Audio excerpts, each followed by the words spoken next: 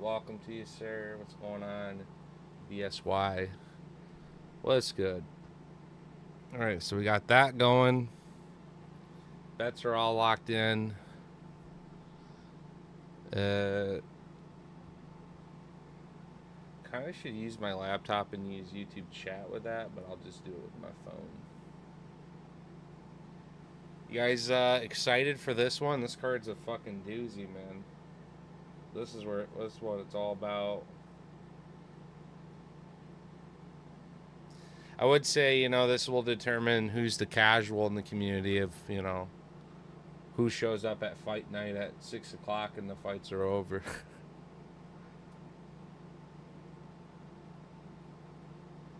Could happen that way. We'll see. I know plenty of people have hit me up on like a Abu Dhabi card.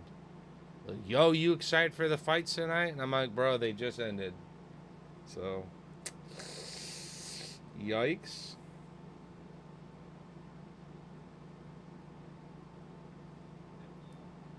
Yeah, I'll have the chat pulled up there. If the IG stream does go down and you guys want to tune into the Fight Companion, just join me over on YouTube.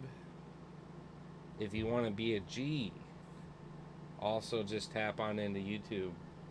If you want to be an even bigger fucking G, like the stream, comment, and help. I think that helps actually get it out to the algorithm needed. So I appreciate you guys for that. It's 5 p.m. finally. I love that. I love that. You have like a normal card for you. And see, this isn't terrible for me. I'm not going to lie and be like, yeah, I don't want a fight night again, but it would be actually kind of sick to still have the night. Like, do my fights, but then I have like plans that night still. Versus like, it's Saturday and it's fights. Like, why not have both? So, if it's better for you, I could see a world where it's better for me too. But like, for instance, say this was International Fight Week. No, I want that at nighttime.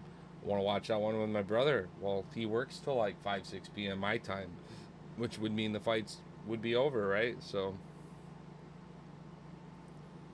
it's pros and cons to it, like anything. But yeah, how you doing, bro? What's your locks?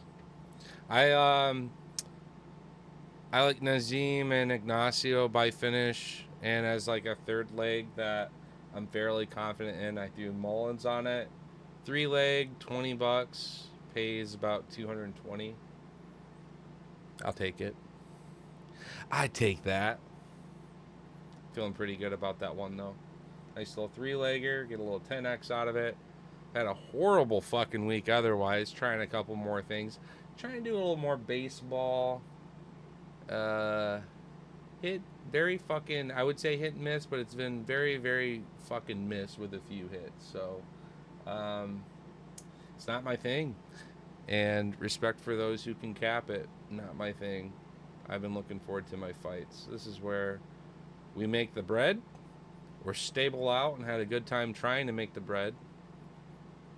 Like, to me, if I got some long shots on the board and I was sweating some of that shit and I made what I made and I still stabled out, to me that's still a good night because that means I got to have that risk. I got to have that chance at changing my life with a moonshot. Now the props on this card, not my favorite. It's kind of in last week's sense. There was like some really good dogs, and this is how they would do it, and the method would like look really good too. Like Minifield by decision and knockout at plus 1100 prop or whatever that was. Yeah, you take both of those, don't you? He could hit the big shot, but the way he kind of grinds out fights, he could take it to decision. Now I thought Sai won that fight, but yeah, goes to show you anything can happen. MMA judging is far from perfect, but those props were a little disrespectful. Those props were a little disrespectful, and that's what I like to punish. That's what I like to take advantage of. Even if I'm fading my own pick, even if I'm fading, Tapology, who the favorite is, whatever. Money talks. It's like we all knew Wallmaker was gonna go out and spark up Chris, but that was a good one where, yeah, at the biggest underdog possible. Here's all my Wallmaker parlays and yada yada, and here's the chance at an MMA where the upset occurs, and if so help me God, Chris pulled a rabbit out of his ass and was the one sparking Wallmaker back. Cha-ching for nothing. Like, what was it? $10 would have put me up like $300-400.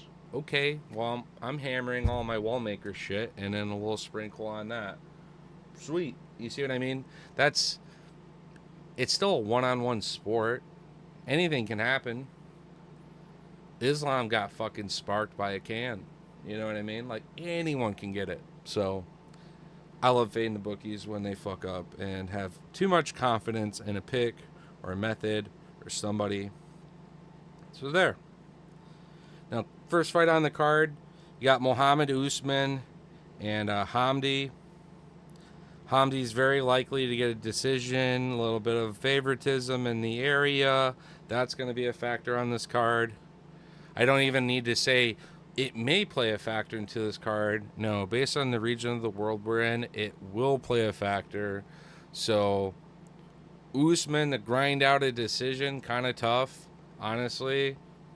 I took him by the plus 500 prop TKO knockout. I have a much easier time believing he hit a big shot to end the fight and not have to deal with those judges than to have a back and forth fight and then somehow edges the win over a guy who's going to be favored. So, a couple of those. Live props last week was great. Phil Rowe showed up, did his thing. We did the breakdown video already covering all that shit, but basically recapping that was, if Phil goes into the third round, he is live. He's live for a finish.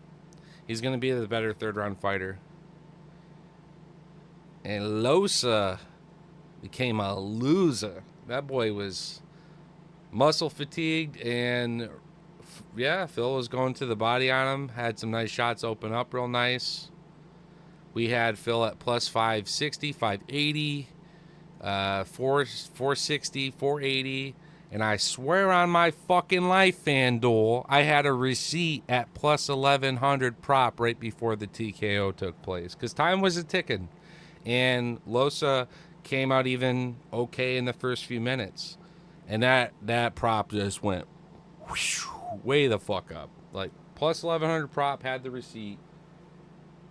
Saw the deposit, like it took the money out of my balance. Did not pay me the fucking slip. And got refunded. So they probably justified it like, we meant to close it, but nah, fuck that shit.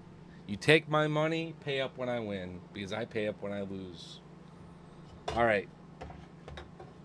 That was last week. Happy vibes. And it's not like I lost money out of that, right? Phil carried me on that. That was great. I'm just being greedy in the sense of it could have been a lot more. It could have been a 4-unit night, easy. But I took 2. And then I sprinkled a quarter of a unit, fading my my Buckley parlay for a 3rd, 4th, 5th round knockout on Usman decision. And that ended up okay too. But yeah.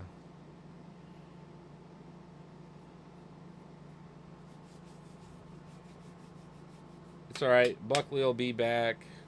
Usman's one of the welterweight goats. He's got a few wins, and then he's the one knocking on the door of all-time welterweight next to GSP, right? I don't think Usman's going to beat GSP, but I think he'll end in like the honest second when his career is done. Especially if he can come back and get another couple more wins, top level. The welterweight class right now is so competitive. So if Usman did actually stay around for 4 or 5 more fights and took 80% of those somehow, I guess it wouldn't be realistic unless he became champ again, right? Based on where he's at. But yeah, let's just call it 4 or 5 more fights and he wins at least 3 more of those. I think for sure at the level that welterweight has evolved to be right now, that could be really good for him. So, yeah. Sure, my volume's off on this shit. Yo, what's going on, Pete? What's going on with you, my good sir?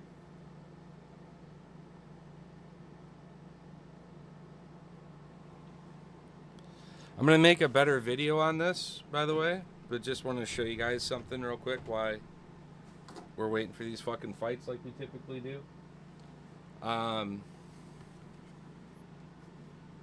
Boom. We are ready to pop and crack. Got a few of these, and I gotta catch them all. There's 14 total, if you include the 2 golds, 12 unique fighters, which will be Bronx, also one of the golds, Max Holloway, Volkanovski, Wei Lee, John the fucking Duck Jones, Bones, Islam Makhachev, Conor McGregor, Manny Nunes, Sean O'Malley, Israel Adesanya, Brandon Moreno made this, by the way. That's fucking cool. Especially being a collector himself. He's surely got to have his own. Valentina Shevchenko, and yes, John Jones and Bronx are the gold figurines. I've actually only ever seen somebody open one, and ironically, it was fucking Jalen Turner, as he's also trying to collect these. First video I had seen posted on these was from Terrence McKinney. Get them at Walmart. But I'm going to go through. Oh, yeah, take the whole fucking box when you grab them, because you'll get a little free Bronx. Doesn't come with any of the extra things, so like when you open them, you get a fragment of an octagon. Get 8 of them, complete the octagon. Comes with like some little stickers and like a little poster, which basically is like a little trading card, which I'm totally going to make like a booklet or something for them all, keep them safe. But yeah, I fuck with this. I'm going to get all of them, and between either the Bronx in the front or what's left over from the Chaos, I'm going to do some giveaways of some of this shit to help try to promote Lethal Toad, the YouTube, and the IG channel. So if that sounds fun, if you guys want to tap into that, I'm going to make a video this weekend talking about what's going on going into International Fight Week. And part of that's because Bronx fighting, and I really want his gold figurines. So I'm going to have fun ripping these in hopes of at least, at the very least, get that if I had to pick between one of the gold, between him and Jones. But yeah, I'm going to have some fun with that. And try to do some trading card shit here too. I might get a couple of the 2025 Topps Chrome Blasters or Mega and try to open that too. Would love sorry, I was just taken away by Hamdi's coach. A little motivational in his fucking ear. I could see him winning. I faded him last second. I decided to go Usman. Haven't been impressed with this guy. I don't know why I did. Speaking of the fucking devil. Yeah, well, I got Usman winning too, and I'm not confident in it. This guy has not been fighting at a level that a UFC level fighter should. And I think if it wasn't for Kamaru Usman, Mo Usman would be probably in the PFL or like one of those organizations. To be fair, but neither is this Hamdi guy. This guy also isn't of that same cloth. Goes to show you how fucking dire the heavyweight division is. But if Usman pulls the upset, I like the prop by plus 500. Plus 500 for Usman to get a TKO knockout. I think Hamdi's so blobby and has been so used to just sitting around being a blob that if Usman can actually coordinate a good punch with the power that he has, I think he should be able to put Hamdi out.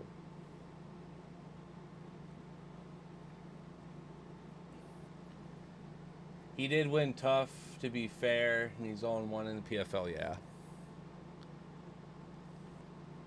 I don't know, some seasons of tough are better than others for me. You know what I mean?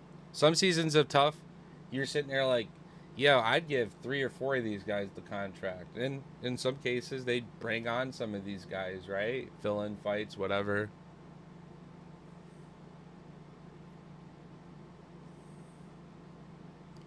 It's like when Austin Hubbard fought Cody, I was just like, I thought both these dudes just cracked. Give them both the contract. They both got it. Hasn't aged the best form, right? But that's like a good fight example where I was like, holy shit, you know?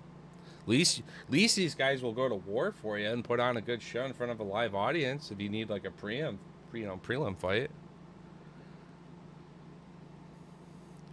All right, so the biasism on this fight is a little scuffed. This guy does fight out of New York, right? He isn't truly digging in on home soil over here. But I'm terribly worried about the biasism in the judging, guys. Fuck me. Here we go. UFC Baku about to take off. Let's get it. Come on, Usman, pull the upset. You one of my dogs, boy. Let's get it. Humpty fucking Dumpty Hammy.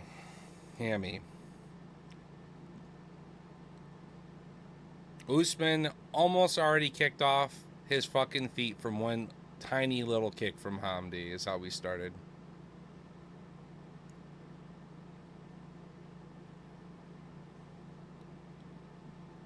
I want to see Usman hit a big right hand. Instead, Hamdi's looking very good off the rip. Couple shots have gotten like minor reactions from Usman. Usman with a clubbing over the top right hand that's so slow that Hamdi was light years ahead of it. That's how fucking terrible that punch was. Come on, Usman, you fucking bitch. Let's go. Be a dog. Give me a gritty fight. Okay, so Usman goes to throw a kick and almost knocks his own self on his ass. I am so worried about this pick, guys. I am so worried about this pick. We are kicking it off 0-1. I'm declaring it now. The fight's over. Usman is fucked. He's kicking. Dude, he cannot throw a kick. He cannot receive a kick. He can't use his fucking hands. How does Usman win this fight? He's so bad. I think Hamdi just salsa that 1-2 right down the middle.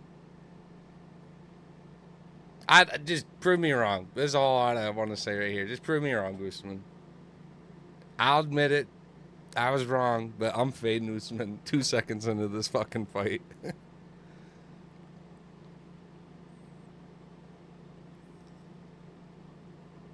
Like, Hamdi isn't just like throwing random shots. Everything he's throwing is like fast, has intention. Usman's the one circling away, popping out a jab that's getting nowhere, like shadow boxing.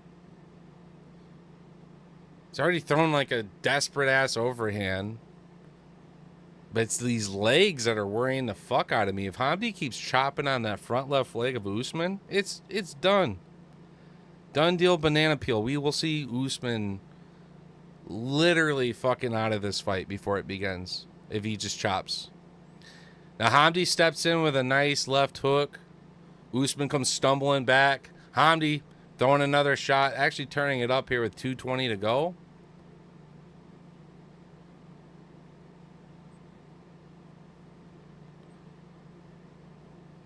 Both men just get really awkward and stumble over their own footwork in these engagements. Usman more so because he's receiving and blocking shots, but man.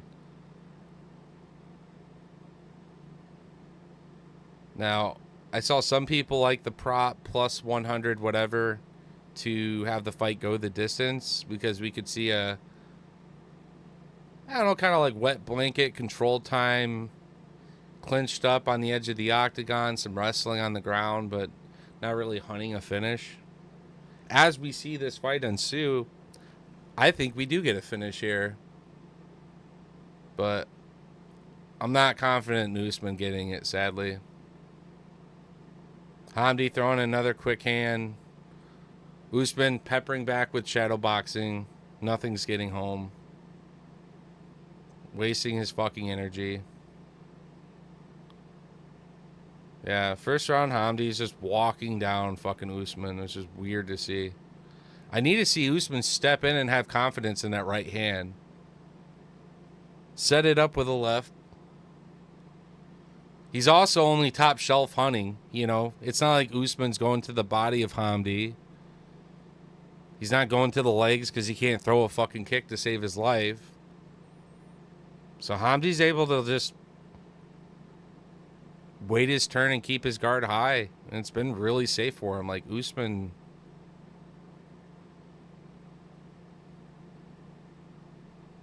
Okay. Usman gets off a right hook there. Hamdi goes to answer it, but Usman's just out of range.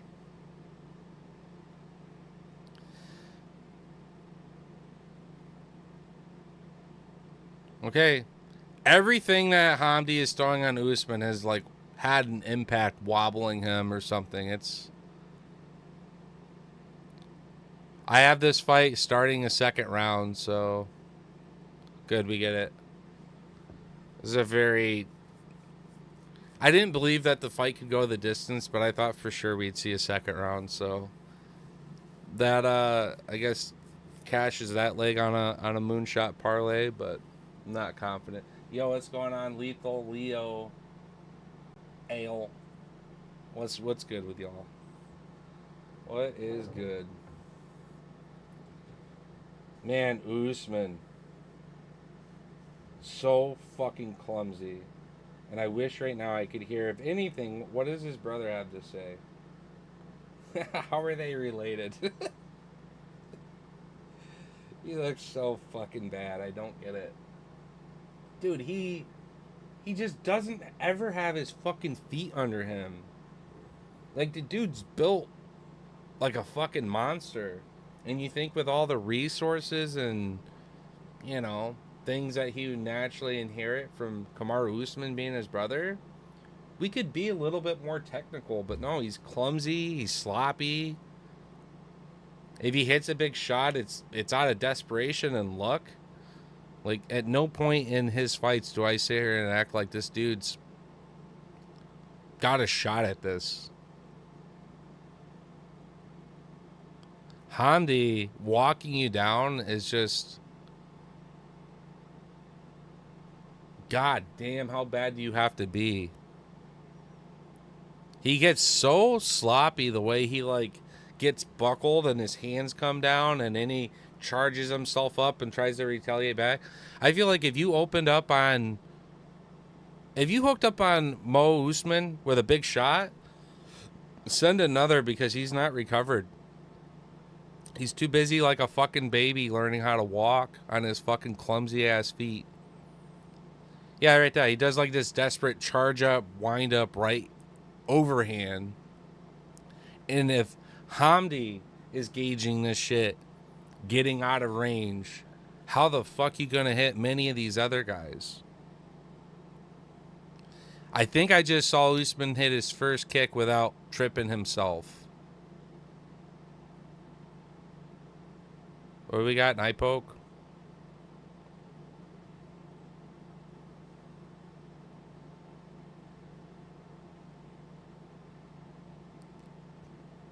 Eye poke? Yeah. Good job, Usman. That's how you got to do it, bro. Kick him in the dick next time. If he goes to wrestle you, grab the cage. Let's use all of those, and then don't do it again or you'll get a point deducted. And I think you might have a shot in this fight. The old John Jones, Conor McGregor way. Get dirty with it. Yeah, Hamdi's getting comfortable, throwing with some good power. The visual is that Usman's constantly on his back foot, but not connecting. He absolutely needs a fucking finish, or it's cooked.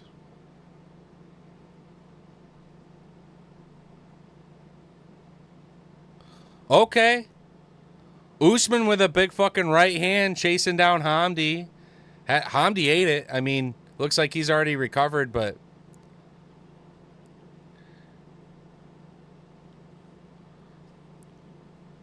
Usman...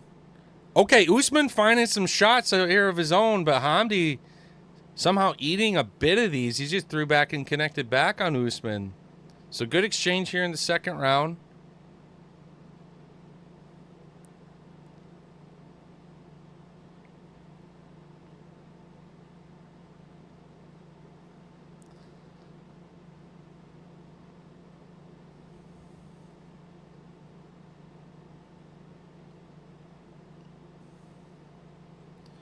Yeah. I mean, Usman having more. I mean, Usman's more live in the second round. I still think Hamdi's holding his own. He's eating some shots, but he's still holding his own. He's eating Usman's shots. And I want to say these are like his best shots. I mean, they are big right hands that have some step in, some wind up, some power. So I think Hamdi's live to eat all of Usman's shots like bowls of cereal. And Hamdulillah, get the decision. Get used to that shit. We're in a bad territory not to have Hamdulillah in your corner. These judges are gonna fuck you. Yo, what's going on, Boogie?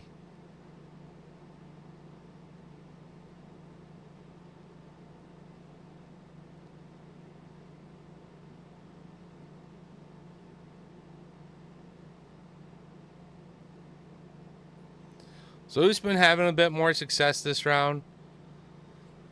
But yeah, I think he knows in the back of his mind he's down one, so you need this one, right?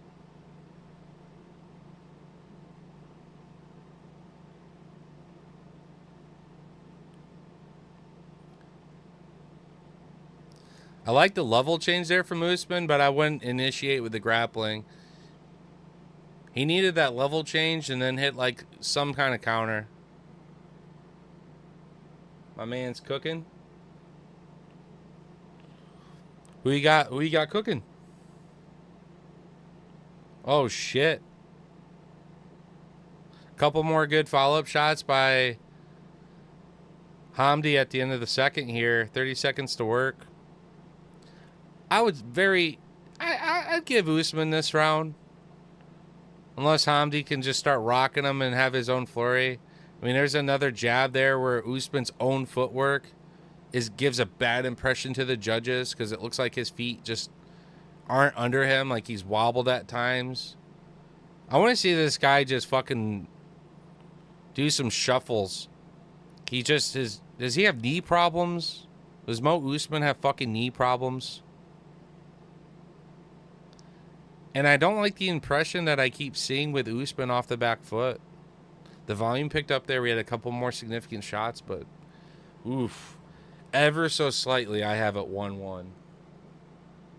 You think he's down two? I think he won the round with just having the more significant shots in that round. Hamdi kept up in volume, but Hamdi was tough that round. And when you have to say that, that makes you think that, okay, you're eating some big shots. So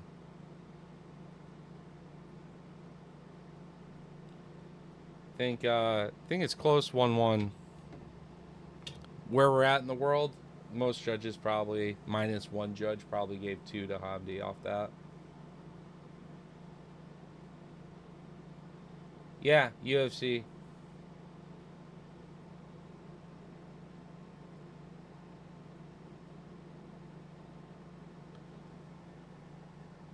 You are TN, right? TF UFC on right now. Yeah, UFC is in Baku, so card started at 12, so we're just enjoying that. Card started early. Nice 12 p.m. card.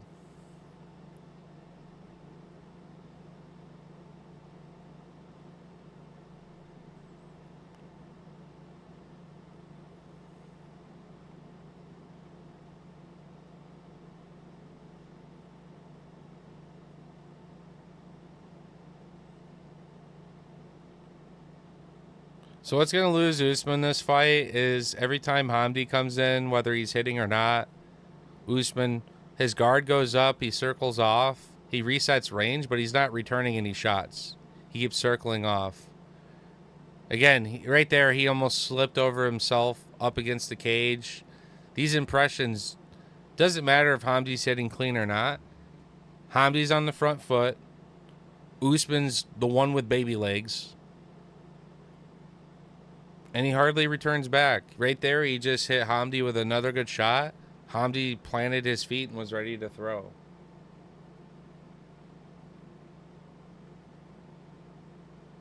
You're 2 minutes in front of me? That's cool. Yeah, ESPN's been shit, so I wouldn't go off me in terms of being the fastest, most up to speed, dude. ESPN for me has been really fucking piss. FYI. Yeah, I'm at 320.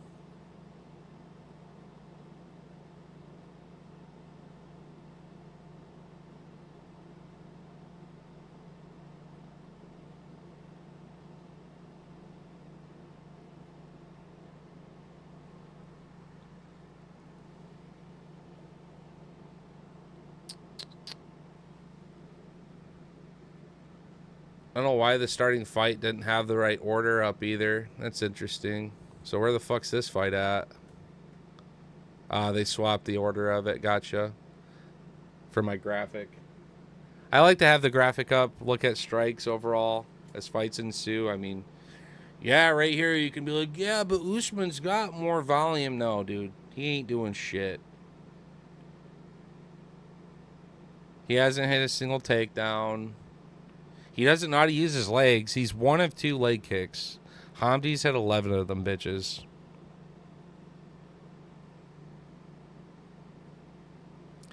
I'm glad that he feinted a fucking right hand that's slower than piss because he realized it was never hitting home. I'm glad that he caught himself throwing a useless shot. Yeah. So when you look at the strikes there, 27-9 of the significant strikes in round 2. The impact that he had on 2 or 3 of those shots that had reactions from Hamdi.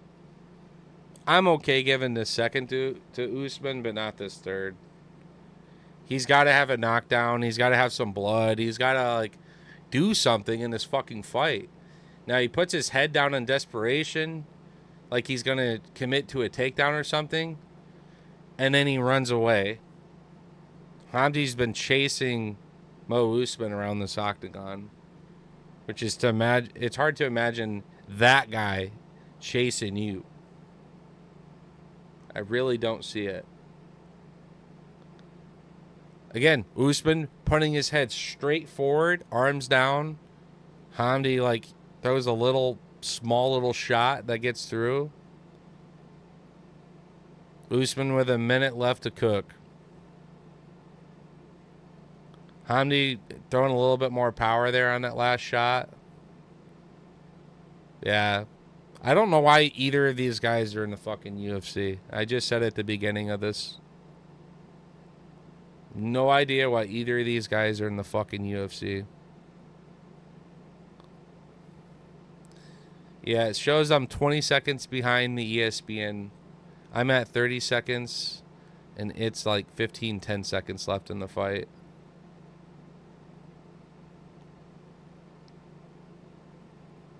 There's a big right hand from Usman with 25 seconds, but he needs to keep following it up.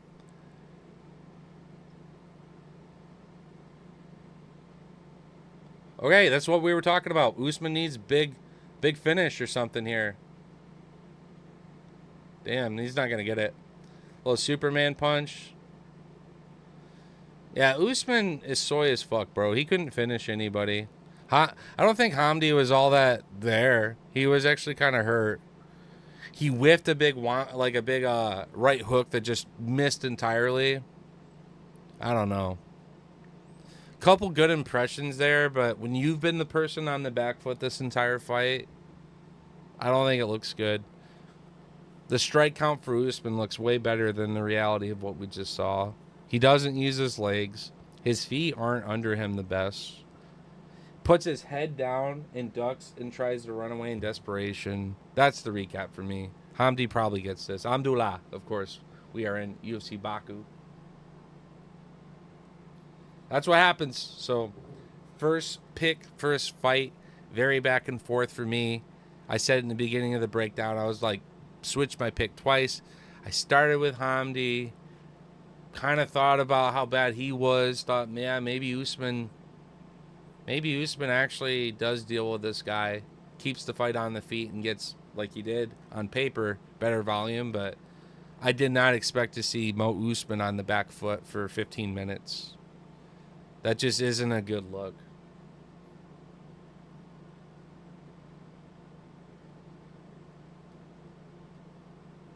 Will him back off by decision?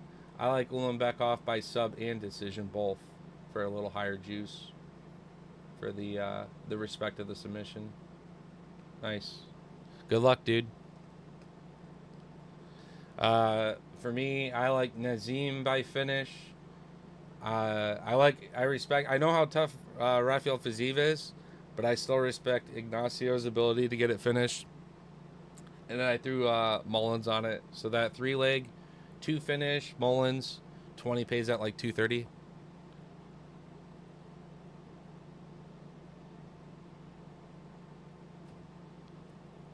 Usman pulled the upset.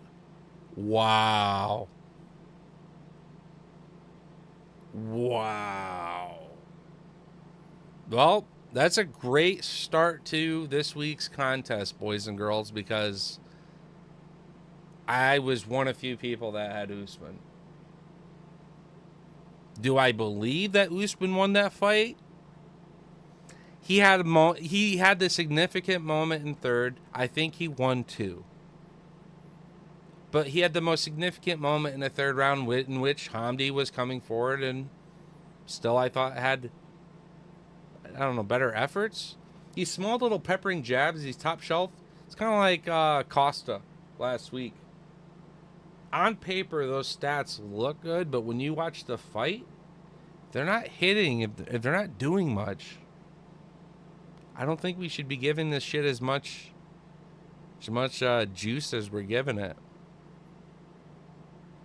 But yeah, not impressed with Usman. I can't wait to fade him in his next fight, because surely it gets more difficult than Hamdi. In fading, in terms of less juice, no, it's safer.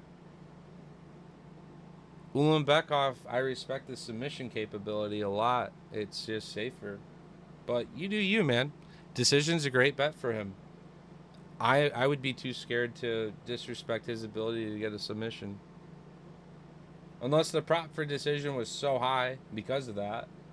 And it's like, well, that's where I choose to roll the dice for the higher payout. Yeah, Ulanbekov by sub or decision for me is what I locked in on. 'Tis what I did.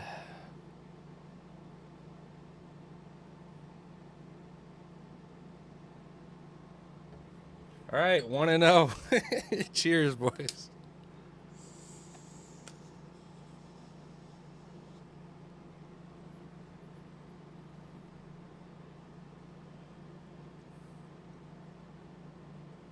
I don't have the odds up in front of me. He's locked in already. I'll pull it up.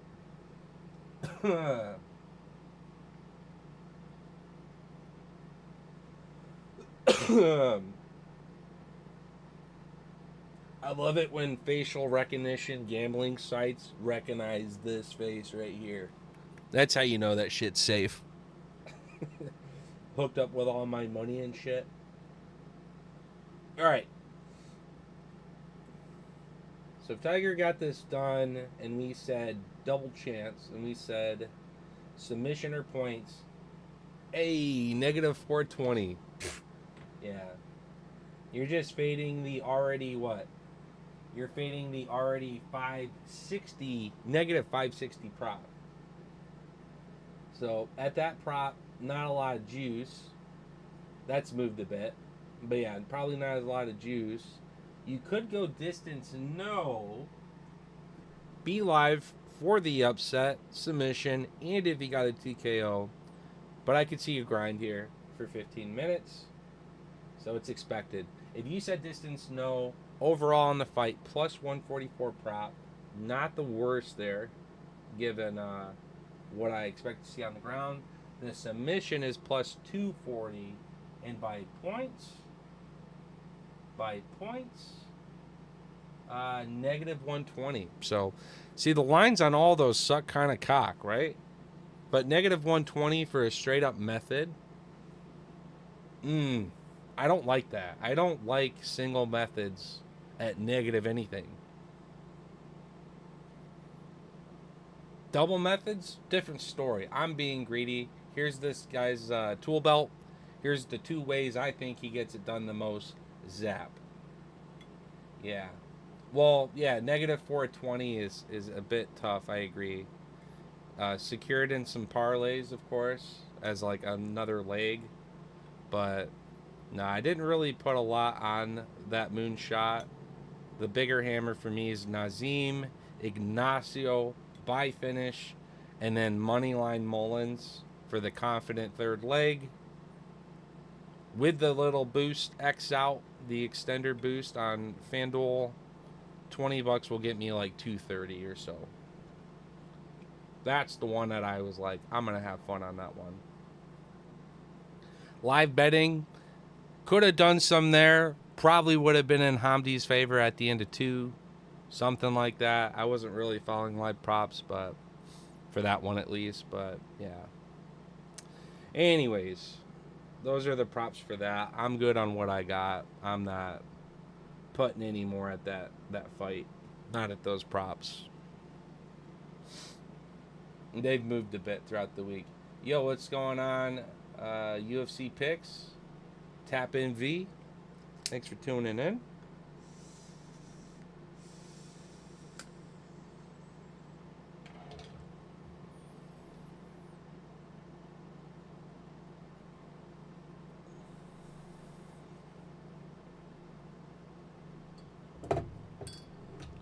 I'm finishing this off and I'm switching to do a pre-roll.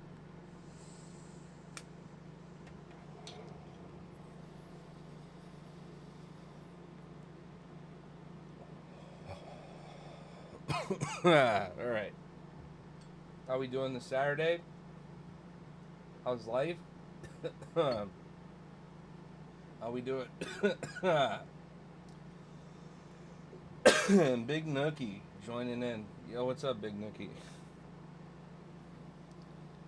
You know, my favorite thing about making MMA Toad is like finding all the people who and all the aliases, you know, the nicknames.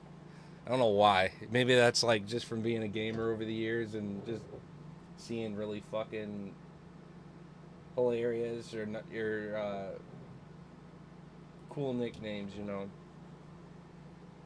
It's funny how many old stream like tiles and setups and graphics and things I have that say Stone on it. Stone was like my Warcraft alias that I rocked for years, playing the fucking piss out of that game. From when I was streaming on Twitch, I had like all kinds of artwork in stream, splash ins for follows and subs and all that shit. So I just have all this random shit that says Stone.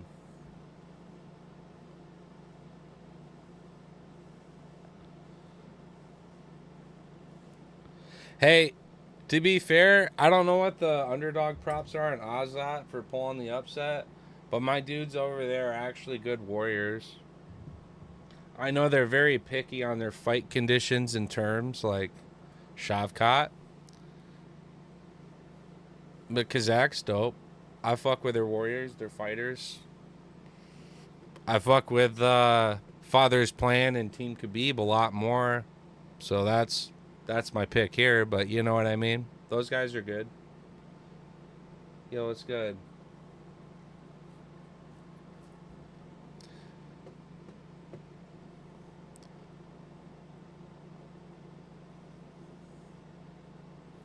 I was listening to Islam in an interview. It sounded like he kept calling him fucking Tiger. Like, like, I don't know. It sounded more like Tiger. It's Tagir. Shit. All right. Well,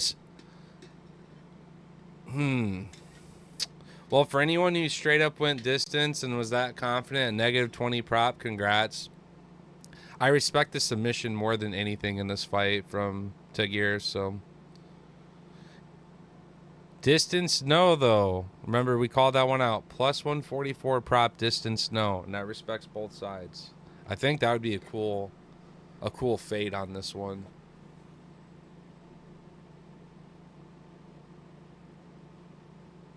Tagir's in like 3 or 4 parlays, so however he gets it done would be good for me. Look at this tie clinch. You see how much pressure and torque he had at the top of that fucking crank? That, dude, the way that Islam especially sets that shit up, you just saw it right there. Nice 1-2 in deep on this double leg attempt. Azat should be pretty game for some scraps here. I do think that Tagir can take down Azat, but yeah, I think he'll be live early in this fight. Be able to fight some of this. There we go. Tagir picks him up, uses that height advantage. See, as he picks him up, he's using like a bear hug almost, keeping him really tight as he's trying to turn him. Work for that trip. Didn't get it. But man, goes to show you just the torque and power that Tagir has. God damn. And this is why I think we're going to see a submission in this goddamn fight. I think we get it down. And that pressure and them elbows, whatever is about to happen on the ground, we're getting a finish.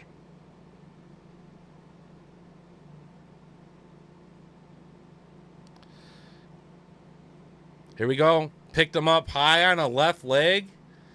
He's trying to set up the sweep. And he did not... Yeah, he didn't step through and try throwing that sweep with that other leg.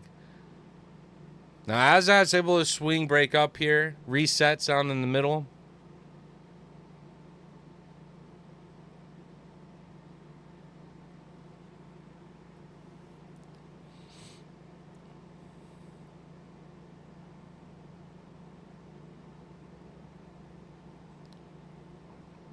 You gotta love what you see visually from Tagir in this fight. In the first round, though, pretty dominant.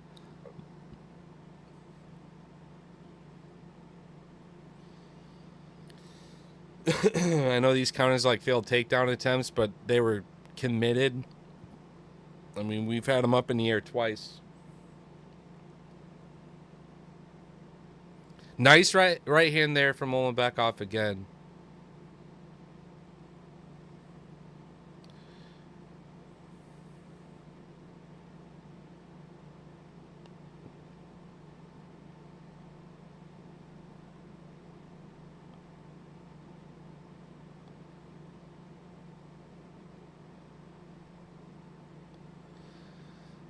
I want to see Ulanbekov believe in his striking more. Boom. Look at that 1-2 right down the middle, how fast that was. Caught Maxim right on the chin twice there.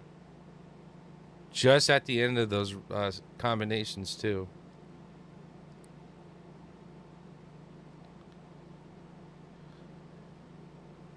Just snapped his head back again with another nice left jab from Ulanbekov.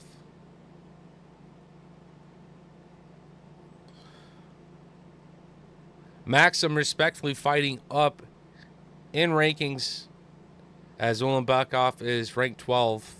And in typical Dagestani fashion, we're going to increase this number nice and slow.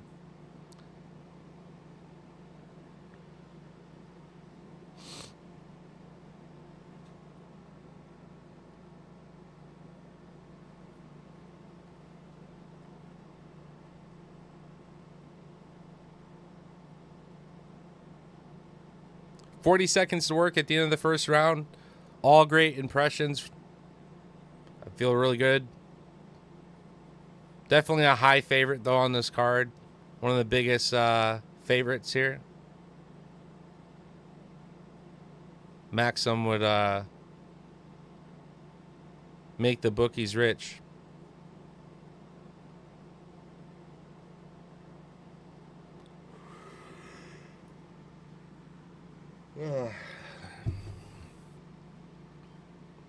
Nice little back and forth here. 5 seconds to cook.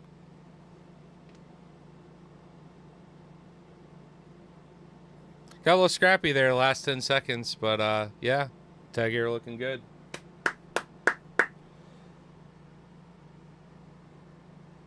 All right. I'm going to get one of these up here to plug them, but yeah, down below, guys, I got a couple of these cases, these little dudes. We're going to be opening these guys for International Fight Week and do some giveaways. Haven't decided exactly what on the giveaway.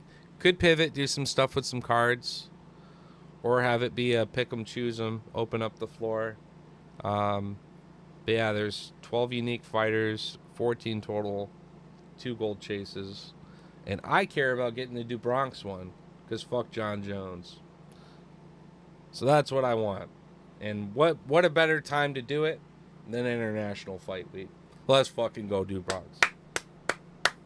He would have like one of the dopest fucking story arcs in UFC history, with where he's been, coming from the fucking slums, Do Bronx, rise to his his time of fame, became the boogeyman, did it quite well. The number of finishes and the way that his striking evolved, the only thing he could never evolve is his own chin. He got dropped the same as he did in the beginning of his career, but he was always live on the ground. He always gets dropped and he's immediately like arms down at the side, legs ready to pull guard, like just looking up, bleeding. That's just how I envision Do Bronx. And he'll still get the goddamn W. I love that man. Let's go. So obviously I got to post a lot more training cards next week. Got some cards here in front of me that will show, obviously, when I make my posts. I got some okay ones this week. Couple good Rafael Fiziev. I like the blue select octagon side. It's a pretty nice one there. I'll take it. Oh, I guess, sorry, off camera. There you guys go. So, posting cards later tonight or after the fights or whenever. If a fight's that fucking terrible, we'll start taking the photos of them now and get that shit cooking. But this one's a good one. Kicking things off, second round, Ulanbekov having a couple back and forth striking exchanges here.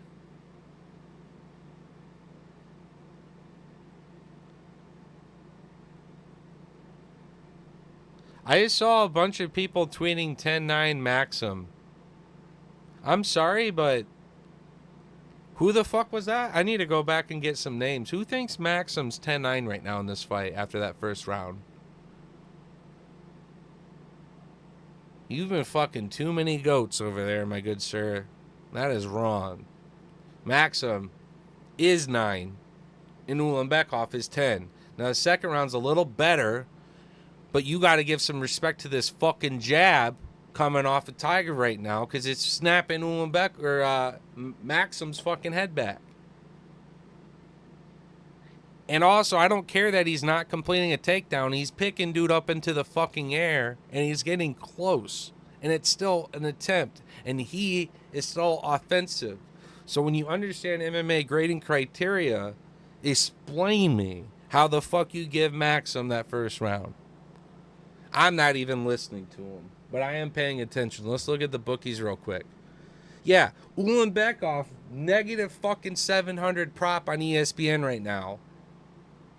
And I got some dude telling me first round Maxim. The fuck are we smoking over here, people? All right, again, pressure, and yes, we're accumulating control time. Yes, control time about over 2 minutes right now into 8 minutes of a fight, so it's 25% control time. Explain me. Now, here we go. Maxim breaks away from a takedown. Tiger coming back. Maxim actually giving him a couple shots to think about, but then trips down and stumbles. Tiger's back in, hits him with a nice little quick combination. And now we got a minute 30 back on the feet. In another Tiger round. And Maxim is going to need a finish. Now, because I have no money at all on Maxim winning this fight, right? Nothing. I want to go look at the live prop. And it's got Maxim at plus 550.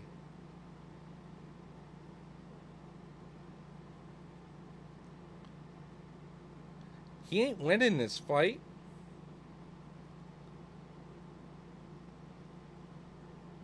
He ain't winning this fucking fight. Now the cash out suspended. Where is he getting moving now? Let's see. I don't care. He's got 40 seconds to fuck all. He ain't winning this fight. He grabbed that cage. He grabbed that cage. Don't grab the cage. That's bad. Ulanbekov just blatantly grabbed the cage. Now it's dropping down to plus 330. Suspended again. Where are we dropping? Because I'm going back Ulanbekov. If these props keep dropping, I'm going Ulanbekov again. I don't care. If it goes low enough. Look at that.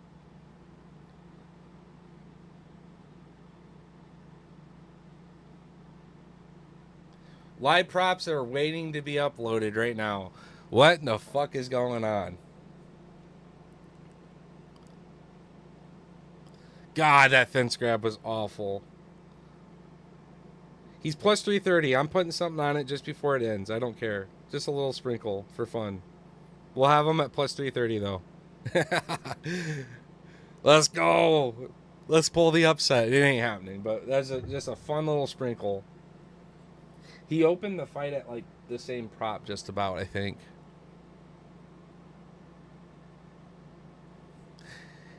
I wouldn't say Maximum's kicking his ass, but yeah, he had the better takedown. He got the only successful takedown in this fight. That's the impressive thing. Now it did give Tiger a submission attempt right there, officially on the board. The striking, I'm not going to act like Masbum's been winning. He hasn't. He's getting his head snapped back pretty bad. Yeah. Good fight. It's close. The bookies now have Masbum at plus 260 prop. He's earned his respect in this fight. Now, Ulanbekov, negative 370. Depending how confident you are that he gets it done. Oh, huge big right hand. Tiger eats it, throws one back, and connects. 4:30 to work.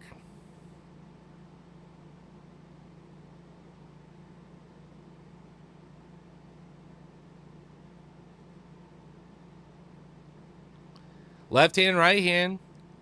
Masbum standing, planting his feet, throwing.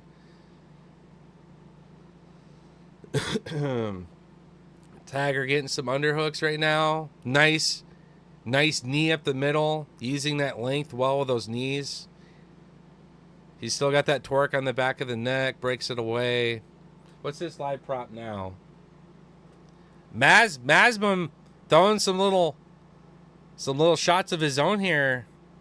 Tiger's committing to some takedowns still, despite he hasn't had any successful in this fight. Masbum's still an underdog at plus 250. Tiger at negative 360. Accumulating bullshit control time that's not doing fuck all in this fight that otherwise is close. ESPN has that by plus 425. The bookies have him at plus 280. Interesting fight. It just doesn't look good that Tiger never got a takedown or a trip. That's all. Yeah. The grappling is looking very good from Maxim. Better than I thought it would be. I'm very impressed.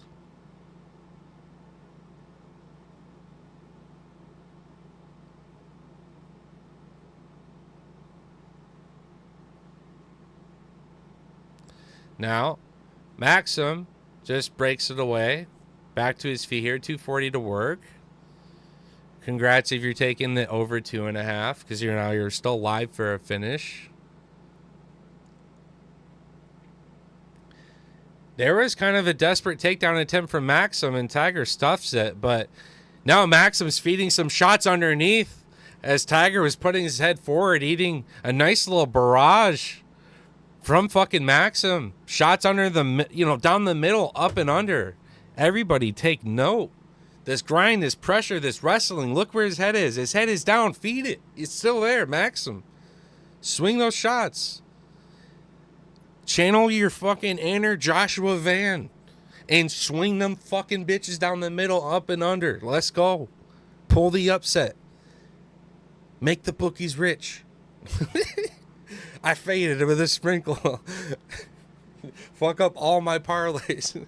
There's some nice knees down from Tiger. Now he's still eating a couple shots up and under, but they don't have the same steam. He almost needs a breakaway with an elbow. Tiger eats or throws one just as I say that. Nice little scrap. Minute 30 to work. Props are Maxim getting very fucking close, by the way, at plus 134, plus 128. Tiger at negative 160. If you think he's going to just get it done. Negative 142. Huh. Minute to work. Maxim doing better on the striking, ending this third round. Minute to work. Been looking at live props, just questioning my existence. Like, man, Tiger at negative 40 as he's losing a third round fight. Now he's coming back with some shit. And now he's throwing his own shit again. Nice fucking fight. Fuck the odds, disrespecting my man Maxim. Tiger ending the fight with some knees up the middle. Maxim does one of his own. These 20 seconds matter so much in the impression of this.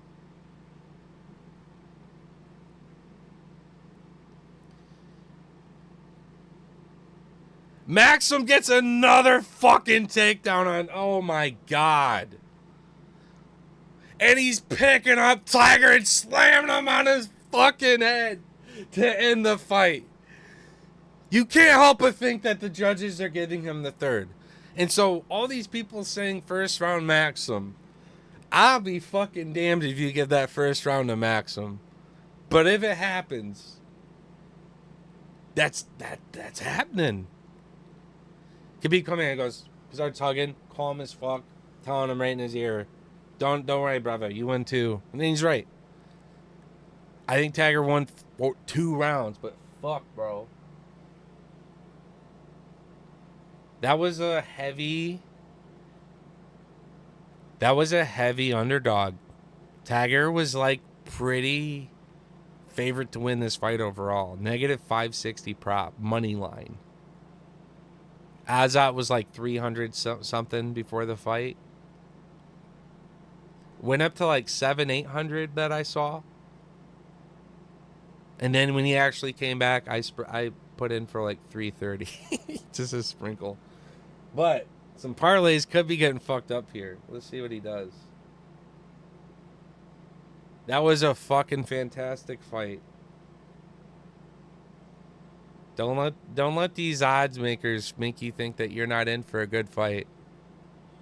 I gave my flowers Kakazin before the fight. They have some warriors over there. I just wish Shavkat was more active, like had another fight per year.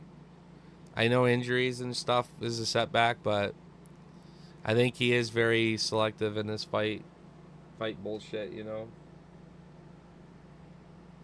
All right, here we go.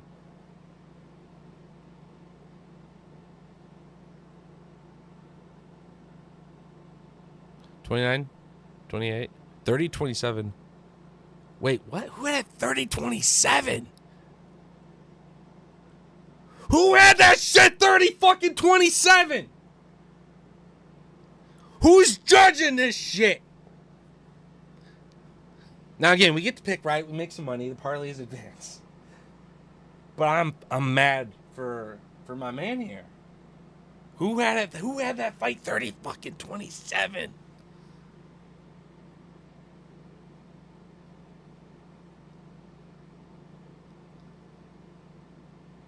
Max M just looking at Tiger like, yeah, bro, we all fucking know what was happening in that fight. I was dunking you on your fucking head at the end of that.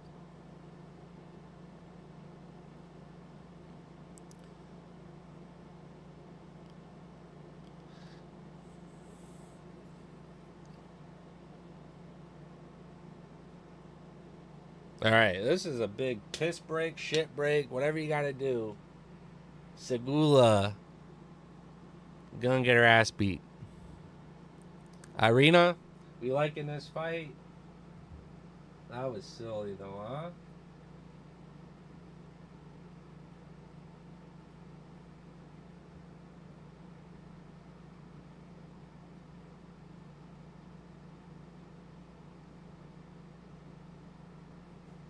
Pull up my Tapology as well real quick here.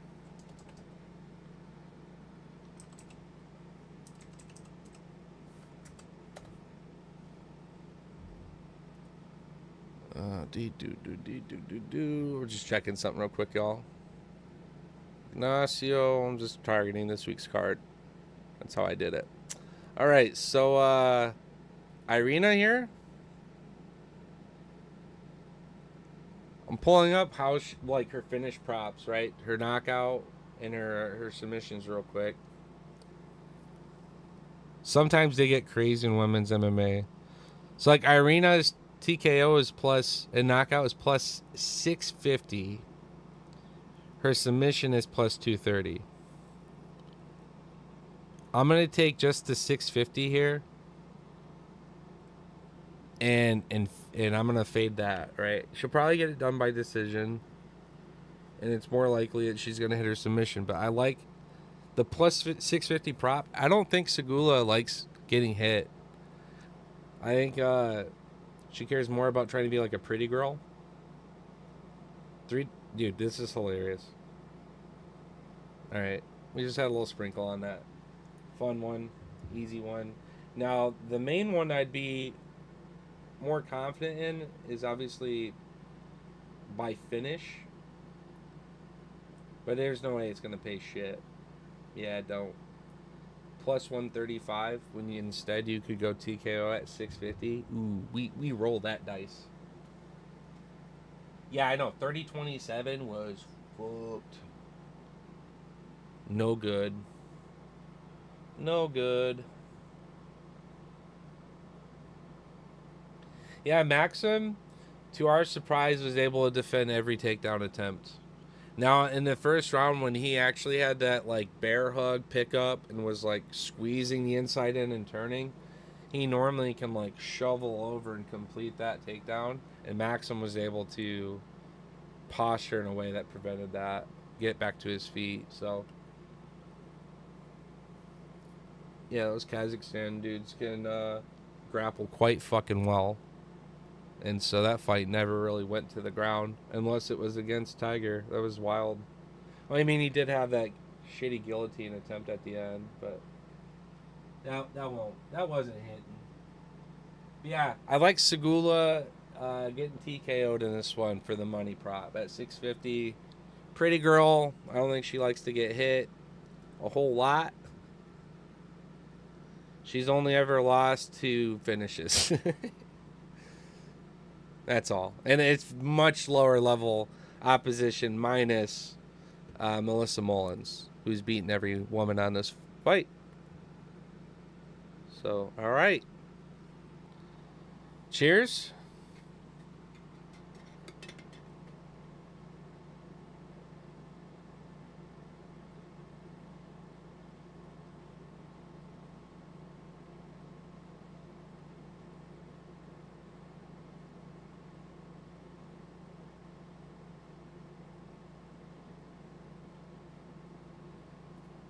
Yo, what's going on? MMA Romanov, what's good?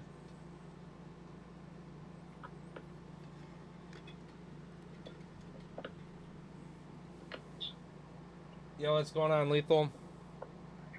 Morning, mate. Yeah, good day. Yeah. 3 o'clock in the morning. 1:20 in the afternoon here. Yeah. No, great one. 30-27. Incredible.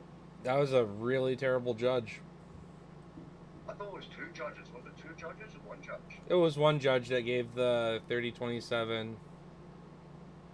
Wow. The other I saw 29-28, which I think Mate, was. I did put a slide 50 on him just in case, $5. But I'm telling you, I thought I nearly had $250 cash in my hand then, man. I Yeah. really thought I nearly had $250.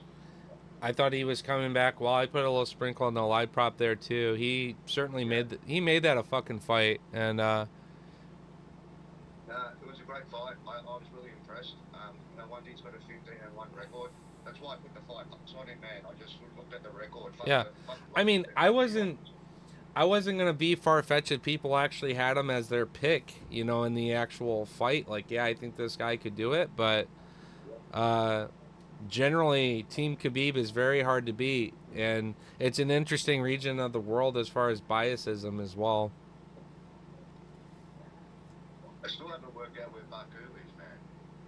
I haven't Googled it yet. I'm pretty sure it's somewhere overseas with all the fighters that are there. And I've looked at the crowd; they look pretty. It's UFC Baku, yeah. Yeah. Looks like back of Israel, Pakistan. I don't know. I'm gonna fucking Google that shit one day. All right. We got that crazy arena fighting there.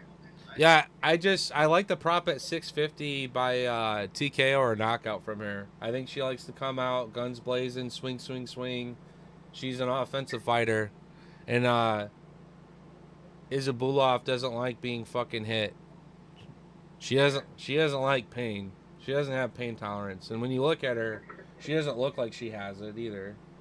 Yo, oh, I already said what's up. Yeah, I'll say what's up again. What's going on, Romanov? Thank you guys for tapping in. We're just chilling. Lethal and I do a fight breakdown segment every week. If you guys didn't know, Lethal Toad MMA, the collaboration of Lethal Hands and MMA Toad. So we give you guys predictions, breakdowns, bets. You know, for me, I didn't really get to cook up bets as much because early in the week I don't have my finished props, and I didn't get to do a stream prior to the card. So officially, unofficially, before they start, I like Nazim within the distance, Ignacio within the distance, and then I'm taking Mullins just straight up money line, seeing that she's the alpha woman on the card, beat all three other girls already, and that boosted on FanDuel pays $20 will pay me $230-ish or so. So that's my bet for the week. Yeah, I put $30 on Usman. I walked out with 90, so that was a nice start to the day. Nice. But it gave me $90 to play with the rest of the card. You know what I mean? A bit more play money, man. So yeah, good shit. I put a little sprinkle on Usman by knockout, thinking he could be live for a wild flurry that hits something. He just, despite what he looks like, he just doesn't really have as much power as you think he would have, I think. He's built like a monster. He's built like a monster, but he doesn't hit people like it. That's what I don't get. His legs look like little fucking chicken legs. You go to Usman's legs, he looks like a baby toddler learning how to walk. Himself in the first round, brother, because of that big fucking tree trunk legs of his, man. I'm so surprised Hamdi's coaches weren't in his corner screaming at him to keep attacking the legs. That first leg kick fucked him. Oh.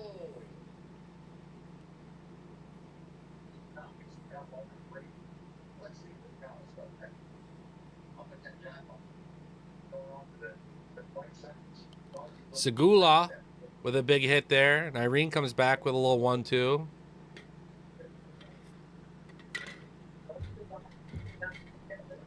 Segula's hitting up. Segula's touching up. Yeah. Oh. Yep, Segula actually hits another like right hook there. Irene just planted her feet and started throwing some fucking bombs though, and Segula got the fuck out of Dodge real quick once that started happening. Alex Xavier's just crazy, but she leaves herself open every time she goes in for those. Oh, I know, that's what I mean. She's gonna sit there and eat shit to throw shit. That's just how she fights. Dude, she drops her hands though when she goes in that pocket, when she goes to scrap. The difference between these two is Irene will be tough and eat that shit. And I think if she starts planning and connecting on Segula, I don't know if she's going to eat it the same, bro. That's why I still fade her heavy, even just looking at this now. I'm going to wait for live props to refresh too. Get a good look at where we're at there. Segula is slightly leading at negative 118.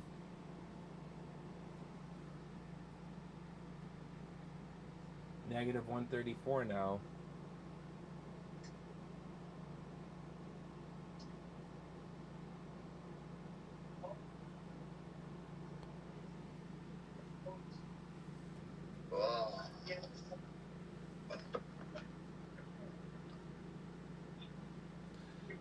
The only thing that I'll give Segula flowers for is she's got better footwork where she's always circling away from where Irene would be with her shots. She's staying out of dodge really good. Because Irene just wants to be wild and swing. Which is exactly how I thought she'd win. She'd just be go in, gas on the pedal, wild swing, TKO knockout. Just kicked her. Irene just got kicked in the dick. Yeah, I was just about to say she's just got a dick kick. Oh. She needs this, by the way. Everyone who's like, anyone for your pick for Irene for accuracy this week, you're doing this right now. Her cardio is so fucking ass that she would rather get kicked in the dick so she can take a quick timeout and breathe. Right? She needed this. Now we're coming out with a little bit more zap in our shots. Now we're going to come out with some zap in our shots and swing some big shots. Here she comes, she's chasing her down. Boom, boom, boom. See? Oh. Boom! Big right hand there from Irene.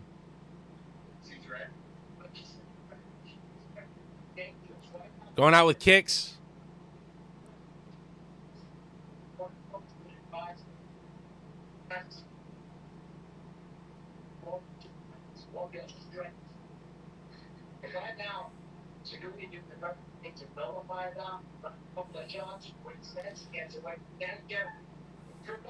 I want to see where the live prop sits still. This is good. Yeah, well. Segula looked better overall in the first round, I'd say. Yeah, Irena's at plus 150 dog right now. Segula at negative 192. We'll see where it goes. I gave Irene that first round, I think. She's been crazy, apart from the dick kick. But let's look at the stats here.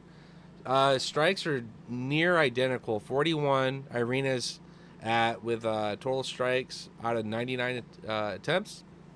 Segula 44 out of 94. Neither woman's gone for a takedown, and shot placement is about equal as well. Same to the legs, same to the body, same to the head. So I'd say overall impact, yeah. Irena definitely had the bigger impacted shots in that fight. Yeah. And she is the one coming forward, which you always generally award, which is why I was so surprised Mo Usman earlier did get a decision, because he was the one off the back foot shadowboxing with himself because he wasn't doing much in the pocket with old dude. You had Usman on your parlay anyway, didn't you, brother? Yeah, I had Usman as my pick. Yeah. Pick and bets are different, but yeah, I had just like the upset knockout for him, and that the fight started the second round. I had that in a parlay too. Usman by knockout was just a sprinkle straight up at plus 650 prop or 550 prop. Yeah. For a heavyweight knockout, I'll take that all day. You know what I'm saying? I'm looking forward to Blades and the other dude. Yeah. I got for a bet in that fight. I got the fight ends by knockout. Either person. Fight ends by knockout. That's my bet for that bet or that fight. Sorry. Oh. But she fights like a man, Irene, man. Eh? She's scary. Fucking look at that. Ooh. He could fight fucking 135 men's.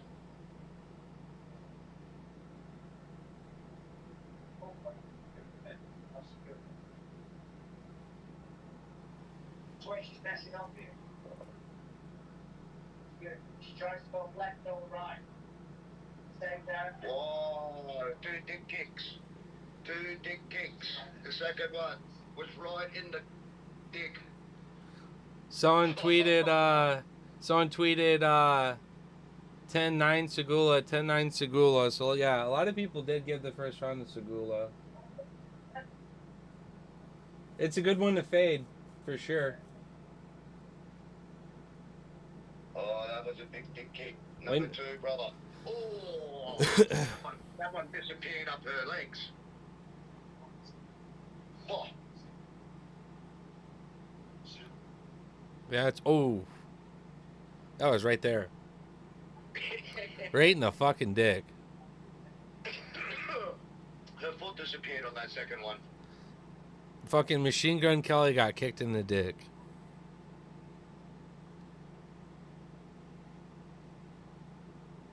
But she's getting to catch her breath. Every time she's catching her breath, she comes out great, and she's feeling better. You know what I mean? Like, these are huge for her. Yeah. She's breathing like hard cardio. I'm telling you, mouthpiece out. Her cardio's shit.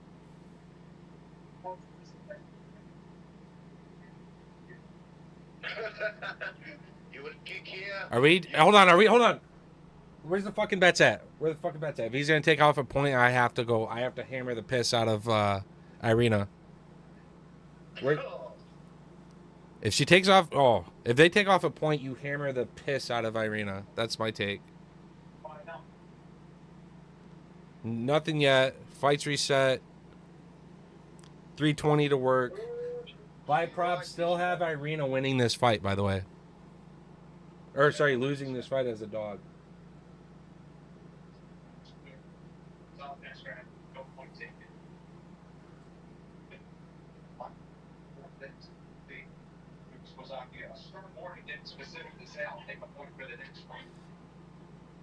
How do you guys feel about Segula as a slight underdog at like negative, or not underdog, slight favorite, negative 126? Segula at live prop negative 126 versus Irina 102. I'd have to go. I think Segula's doing all right. Irina. Yeah, that's what I'm saying. Yeah, Irina looks to me like, I mean, there's a lot of activity going on. There's a lot of swinging. There's a lot of haymakers swinging. But I don't actually see, while she's doing all of that, while she's swinging for the fucking pillars, Segula's just touching her here, touching her there. But if Segula, for whatever reason, doesn't get out of dodge, because she's always going side to side and backwards, and Irina is just chasing and throwing wild, like you're saying. If Segula ends up being here when she shouldn't be, that's where everyone believes that Irina could knock her out, the way she swings. Now, in saying that, Segula could be technical step in with a great counter and absolutely crush Irina on a perfect counter. Both women are swinging. Segula is negative 112, so $20 pays 18. And I almost like that in this fight. Yeah, I do. I'm locking it in.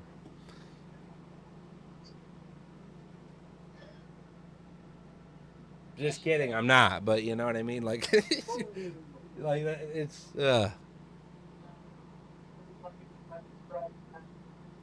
That was a big combination from Irina there. Nice left, right, got home. Segula just hit her with something. I think Irina's gassing a bit, brother. That's what I'm saying. Every time they stop the fight with her getting kicked in the dick, it's helping her because her cardio's shit.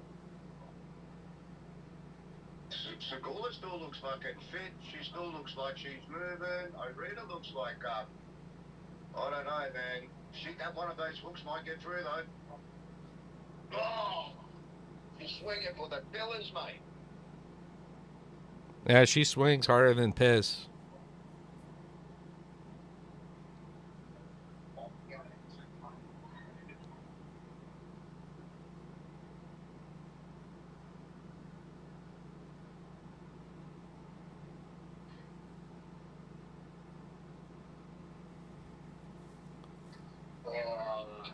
I just put a live bet in for Segula.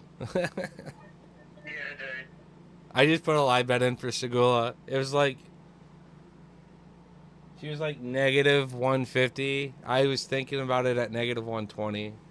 Now she just moved up to negative 240. So yeah, I think Segula's running away. I don't know a single fucking soul that had her on a card this week, like a pick.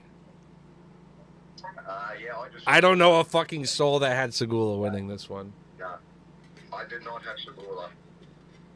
I watched the weigh-ins, I watched everything, and I just by body language, you know, I just saw the craziness of Irina, and I really thought. I just saw a resume that's not even comparable. Minus they both lost to Mullins. You know what I mean? Like Yeah. level of competition, UFC probably not. Regional, sure. You know, one of those. So Wow, here we go. Segula looks fucking. Irina looks a little bit broken. Segula now is a negative 310 prop. So yeah, if you took the live prop there, we were cautioning it. We're kind of in agreement. Segula should probably run away with this one unless Irina can pull the upset. Finisher. Now she's a live plus 240 underdog right now, live prop. Yeah, on paper the stats say, and physical damage say, Segula's winning this fight. But Segula kicks her in the dick one more time. That's a point, It is. and that makes a big difference. Beautiful front kick to the fucking fence.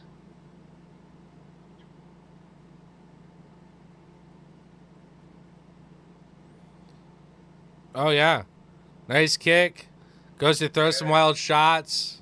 Segula able to clinch up with her and avoid him for the most part.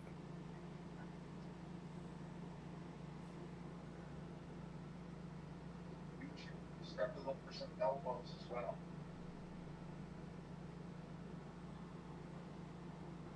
We have Irene in one of the moon shots. We have the ability to cash out if we really wanted to.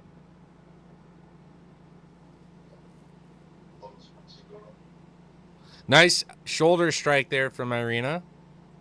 Looks good. Irina's not going to win this. She's not going to win the fight like this, though. She's 2 rounds down. You can't be hugging her on the fence. She's got to pull out. She needs to attack. It all depends how the first was scored. It was a close first round. I agree, yeah, definitely. Because the first round was different. The second round, definitely, that's a goal there. But, They were so identical on stats at the end of the first round. The impression that I had watching it was that Segula won it. But the impact of the shots, the biggest shots thrown that connected, that had a reaction that round, was from Irina to Segula. So, yeah, it's one of those. Oh! Wow! I'm going to be quiet, wipe this to sleep. Oh, shit. Segula fucking buckling Irina here. Yeah. Good shit. Wow.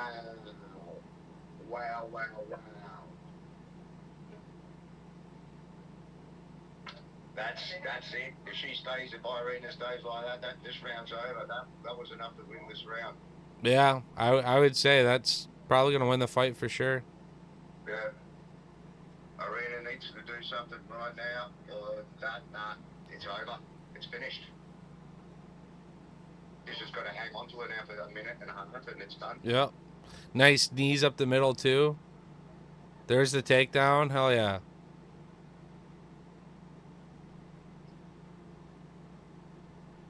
Hey, Dusty, how are you, brother? Yo, what's going on? MFL or MF Low? I don't know. Sorry. Segula with 1:50 to work. Top controls, put out more damage, more striking. Wow. That was a fucking... I don't know if live props even exist anymore on this one. I would be very surprised if they did. I'm not seeing them. What's your time on your clock there, brother? I'm at 1:19.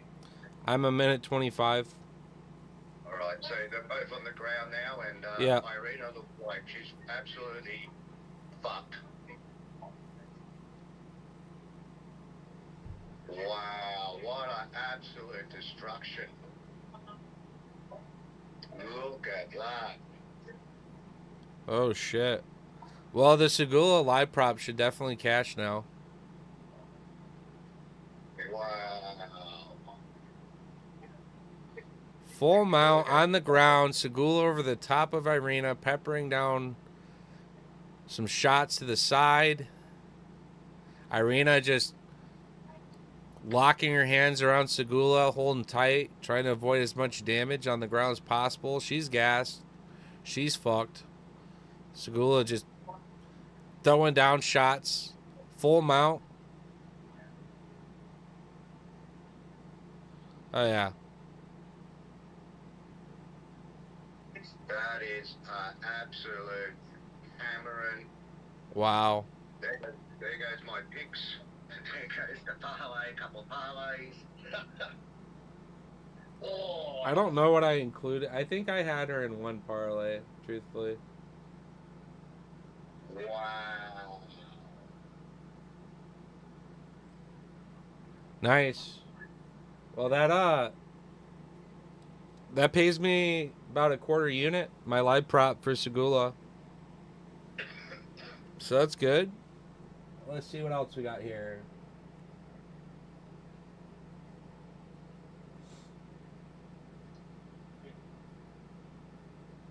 Oh, that's sad. I had a 7-legger that had Irina in it.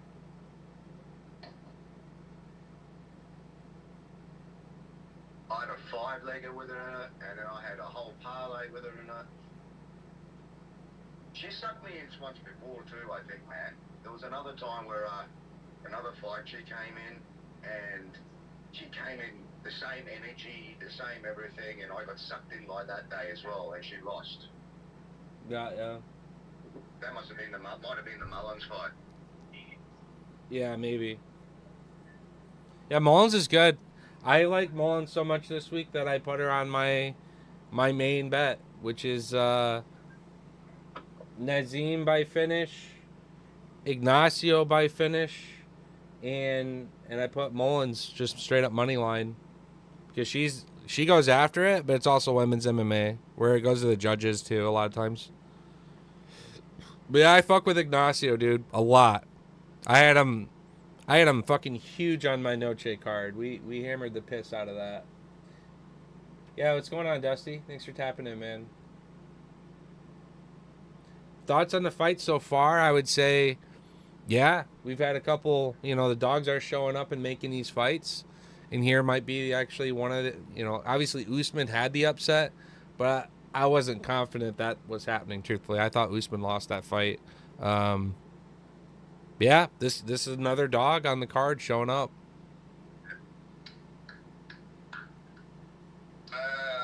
Well done. All three judges had 30-27, by the way. So they all gave that first round to Claudia, which makes sense.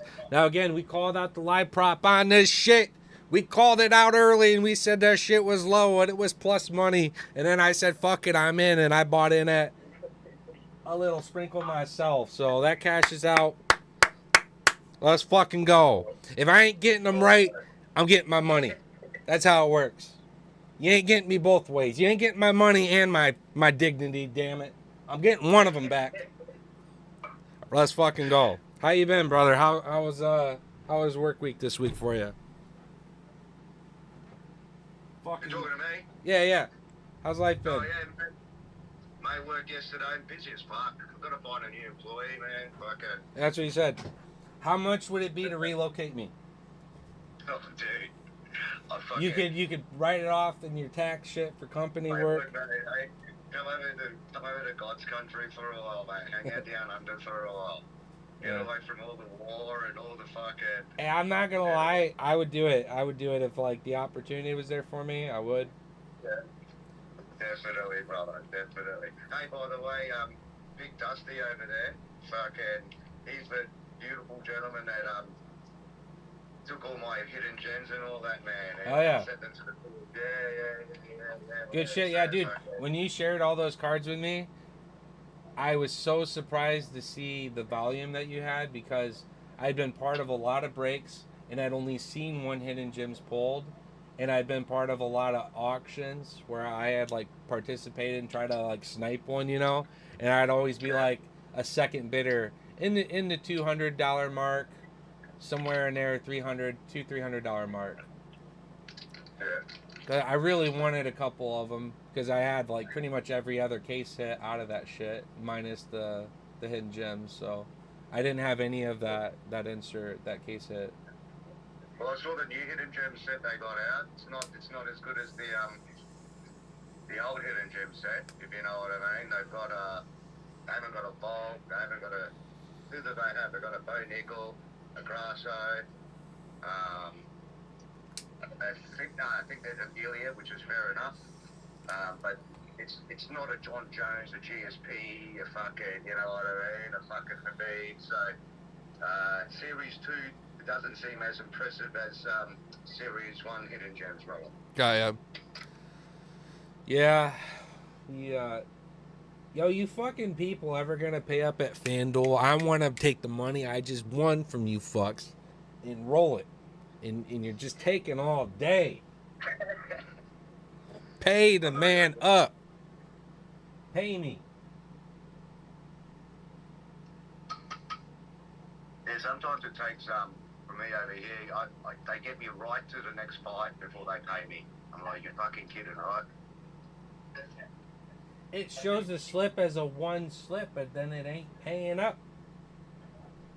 How are you going to make time to give me the graphic saying I won when you don't give me the money? You should have that shit backwards. Pay me. Then alert me with a graphic saying I won.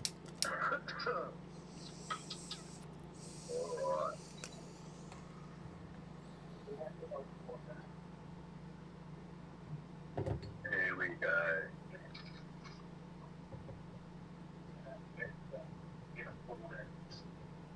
Yeah, I can't believe I was up at 2 o'clock for these fights, brother. Like, I made it. Well, that's an early one. I made it. It's like another crazy work day for you. Yeah, well, I was going to go to work after the fights, man, but it's Sunday here, so I might just... No, I mean like waking up as early as you are for this card. It's like how you wake up super early for work. Yeah, well, I get up at 3 for work anyway, so it's just like an hour early. Yeah, that's so what I was saying. Yeah, it's just an hour earlier. Yep. Made no difference, but I was actually more functional than I thought, man. Had my caffeine supercharged mother drink going on here, Yeah. and supercharged bowl going on, and no beers this morning. You see, you got me. I'm actually a bit more suitable with no beers. I'm actually sort of sitting back and I'm a bit more calmer. You're straight, man. You enjoy life the way you want to enjoy it. But yeah, I like the flower a lot more than the lick. That's for sure. I've been having a few drinks here and there when I disc golf. Guys will like either have beer. One of my homies always has tequila on them. This week I brought some green apple crown and had some Mountain Dew with it. It was actually a really good little combo. Yeah. I didn't really get into the bottle as much as I thought I would, honestly. As hot as it was, I wasn't really feeling it. But yeah, that was a really good mix. I was thinking about having some of that tonight too, but no, I'm straight with normally like something like a better refreshment, and then focus my money and my, you know, that za from the green herb. So I'll be running the pod from my room now, brother. I bought this fucking chair, this massage chair. It's got lights and everything. So That's funny. My room. Nice. Yeah, I did that. I'll fucking show you real quickly. While we're on break. Sure. I'm gonna log out of the fucking app and log back in, by the way. I still haven't gotten paid. Wait, I've got the light chair going in here, bro. There it goes. That's fucking sweet. So fucking, it came in the other day, and Mrs. says, now you've got your chair, you can get the fuck out of the lounge room and do your shit where you're meant to do it in your office. Mm-hmm. Oh, there we go. That was It's a nice intermission fucking walk into the light room, man. I still haven't opened up my parcel yet either, brother. It's just still sitting there. Yeah, I figured, like I said, if you want to do it right after the fights, let's end off with a boom. I got cards in front of me that I'm posting for this week's card, so excited for, keep the ritual alive on my end. So, I'll be having some cards posted for the cards tonight. So I've got a monster giveaway for Ilya Tapuria, brother. I'm giving away about 10 cards, but they're all fucking various. Oh, gotcha. Like, all from Sonia Dongs to fucking Moronos to fucking Neil Magny, 50 knockouts, 25 tie-dyes. Yeah. I just sort of sat back and went, you know what, this card excites me. I'm going to put a little bit on the line here. So we'll discuss that later on anyway, Okay. man. But yeah, no, sounds good. Please pay, definitely. All right, here we go. We're back on. Yeah, I'm Ila Culver and Melissa Mullins. It's easier to say Melissa Mullins. Fight to end by finish is -190, which is crazy in women's MMA. It's because they respect Mullins' ability to get a finish here. If I go to double chance, Mullins by submission and knockout, -105. So again, it's assumed that Mullins gets a finish here. That is the prediction.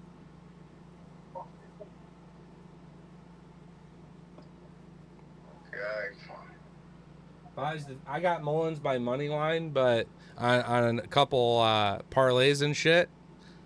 But yeah, -280 favorite, so not a ton of value, but safe. I feel safe. But from a betting perspective, a lot of people are assuming she gets a finish here. All right. Can you say Daria's last name, brother? On 1 minute here.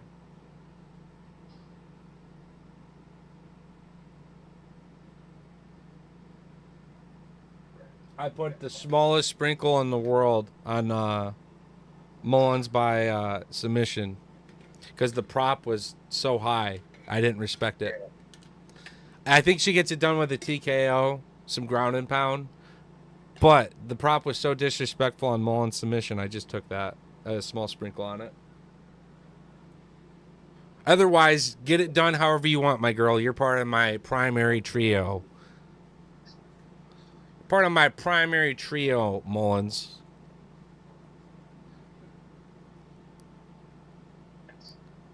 Both women getting into it, swinging hands. Looks like Mullins was holding with the left and feeding with the right. That Gaethje dirty boxing. Oh my goodness! Oh my goodness! Oh my goodness! What the fuck? Oh shit! Oh shit! Oh shit! Oh my goodness! Oh shit! Oh my goodness! Oh shit!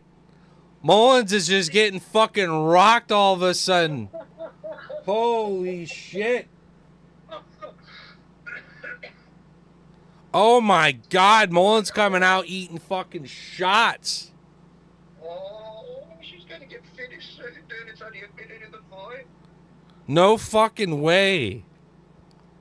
Look at Mullins' face. Mullins is normally a fucking motherfucker, dude. She'll come out and be the aggressive one banging up on the other girls. What?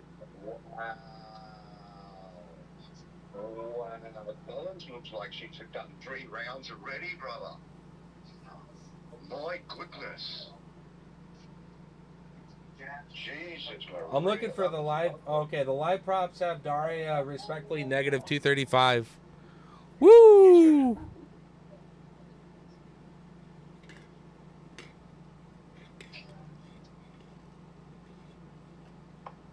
Fucking hell. Man, Mullins getting fucking molested. How? She's not the same woman. No. It looks like she's been in the 3rd round. It's literally like a... She just went from 10 to 0 in under a minute, 2 minutes, mate. Mullins is looking broken. Oh, there you go, Mullins. There you go. There's one back in the pocket.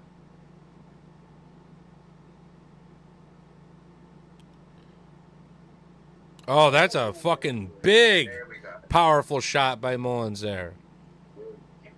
Now Mullins is starting to come back. Now she's hitting. Oh, big counter shot by Mullins again. Oh, shit. We're waiting for live props to show me something.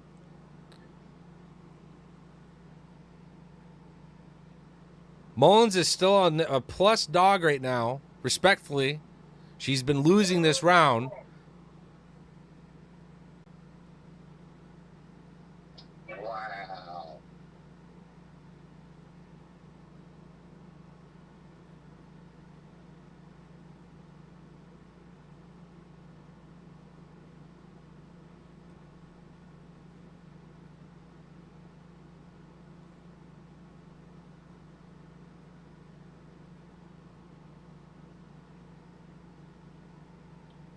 Negative 130 for Daria. Negative one. Back foot there, man. Daria's on the I know she is. I'm reading stats aloud as I've been doing this whole time. It's been bouncing all over the place. Mullins is still plus money right now as a dog in this fight. Mullins is still plus money as a dog in this fight. Now, she does lose the damage department if we go to a second round. But she's slowly catching it up with a minute to work. Can't believe this is still the first round. Yeah? This fight's not expected to go. The bookies respected that much. Oh, there we go with the submission, brother. There you go, there you go, there you go. She's taking it down. She's going. She's going to lock her up, brother. She's going to try and do a Kimura. She's getting... Our difference in time must have been, like, really fucked after that commercial. Yeah, dude, that submission is what I have her on is like a small sprinkle. No, because she's got a... Oh, 20 seconds. She's going for it. She's going for the... Fucking, she's going for the submission, brother. Mullins is going for the submission. 15. 30. Oh, shit, going for that armbar? She's going for it. She's going for it. Oh, shit. 3. Oh, shit.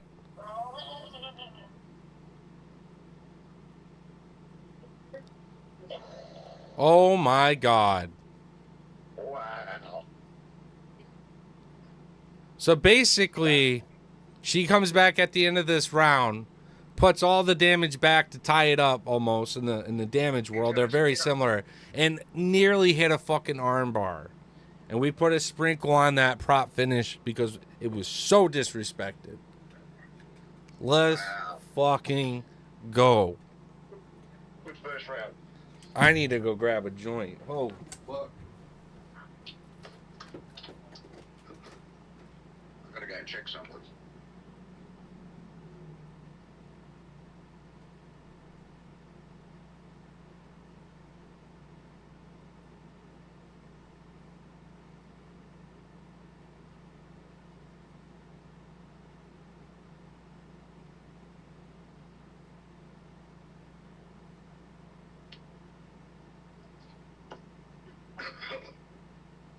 Wow.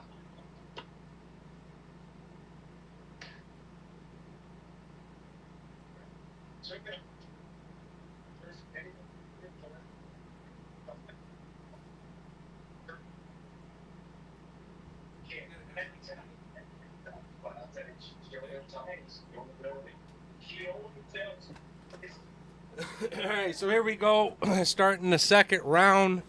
The odds have it. Mullins leading the dance now. Daria's at plus 235.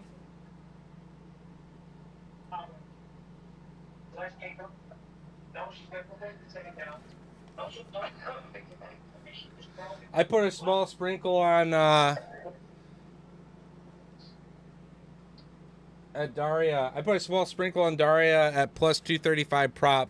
It was a very back and forth fight in the first round. You know what I mean? One Daria. Yeah, I said it was a very back and forth first round. Yeah. Yeah. And I think Daria is still alive in this fight. She was obviously in a bad position, and Mullins was picking up some confidence and some better striking and dealing with Daria. But Daria was still having some moments of success for that first half easy. I would have to say, look, from beginning to the end, I think I got Daria winning that first round. Mullins come back on fire, but I don't think there was enough. The damage was done in that first fucking minute and a half. Yeah. She looked like it was a third 3 rounds. Mullins did. Yeah, exactly. So I'm saying the damage, Mullins was slowly catching up, and then it depends on how much you like the submission attempt at the end and the takedown, right? So the judges could easily score that for Mullins, but I also understand a case where you didn't give it to Mullins. I don't know. It's a very tough round to score. First 2 minutes so far, a couple back and forths. Overall, Mullins is looking better, composed. Daria is a little different on the outside now. She's still staying away from Mullins. She stepped in and just hit Mullins with a nice right hook. Stepped out right afterwards. She is not trying to sit and plant an exchange with Mullins.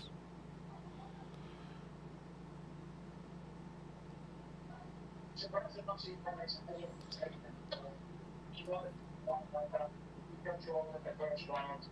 tried to get up on the one plan. She spent a lot of time training with her myself. She tried to go for a lead and then it's trimming into that.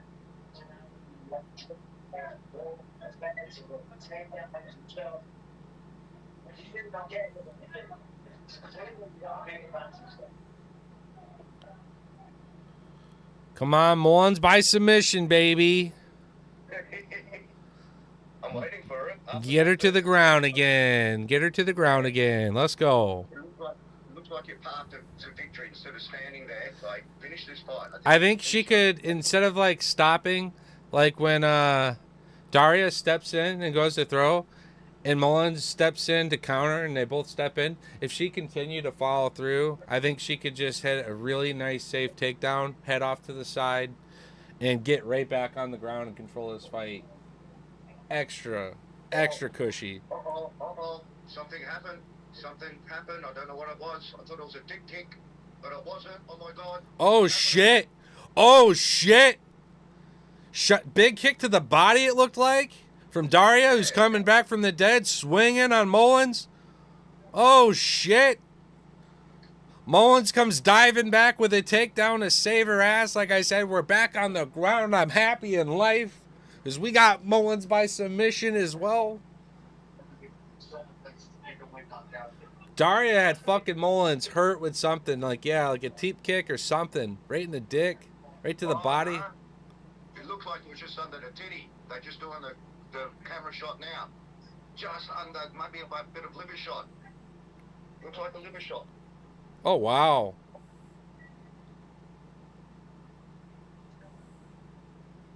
I don't know whether it was a titty shot or a liver shot. It was just under the titty, near the liver. I thought it was from that kick that she had thrown just before. Oh, Mullins is on top now. Ground and pound, 10 seconds. Nah. Yeah.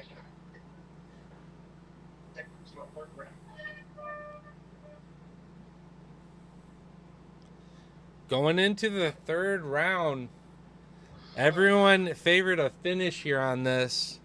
It was plus money going to the judges, whereas the normally women's MMA that's negative. A lot of women's MMA goes to the judges, so be an interesting third round. The props have come down to basically match each other. I took Daria when she was like plus 250 something dog. Back and forth second round, back and forth first round. What are you gonna do? What are you gonna do, Lethal?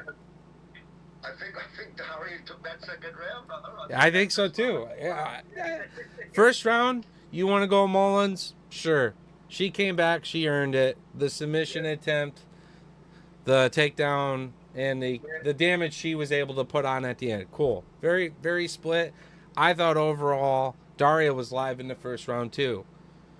So here she is at plus money. We swooped that shit up, and the fight is actually close.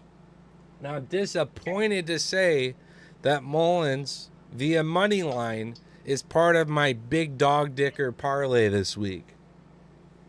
Okay. Because I was so confident that she could just go out and get it done. So another dog is barking. They're doing that a lot today. And yeah, I think Mullins is still live for a finish. She needs to just get her on the ground straight away. I think she can do it on the ground. That's what I'm saying. I don't know why her coaches aren't talking about going for a takedown early and securing this control time. Yeah. She's taken so much damage on the feet. Daria is standing and trading very well with her. Where is Mullins' ability to mix it in? Because Daria is not grappling for shit with her. What would you want to? You're carving her up on the feet. Well, yeah, 100%. But I'm just saying, in the time that she didn't want to be there and Mullins was on top of her, she had fuck all. Like, she had nothing for Mullins. But I don't know what Mullins is trying to prove by just inviting the stand-up fight only. She's not even feinting a takedown or level changing for it. And she's doing the takedown when she's going down. She's going down the last, 40 seconds. It's not enough time, Yeah, exactly. I'm just, wondering where these coaches are at to be like, yeah, let's control this fight, win this fight. Yeah. Where's... So your job as a coach is to watch your fighting game. You're losing on the feet, darling, so what we want you to do, all right? It's too late to fucking fine-tune your feet right now, but you have the skill. Get on the ground. You showed that in the last two rounds. And do it fucking early. Do it early. Because I think you might be 2 rounds down, darling.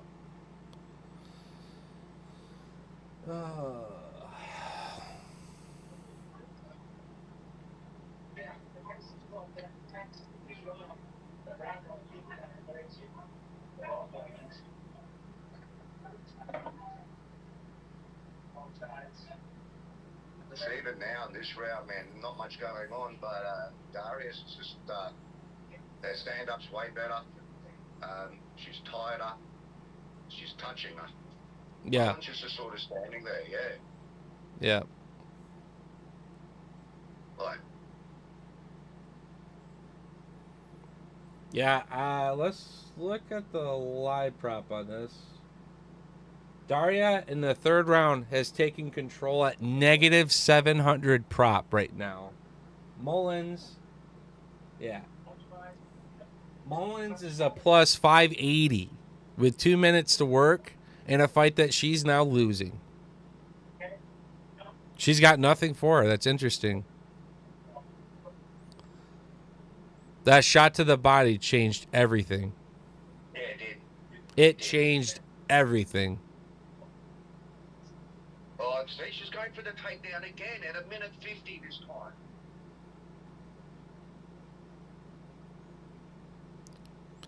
Why not do this earlier?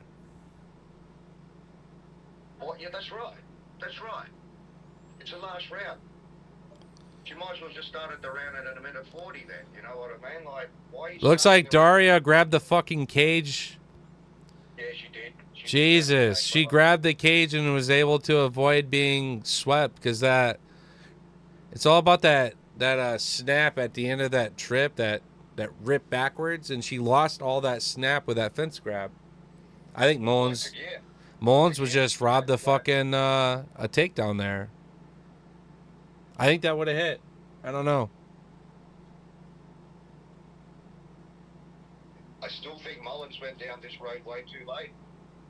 Oh, look at that cage grab. Oh, it's huge. It's a Tegea cage grab. What he did against Maston.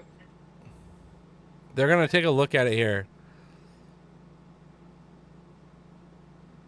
That stopped the takedown. 100% did that stop the takedown.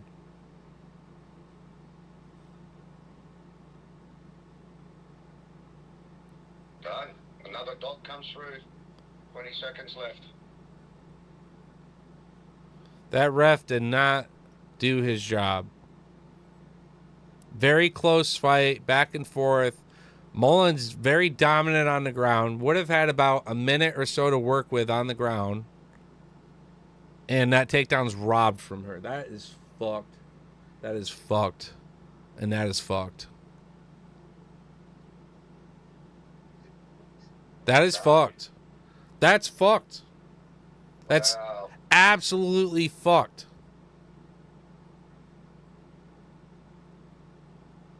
Wow.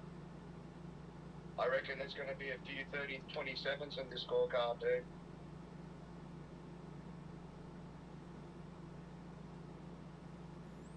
Another scrappy 15-minute fight. Damn. Oh, wow. That is wild.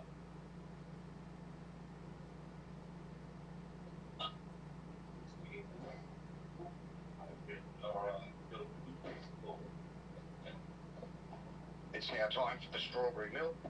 Oh. Hey, I know it's not going to hit, but that KO guy to pull the big-ass upset against the Welsh Gangster, he only wins fights by knockout, plus 700 prop. That's fucking hilarious. I'm sprinkling on that because he's such a high favorite. He's like negative 500 favorite. Plus 700, and that's all that dude throws is bombs. He gets knockouts or gets killed himself. That's fun. All right, let's see if... I think my live fade hits again. My live bet fades again. If Daria takes this, which I think she does, we took it at plus 225. Daria. 230-27s, brother. 30-27s twice. Damn. Damn. Yeah. 230-27s. Well, I believe she did win that first round with that flurry. She definitely won the second round. And I think she won the third round too. Like, there was not much going on in the third, but she won it.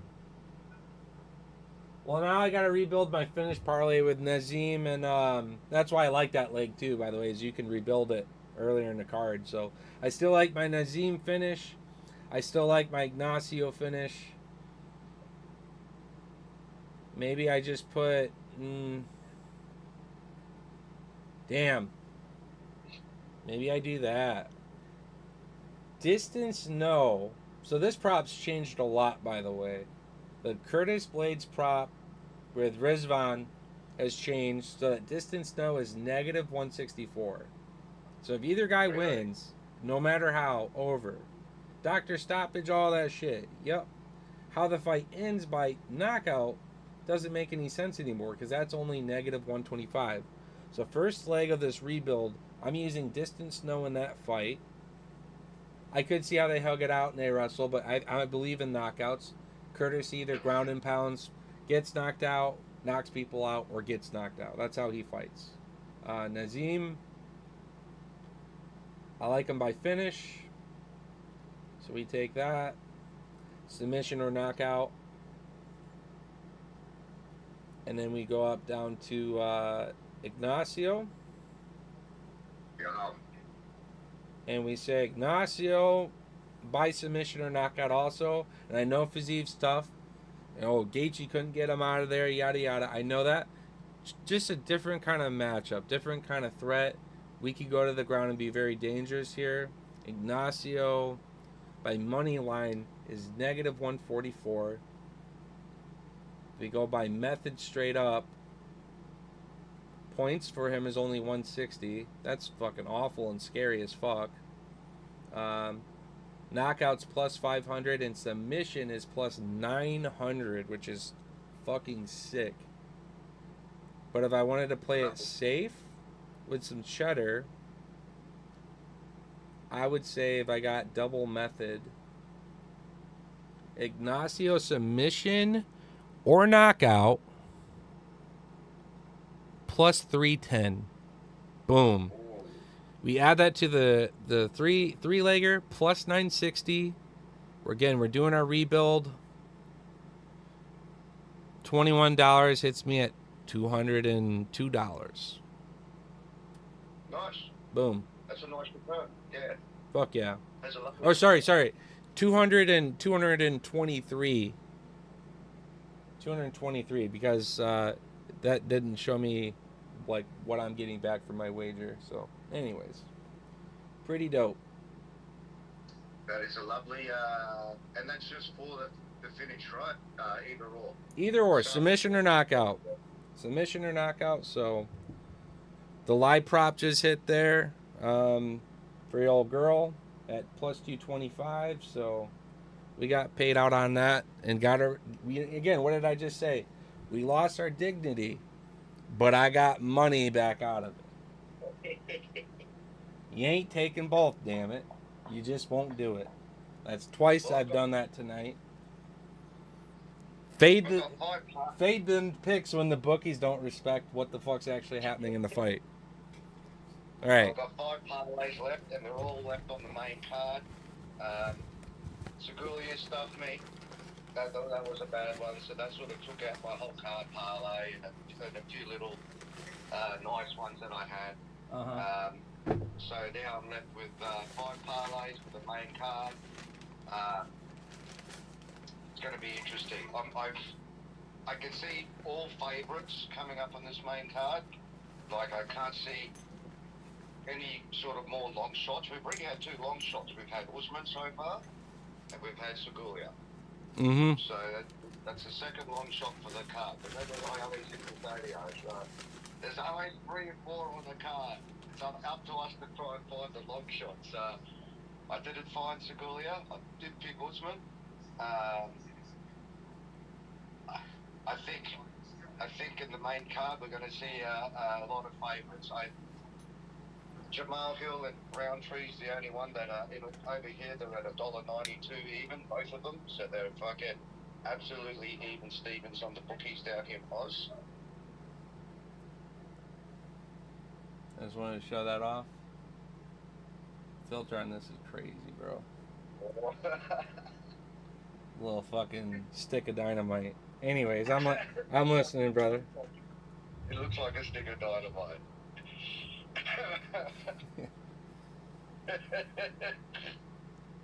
Alright, the Iron Turtle. I like Turtle. Dude, Turtle's good. People, I don't know. People don't. I've got him down by sub in 1 parlay that starts from now, so He's always a decision grinder, but yeah, his grappling's so good. He could get it done. Points is plus 170. Submission is plus 420. I'm gonna fuck with live props. I'm gonna fuck with live props on it though. We'll see what it looks like. This one I kind of just sat back and thought I'll enjoy more. I think Turtles should get it done, but yeah, we'll see.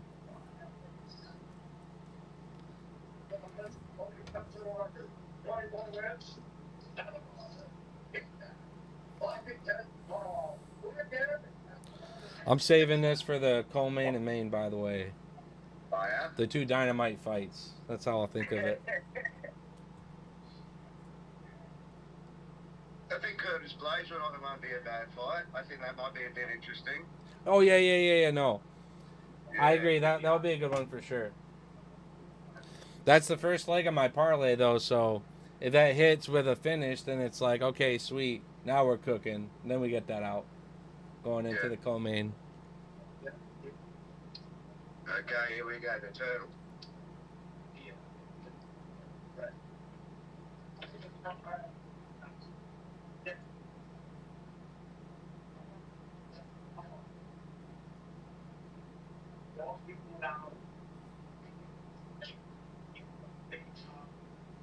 My girl, right?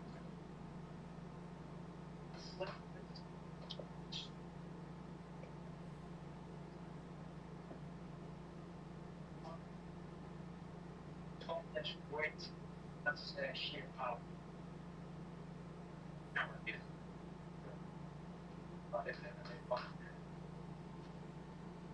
Do that. Let's return to UFC. A little silver. of the UFC flyweight class one. Oh. Turn you down a little bit. Couple people tapping in. Just gonna give some quick shout outs. I see Kaz1, thanks for tapping in. Karm, what's up? What's going on, Jay? What's going on? The Collective. What's going on?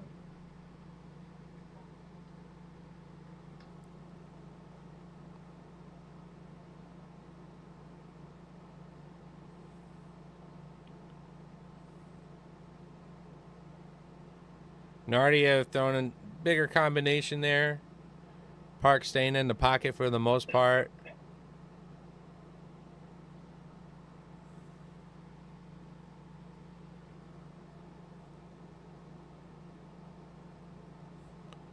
Both fighter negative money on these props. Waiting for some true action to explode. See what changes here. First 2 minutes.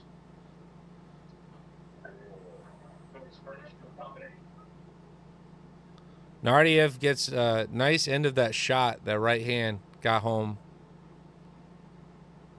Park is starting to eat these 1-2s. The odds are... Way better on his feet at the moment. Oh, that's nice. And for the first time, Park is plus money.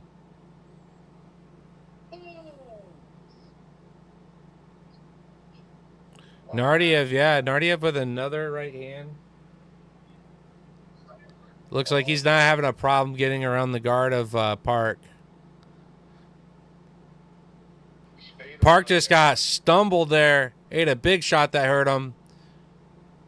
Stops, starts swinging back on Nardiev. Park all of a sudden clicking into game mode, starts swinging him back, no problem. Another quick 1-2 tag by Nardiev. Park coming up at plus 164 prop. Everything's shifting now. Park is still coming forward, walking in. Nardiev with another right.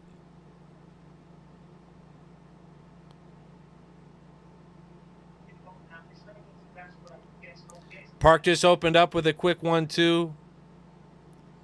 Nardiev still trying to find this timing and throw back. Yep, eye poke, fuck.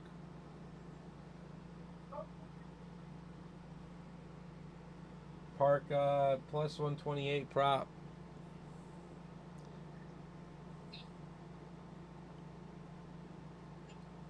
Why should it be on the ref to babysit them outside the octagon too? Like, where's staff nearby looking at the coaches being like, stop, no more coaching, you know?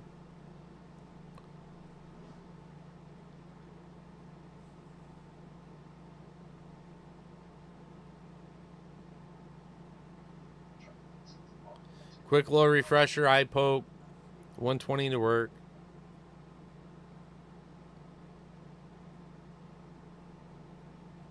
Wow, really?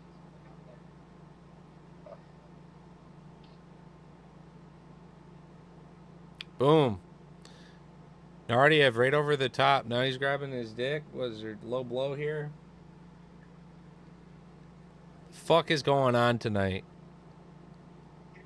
We have a single fucking round of any fight just not get stopped for some reason, please.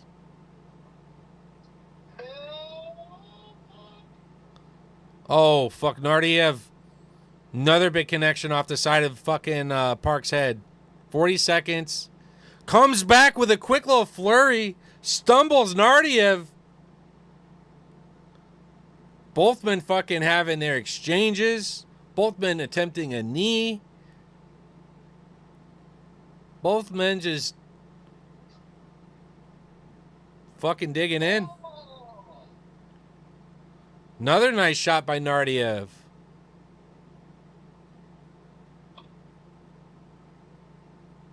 Okay, Park knocks Nardiev on his ass there. Another quick little slip. Wow.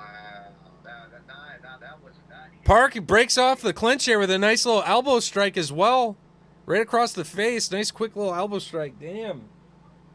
Let's see what these odds say now. Wow. And now Park is back negative driver's seat with Nadia at plus money. Good shit. Good shit. Park coming alive. Park's coming alive. Boxing's getting better as the rounds go on. Yeah. He needs to not box though. He needs to grapple. He needs to use his wrestling. Park has great wrestling. Hands. Park has great wrestling. Alright.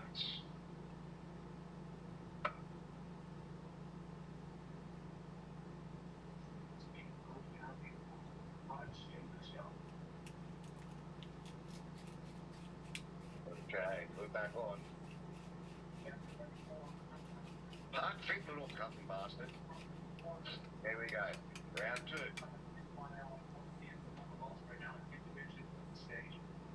Oh, you're fucking kidding me. We got another eye bite. Yup.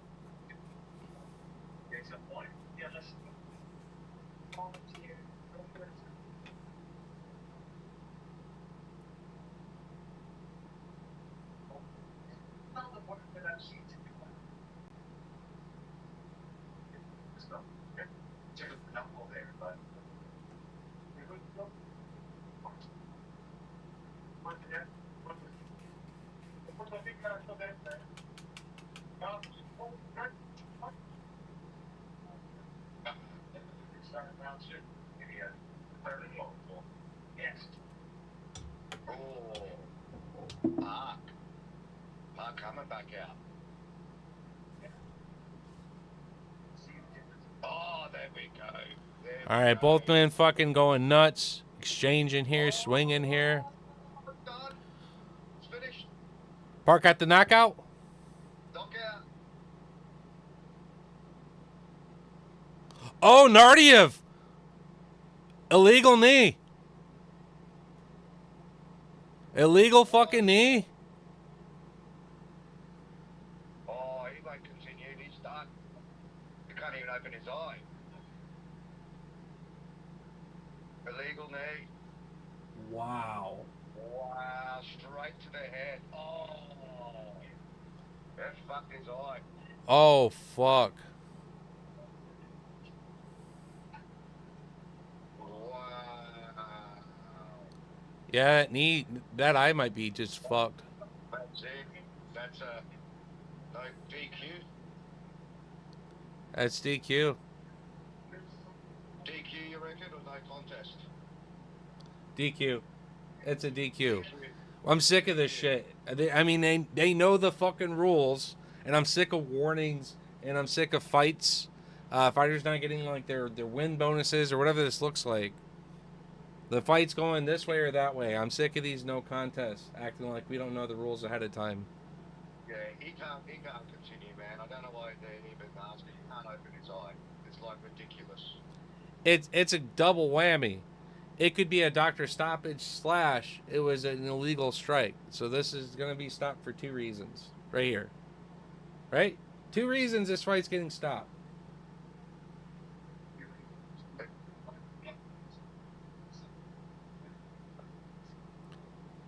That is a fucking DQ. So, cheers, boys. I didn't take Park when he was plus money, but I respected anyone who did because he comes back in his fights. Now, to be fair, he was getting rocked. he was getting fucked up in this fight. But I still don't know why he's not using his grappling more. Because Nardiev loves to throw. That dude's just throwing big shots. Yeah. Well, he was trying to use his grappler, and then he got kneed in the face. Oh, yeah. That's over, right? It's a DQ. It's a fucking DQ. I don't care what the doctor has to say. Yeah. Have the doctor do his job and make sure Park's good. The outcome of the fight is DQ. I'm pretty sure his coach is throwing his arms sideways, looking at the eye, pointing at the eye, saying no. Saying no. The coach is saying no more fight. Can you? They're asking if he can see. He can't fucking see, dude. His eyes fucking closed. I don't see what the fucking problem is here. Oh my god, this is the dumbest shit I've ever seen in my life. Why does it fucking matter? Oh my god. This fight's done. DQ.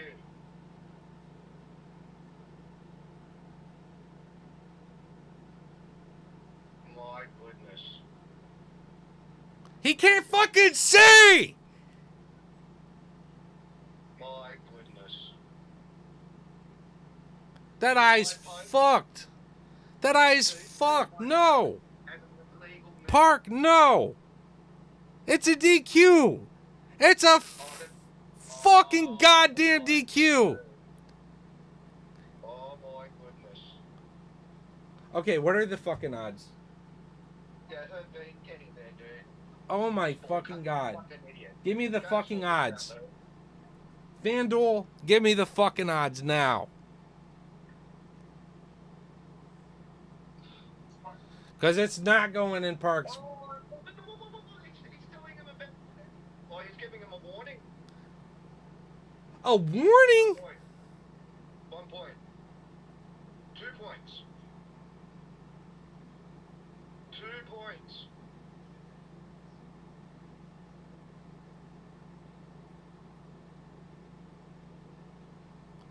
Two.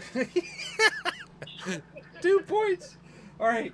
Give me the live prop, Park. Park, I need you to live. I need you to live, Park. Because you can't lose. You cannot lose. Are we watching this live? This is actually not a dream. They're like, this is happening. 2 points? Oh, look at Park go down. Look at him go. Oh, here we go. Yeah, now he opens that fucking eye just fine, don't he? All right, give me the live odds, FanDuel. Park, I need you to live, my man. There's the takedown. What did I say? I said I need Park to wrestle, God damn it. There's my turtle. Come on. They ain't giving me my props, dude. Here we go. Oh, fuck. Park is negative.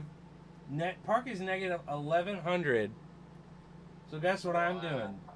I'm fading that. I'm fading that the other way.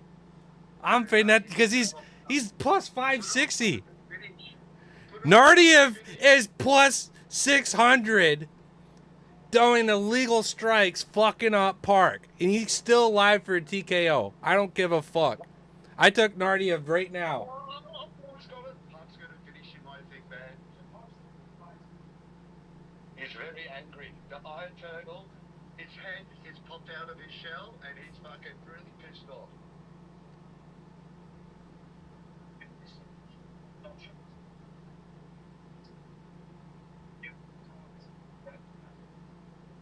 The odds have come down a fuck ton, by the way.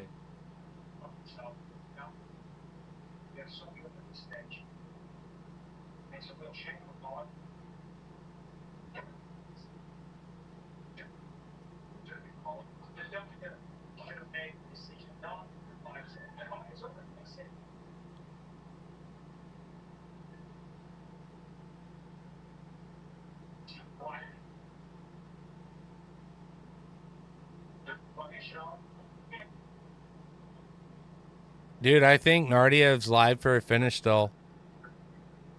He needs a finish. He's 2 points down, right? I know, but I'm saying, like, when I took the fucking live prop on him, he was like 600.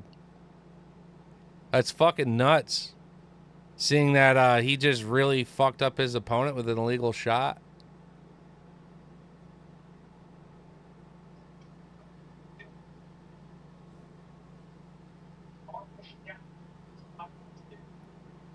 Oh, dude. Uh-oh, Park. Here comes your finish, brother. Fanatic. Oh. Fanatic. Oh. Uh-oh. No more. Don't illegal knee him again. Park should be able to counter wrestle this okay still. Yeah, I'm not worried. Like, Park's okay on the ground. He should be He should be grappling more, to be fair. That's my whole thing I've been saying this whole fight is like, why is Park just boxing? All right, his knee is down. Oh, wow. Reversal, Park. Yeah, because he's grappling. It turns out that Park can fucking wrestle. I don't know if he knew that he could do this, but it turns out Park can fucking wrestle. He's actually getting up around Nardiev right here.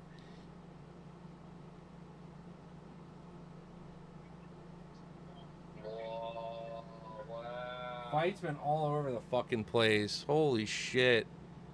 Wow.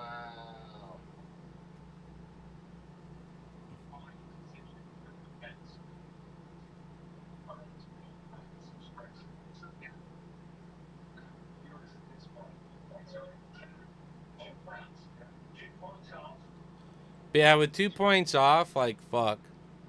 You're just extra. You gotta get a finisher. You lose the fight. And now Piers Park getting a good last impression. Some ground and pound, some grappling. Yeah, looks like he could tire out Nardiev and get a submission. Fucking hell, man. Oh my goodness. Oh my goodness. Wow. Wow, wow, wow. Ends with a fucking rear naked choke. You nearly had it. You needed 4 more seconds. You nearly had it. Yeah, Oh, fucking wow. wild. Gotta give it to him, mate. Well done, Park. If he gets the finish on this, man, that cunt, fucking, that legend shit. That fucking bullshit. Yeah, no, for real. To like have the fight go on like that after that illegal strike that busted his fucking eye up like that, and then to come back in the fight and get a finish when it probably should have just been waved off. That's wild. The stupidity of the ref and the stupidity of the doctors. Yep. Might have worked out for Park. It might have worked out for it, mate.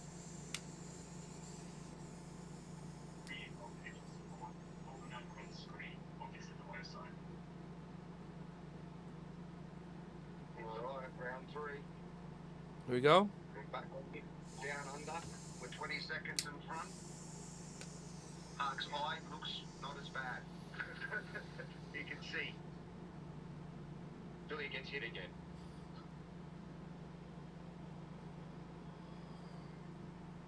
His eye is actually looking a lot better. Yeah, much better. Much better. Park at a negative 1,000 prop. Nardiev at plus 660. He needs a finish. And Park's fucking letting him have it still. We're still being the Iron Turtle. Knee of the body. Good in the clinch. Mixing in some grappling. That Muay Thai. Look at that Muay clinch right there. He gave it up, but nice. He's got 4 minutes now to get the submission, brother. 4 minutes and 16 seconds. He's got his back. He's wrapped him up on the fence like he did the first round. But now he's got 4 minutes and not 4 seconds. Oh, yeah. Good luck. I know you're sweating this submission, too. Fucking let's go. Let's get that submission for you here with Park. He's going for it. He wants it. It's He does want the submission. plus 420 prop. He's going to get it, dude. He's going to get it. Let's fucking go. 3.5. Oh, he might finish it off a ground and pound. Oh, yeah, he's going for it, dude. He's going to slip this rear naked. Yeah, He's going to open it up. He's going to open it up.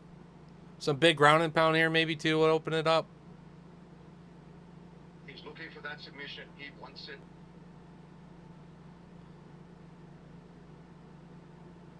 Boom, big elbow right there. He's going to slip this shit any minute. It's inevitable. Let's go fucking Iron Turtle. Oh, fuck. Trying to grab that fucking fence still, Nardi. Oh, he's got a fucking Kimura going. Oh, yeah, he's got that arm right there. Yeah, yeah. Back on Well, top. use that Kimura to help control the arm and then getting better submission. Okay. Nice. Now he's got side control. 250 to work here. Turtle threatening offside control at the last 2 minutes of this fight to get a submission. He's reversed. Oh, he's trying to get that back. Oh. He wants it. He's going for an attack. 2 minutes.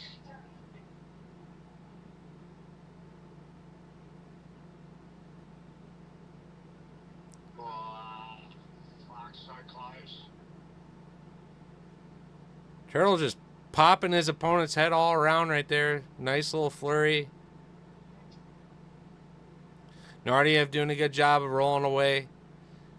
Saving his neck so far. But Turtle's got 2 minutes to work still. I think we're still live for a finish. A minute 40, he's got to give it up. I'm so excited I can't even speak. Oh my goodness, come on, dude. He's got the fucking, he's wrapped. All right, we're backpacking. Turtle's backpacking. Minute 40 to go.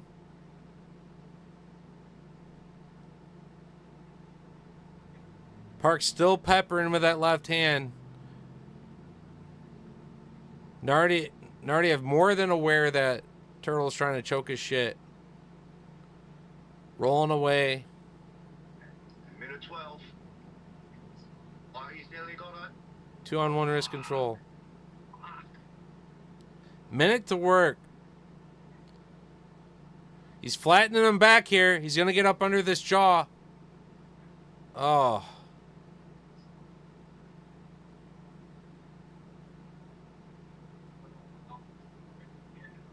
Come on, brother. 45 seconds. Make him pay for the illegal knee. His cardio is fantastic. He's 45 seconds. I think we're still live for this sub, man. I think he's going to go for it. He's trying, man. 30 seconds to work. Yeah.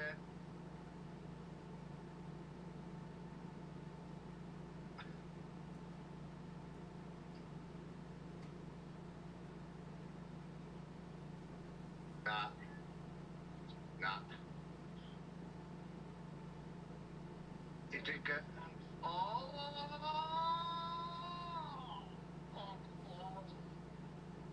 With 2 seconds. Oh my god. 2 times in a row. 2 fucking times in a row did that submission get under at the end, bro. Fuck. Yo, shout out to Turtle. Hey, shout out to Turtle for getting fucking illegally goddamn kneed and saying fight on. When the doctor, the coroner, and the ref were all probably like, nah, you should quit. He took himself to all those appointments to make sure he could pass the test to keep fighting when he shouldn't have. Plus the 2 points. I was like immediately rushing back to my phone. What are the fucking props? Well, after the 2-point deduction, he was negative 1,100 prop. So, and then I was like looking at Nardi. I'm like plus 600. Oh shit. Why not go for it? Turtle just nearly lost an eye. That's going to play a big factor in this third round. No, he actually, his eye healed due to channeling in to his chakra and his ancestral hidden secrets you and I just will never understand. He healed that eye throughout the fight. 29-25. Someone gave him the 10-8 for the last round as well. Turtle won that fight without the fucking points, man. Without the point deduction, nearly. Yeah. Well, he did. Turtle did win that fight. Yeah, he won that fight without the 2 points being taken. Yeah, no, exactly. I'm not sitting here looking at this being like, oh man, had Nardiev not made an accident, he would have won. No, Turtle won that fight. Hey, over on Ellie. All right. Coming, man. All right, so this is one of the biggest fades on the card, with a small sprinkle. KO by KO is at 700 plus 700 prop. Now the Welsh Gangster, 4 out of 5 times I think makes this look like that was a give me. I think so, but it's still a fight. And anyone who's going to throw bombs and get KOs and die on their shield when they're that plus high of a prop, that odd says 7-1. 7 fights. Does he hit at least one of these KOs? And I think so. So I'm fading a heavy favorite on this card. One of the bigger favorites to maybe have an upset here. So we'll see. I hope Oban. I don't think he gets it. There's a lot of a hype behind him at the moment. I just don't know. I'm not a believer just yet. Maybe I will be after tonight. Yeah. Maybe I will be after. He's on my parlay too. Like I've got him on all my parlays from here, right? My parlays happen. You know, if he loses, I lose the day. But it doesn't make me still a believer. I was just following the odds on this one. Yeah. But, you know, the hype, I hope I didn't fall in for the hype, like I did the Joe Piper hype and, you know, and all the other sort of hype that we fell into, you know what I mean? So, I don't know. My whole thing with him is he's pretty fucking tough. He's pretty, he's pretty resilient. Yeah. He's proven himself. You know that he's going to not go out to some kind of fluke shot. He'll weather through it more than most and give you a hell of a fight at the very least. So we'll see. But yeah, I'm excited for this fight. Yeah, I think Elliott comes back and gets an impressive finish here. If the upset happens, we got a small sprinkle on the KO, but that's all this guy has is just some wild shit. If Elliott wins really, really well, I'm going to start investing in a few Oban Elliott cards, man. Yeah. Slowly by slowly, but I need to see something that's special. You know what I mean? For something sure. Special. For sure, bro. All right, Big Chinaman versus the Irishman. Or the Welshman. Is he Welsh or I'll have more cards to post later for all the fighters. There's a cool Midnight Jamal out of 49. Horizons auto. So yeah, Ko is such an underdog that his own knockout prop, like plus 700, is wild to me. All right, here we go.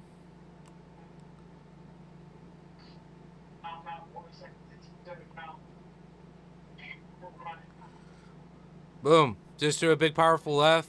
Elliott getting underneath. Elliott should be able to complete a takedown from this, I think. He's good.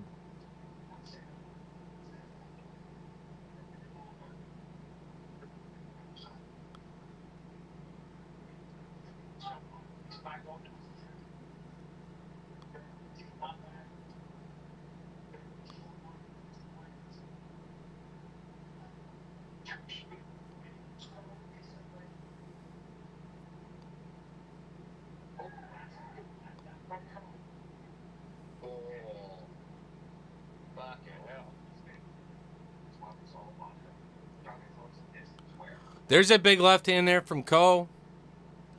He's lucky that other second follow-up left hand fucking just missed because he put a lot of zest on it. Telling you, Ko's live by a knockout. I faded him for this reason, dude. If Elliott sits at range and lets this guy throw strikes, he's live for it. This is where Elliott needs to stay. He needs to keep in the clinch. He needs to work this fight to the ground. I don't like Elliott on the feet in this matchup. No, it's scary. It's scary to watch. Oh, wow. Wow. Hey, Ko, very big man, eh? He looks way bigger than Elliott, stronger. He's very strong, yeah. Oh, wow. He's just throwing him around like a rag doll. That was a big fucking knee. As in that little scramble, Ko put a lot of fucking power on that knee. Now he just tossed Elliott over his hip. I think he needs to break up this grappling effort here and go back and start throwing bombs. Uh-oh.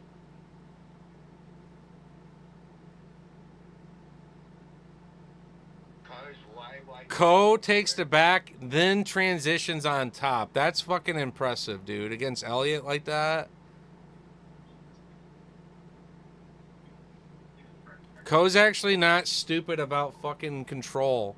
Like, he didn't give up position. He knew he would have lost position there and transition, and now he's on top. Holy shit, this guy is doing much better in the grappling than I thought he would. Wow.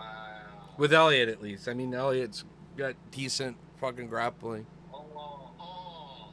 Back on their feet, brother. They're back on their feet. Yeah, Elliott kicked off. Right? Let's see, yep. Yeah, and Ko's still fucking swinging on him good. Hell yeah. Let's go. Let's hit this fucking plus 700 prop knockout, dog. Let's do it.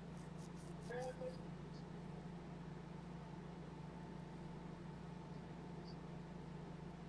know, they look at it, they position. Well, another was in some hard situations there. Might have shots, but it's worth throwing back into this. Yeah, and you run slowly back up. Position, final minute of round one.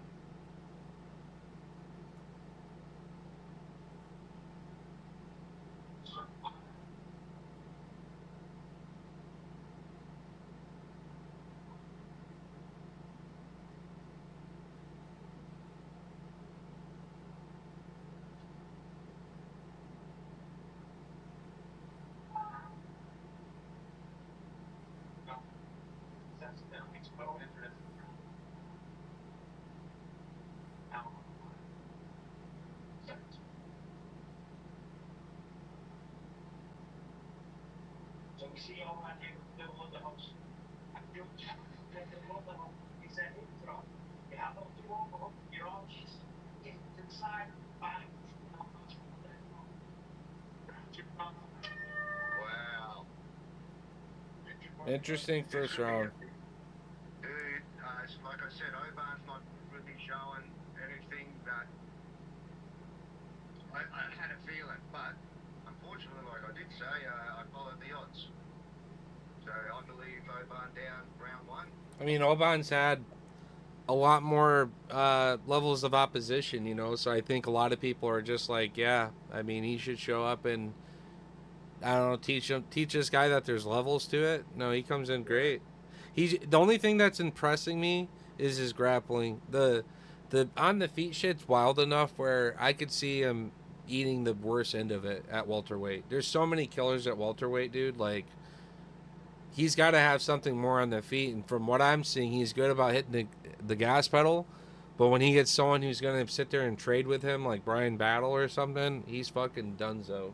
He's not that technical in his striking. Yeah.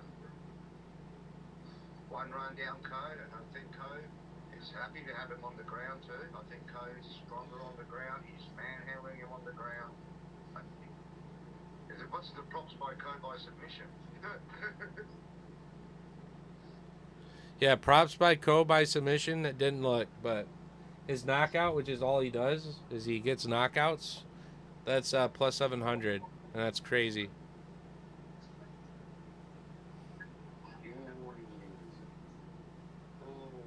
Code's opening up a little bit now. Nice leg kick to the body. Nice right hook to the hip.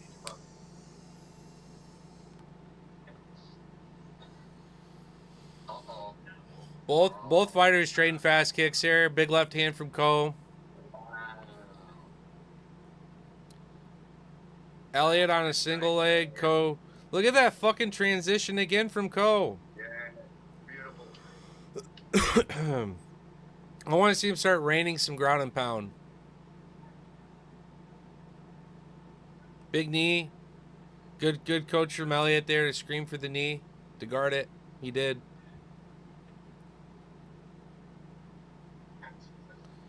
Damn, Ko is fucking scrappy. Yeah, dude.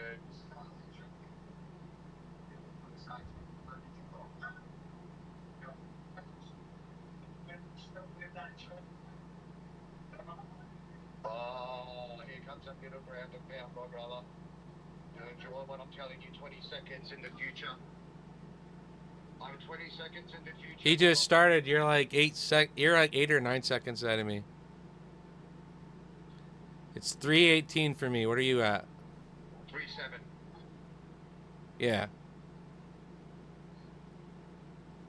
Oh, I wish I had something better than ESPN. They had already blue screened on me in 2 fights already. They know they're not getting the renewal with UFC and they don't give a fuck. yeah. Uh-oh. Oh, he's going for a fucking submission, huh? It's the fucking submission, brother. That'd be new. That'd be different. Flat. Oh, there we go. Flatten him out. I like that Nelson. The Nelson you set up just got him on top. This is where I want him to be. Rain down, bro. Elbows. Ground and pound. Elbows and ground and pound, bro. Swing on him.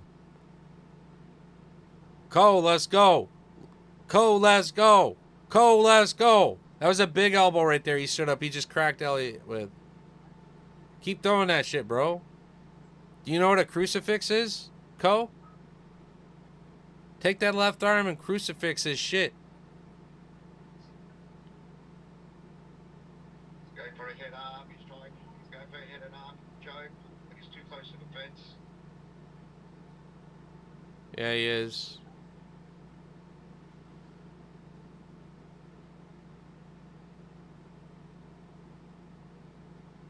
Yeah. Elliot's just playing a little defense here. Let me see. I want to see what the live props are. Wow. Ko is at negative 950. Elliot's at plus 550. Just wild. Oh, he's going for the submission, brother. He's got it. He's got it. It's done. Nice up. Oh no. Oh fucking hell. Jesus, I thought that was over, brother. That was over. Oh my god.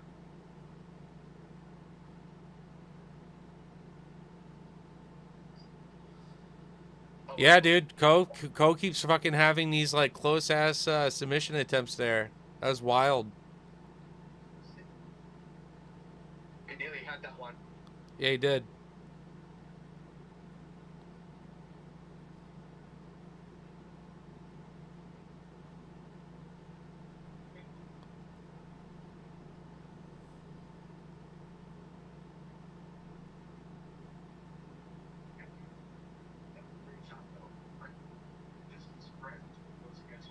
Way too strong on the ground, man. Just way too strong. Oban has no answer Nope. at all. He's good on him for surviving so far, but I mean, fuck. I feel like Ko could, and maybe this is it in the third round where he is gonna let go more, because he's been controlling his cardio. But yeah, he's been eating Elliot live so much that Elliot is at plus 840 live. Wow. Plus 840 live.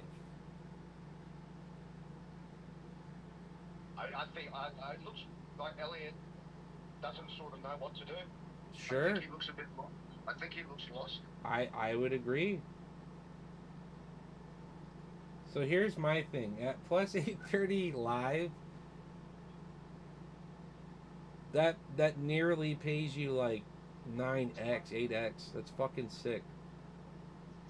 Because I already have Ko winning this, you know, from a betting standpoint. His prop was super fucked. Yeah, he was paying like $5 over at my end. Like I said, we go back to Charles Sonnen. That meant to be stretcher mode for Ko. Yep. Apparently, $5 is not stretcher; it's stretcher for Oban. I can see Ko having a finish in this third round, brother. Yeah. If he does, we're cashing, dude. Head by knockouts plus 700. Yeah, if that hits, we're cashing. And now if Elliot hits a big comeback surprise finish too, then that means we're still good, you know? That's the beautiful thing. All right, Oban's coming out. Looks like he knows he's 2 rounds down. Yeah, he does. He absolutely fucking needs something big. Oh, Which is why I think Ko could catch his knockout here. oh wow, just grappling of Cove. It's really, really outclassing Elliot right now. Beautiful hip toss, just bang. That was huge. Huge hip toss from Ko. And now he's just sitting there, going to manhandle him for the next 4 minutes, brother. Oban couldn't get out of it in the first 2 rounds. I don't see how he's going to get out of it in the 3rd round.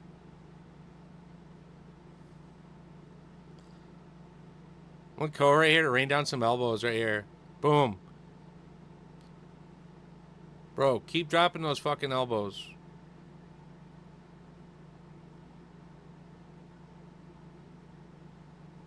You know how he's always choosing position over whatever he's got going on?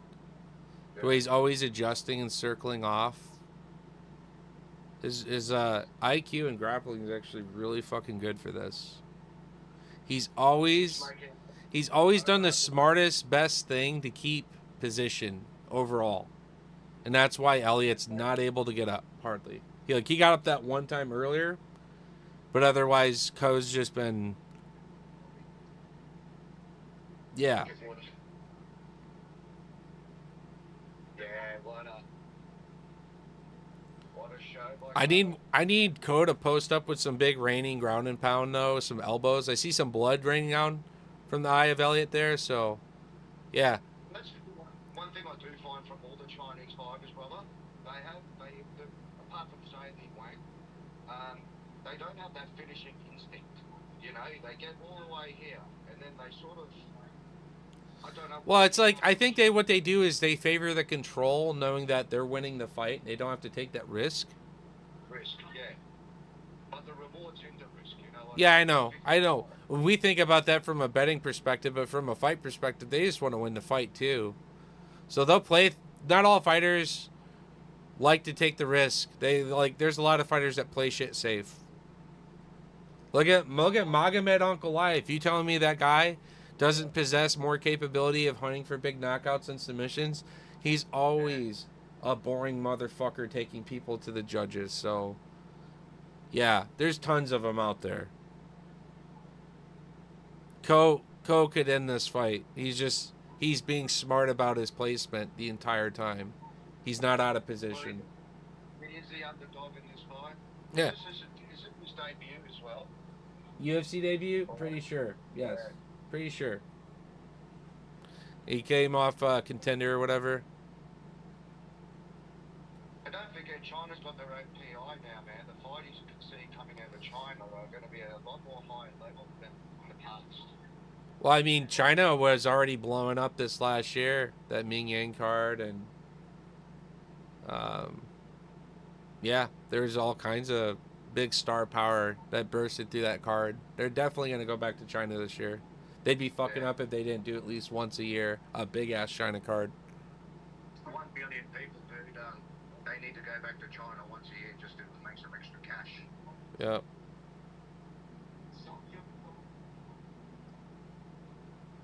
Well, that was an interesting... Come on, Ko. Last like 30 seconds or so, bro. Elbows, ground and pound. Let's go. Swing it. Let that arm swing, bro. Now you can take the risk, right? You can take the risk now. Elliot's like trying to do like 2-on-1 wrist control. Oh my god. Okay.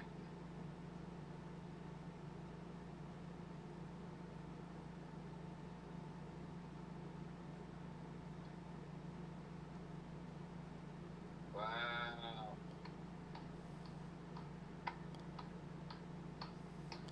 Dude, he's sitting there taunting, going like this, saying no, no. I would be too scared to do that. I think a ref would like kind of jump in and think I was trying to tap, like moving my hand like that. Wouldn't it be some fucking shit if he went to be like this and the ref like saw the hand and he fucking got submitted? Yeah, went like this. Nah, man, I'm all good. Well, all good. I don't know what his prop was by decision or submission, but I do know the knockout was live. If you break down this fighter's topology, like his fight history, this guy just loves his fucking knockouts. He's got 6 wins by knockouts, 5 by decision. He's been knocked out twice.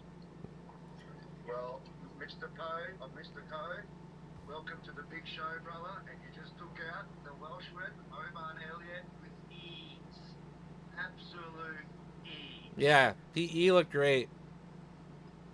Well, there's another potential UFC debuter. You know, they obviously don't put as much limelight on certain prospects or people coming in, but as a UFC debut, he should have a tops patch from this fight. I fucking told you I had a feeling about Oman, man. I just... Damn. It was just a hype. Welcome, Coe, to the show. Amazing. Damn. He showed up and looked like a fucking world beater against Elliott. And look how big he is, man. Like, Yeah, he's huge. Surprised they don't give him some microphone time. I know he didn't get a finish there, but I'm surprised they don't come in with a microphone, being one of the biggest underdogs on the entire card, and say, "Hey, man, like, how does it feel? How does it feel to get that first UFC fight? What can we expect from you? Like, what the fuck is this shit?" yeah, that was amazing. Really good. Yeah. Hip toss. You know, thanks for tapping in. What is this? Critch? If I'm reading that right. Yeah, no, his hip tosses was great. Bye, boys. His grappling was better than I expected by far. I thought this guy was going to be dog on the feet until Elliott took him down and played it safer. Mate, when did Asian men start getting so big? Yeah, that's a good question. They're fucking monsters now, mate. I mean, the mountain tiger, there's got to be a study done on his genetics. I need to know the truth. I think there's some fucking aliens up in the mountain. I think his fucking grandma was up in the mountain getting porked down by an alien that made his ass. Or made his mother that made his ass. Like something. You can't tell me that guy got that way off some fucking rice and chicken. Ain't fucking no way. Absolutely, right? Like, Holy mate, shit. It's like Indians, man. Like, I'm half Indian, and we're not really big men, mate. You know, and like I said last week, we can't fight either, obviously. So what happened? Hey, and honestly, I watched the last Tough series. Yeah. With Charles. You see that episode? No, not yet. And I'm behind on Tough. Indian guy on there. So there was an Indian guy on there, and I thought, okay, let's see whether the third Indian guy coming in to the UFC can make. No, he didn't make it either, bro. There's too much, dude. If you're Indian trying to go into the UFC, there is the world's pressure on your shoulders because you're becoming like the consistent, like biggest laughable like nation in terms of fighter quality. Like Jubilee is still a big star, but it's like not for the right reasons. He's still highly regarded from there because it's like from their perspective he went and tried. It's up against the best in the world, so he could go back to regionals and probably have something, right? But yeah, not at the top level, that's for sure. But there's only one sport that Indians love, man, and it's cricket. Yeah. They just love it. It's like a religion over there. The biggest sports star in that country are cricket players, man. They're treated like fucking gods. Like absolute gods, you know what I mean? You can imagine. So every Indian boy's dream to get out of the slums is to play cricket. Gotcha. MMA is sort of becoming that thing with Jubilee coming in. There's a few more gyms than that opening up, but Yeah. I saw one of the gyms I had in India. Oh my god, it looks like my fucking. It looked pretty bad, if you're not saying. Like, I went, wow. It's a very humble gym. Let me be very nice about it. Very humble gym, you know what I mean? But I don't know whether it's got the experience or the quality or even the correct gym equipment when I looked at it. You know, it's there to introduce a UFC fighter. That's cool that they and it's not even just over there, man. Like, look at Brazil. For many years it was jiu-jitsu before it was MMA. Everyone wanted to compete. Martial arts kept them in a smart, controlled environment versus a reckless, gang-related, tough out on the streets life. It kept them having to train, focus on themselves. But like, Excuse me. that's what I love about Dubronx is like he's the number one finisher in the UFC, but his story is like one of the best comeback stories out there. And like he did become the boogeyman of one of the toughest divisions for a minute, and then Islam came, But fuck yeah. I like what Ilya said. Ilya said if Islam wins the belt and he wins the belt, he's going to move up to 170. He said he's chasing Islam down. Doesn't matter what division he hides in. That's He's fucking. gonna- That's fucking awesome. That's fucking awesome. That's awesome, right? If he wins and Islam wins, he goes, he's going to put that belt down and he's going to move up and get that fucking belt. He says he wants to fight Islam and he said he won't be able to run anymore. If I move up, if I win the belt and move up, he goes, you can't run anymore. I love that so much, dude. Dude, Charles, I got so fucking mad about because, by the way, I picked Charles. I faded Islam and Father's Plan. No, I picked Islam as my pick. I bet with Charles. And I believed in Charles as I bet with Charles emotionally. And I knew Father's Plan and all these things. So, yes, that's Father's Plan made me pick Islam. But I had Charles by finish, right? Knockout or submission. And it was really good. And I hammered it pretty hard. And I was like, bro, Justin Gaethje just gave me all I need to know. Like, it was like licking a car battery. And that's coming from the boogeyman that stole the soul of the former boogeyman in Ferguson, Gaethje. And so that had a lot of merit for me. Seeing that Khabib said, yeah, Gaethje was the hardest I've ever been hit. And I know Dubronx puts people out all the fucking time. But it's like recklessness that always gets him in some car crashes. I knew Islam would be a fucking problem. And what does Dubronx do it? How does he do it? He jumps up and has like a fucking switch knee. He has a moment in life where he just wishes he could take everything back in reverse 5 seconds. He just knew. Because Islam stepped in and perfectly fucking clubbed him. It was like a game of baseball. Watching Dubronx jump in the air for that knee. Like, you can't jump up like that against Islam. It's like when Chandler just fucking had Charles, man. Remember, like Chandler had him on the fucking. Oh, yes. Oh, yes. I thought that was done, and Charles, that's what Charles does. He just went into a fucking full erratic, crazy attack mode, and just fucking out of the blue, just went bam, caught that motherfucker. It was like, wow. So that's why you can't count Charles out. Yeah. Because that guy has got, he might be erratic and he might be this, but he's won so many fights. Yes. By being that fighter. You start a fight, if you're a Dubronx fan, you start the fight by getting dropped. Now, how does Charles come back from winning this fight like he always does? Yeah. It's literally was unreal. Unfortunately, Tapuria is a little bit more of a different animal, I believe, from Gaethje and Chandler, especially Chandler, you know what I mean? This guy is tight, he is fast, his submission work. Don't even be surprised if he submits Oliveira. I'm going to throw it out there right now because he said he wanted to knock out the best boxer in the UFC, which was Max. He did it, and he said at that interview, I am now going to finish the best grappler in the UFC by submission. So I'm wondering, because that's his mindset, if you know what I mean. Yeah. I believe he's truly locked in on that. I'm going to finish. If I submit Charles Oliveira, I am undeniable. I am going to be undeniable. That means you've done Charles, you've done Max, you've done the Volk. That's like what Cejudo did at bantamweight when he was taking out everyone. Yeah.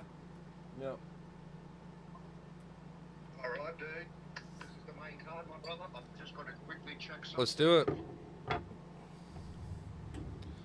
All right, this is one of the fights you were fading me. I faded you. We are different. You had Grad. I have Naimov, but I wasn't super strong on either or. Oh, No. Grad. Yeah. He reminds me of Duco to Novik. Yeah.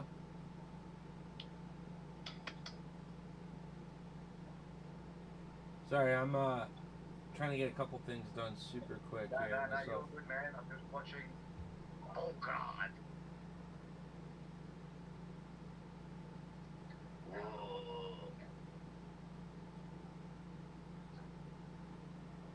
Yeah, Naimov is fucking good, eh? Boxing is really quick. Really good on his feet. Yeah. Doesn't mind a bit of wrestling either, man. Very strong on the fence. Good grappling. He's a full package.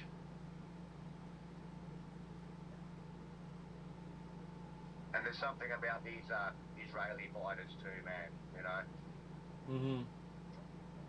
very like the Dagestanis. You know, just very fucking determined. Fight with a chip on their shoulder. Well, so they should. They're always fighting each other.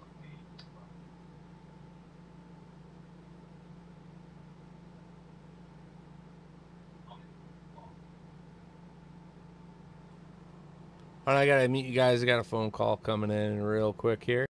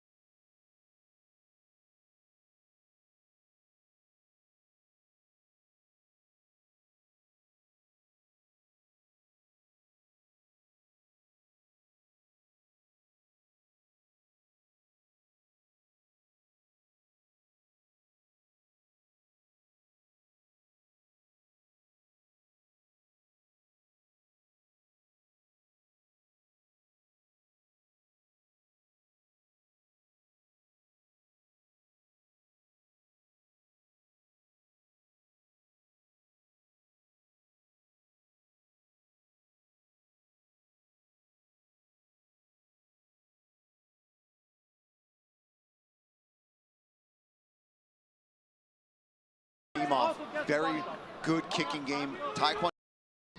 No, I've been watching it. I just haven't been able to really talk about it. That was lovely. That was my dad on the phone, so I wasn't gonna miss that. But yeah, anyways, yeah, I know it's scrappy as fuck. Grad's looking really good. And then that spinning kick was fucking sick. Perfectly placed, just about. Like Grad's just tough.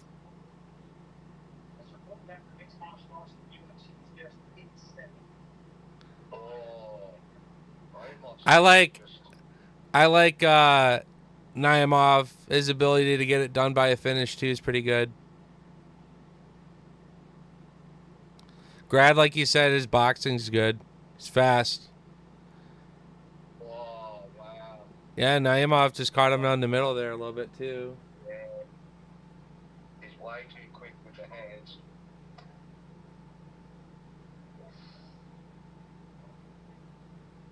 Few spinning attacks going on here. Grad is from both sides. Grad is still plus money.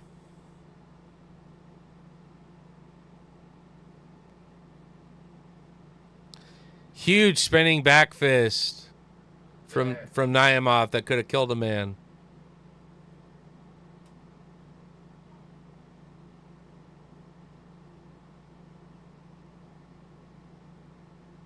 Oh,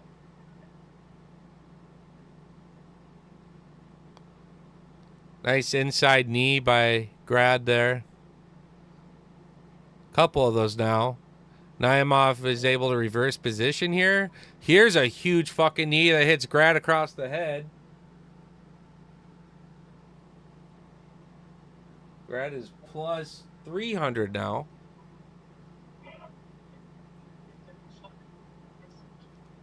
Brad's got a lot of strength there, man. He's sort of equal strength as Naimov. They're sort of It's a good exchange, dude. This is a good scrappy fight.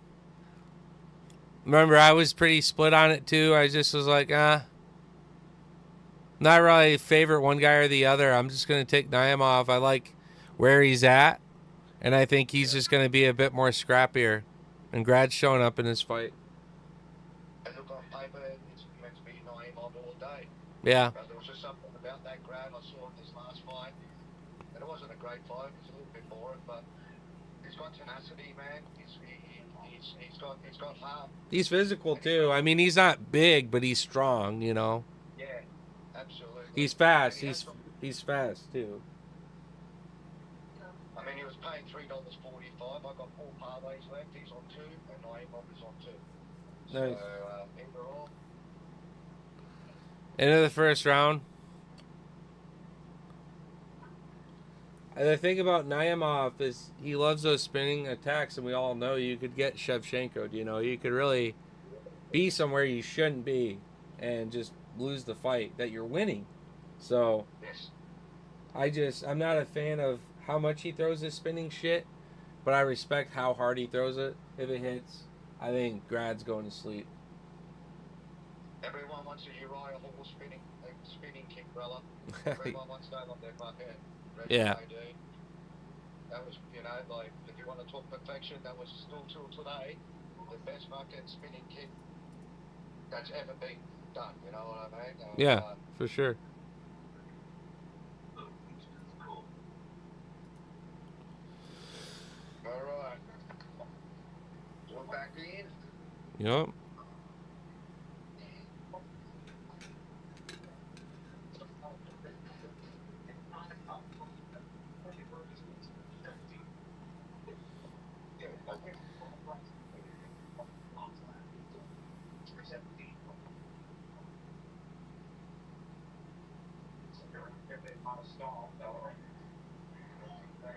Hey, Coxie. Yep.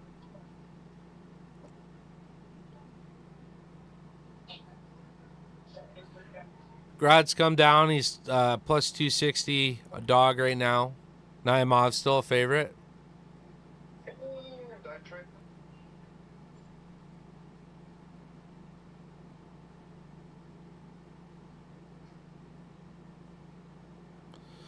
Grad, another big spinning kick there that he's just barely missed, but I love that he's throwing it.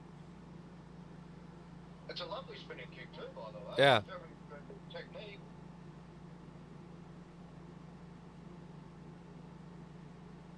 It's very beautiful and non-effective.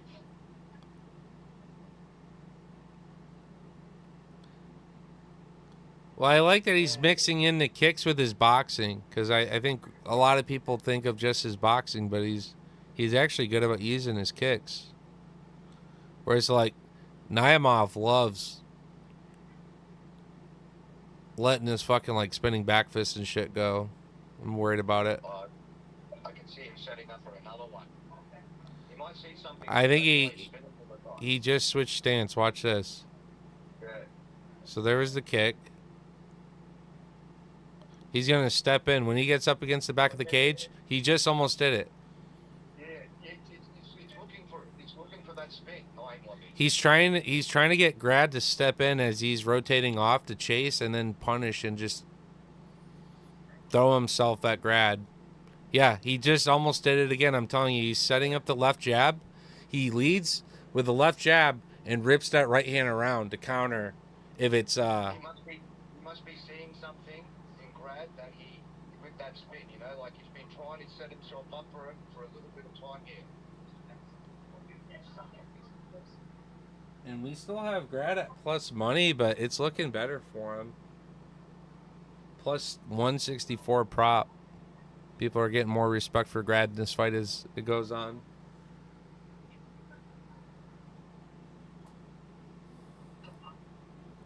It's very strong Grad, especially on the fence. He's got to put out more striking and damage, though, I think, because he's got a tough crowd going against him on a judging perspective. You know what I mean? Yeah. He can grapple like this, but he needs to keep throwing shots in. And he's not doing enough. I still got Naimov with the first round. Yeah. Second round's looking good for Grad so far. He's at plus 128. He's slowly fading. Slowly fading here.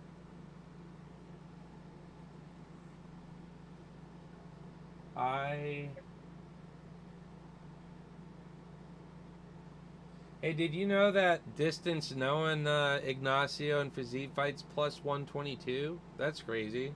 Distance no? Really? Yup. I think that's real fucking crazy. Okay, well then. Naimov is picking up the pace a bit, man. Good. He needs to. Second rounds, he's losing it.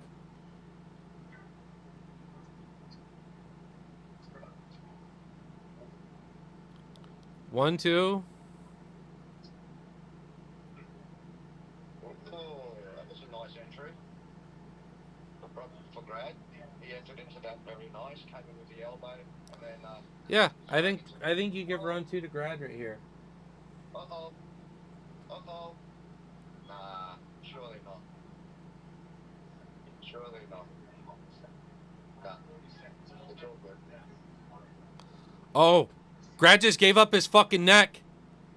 Oh shit, Grad gave up his neck here. Naimov threatening like a fucking Darce choke.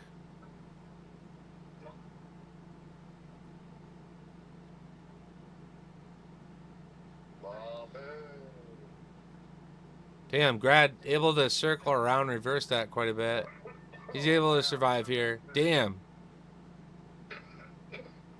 Interesting. I got Grad round two. Yeah, me too. Let's see where he's at in the props. He's plus 126. So if you had him at the beginning of this, like you said, plus 3, plus 4, he stayed as a plus 3, plus 4 until the end of the first round. He started coming down into the low 2s.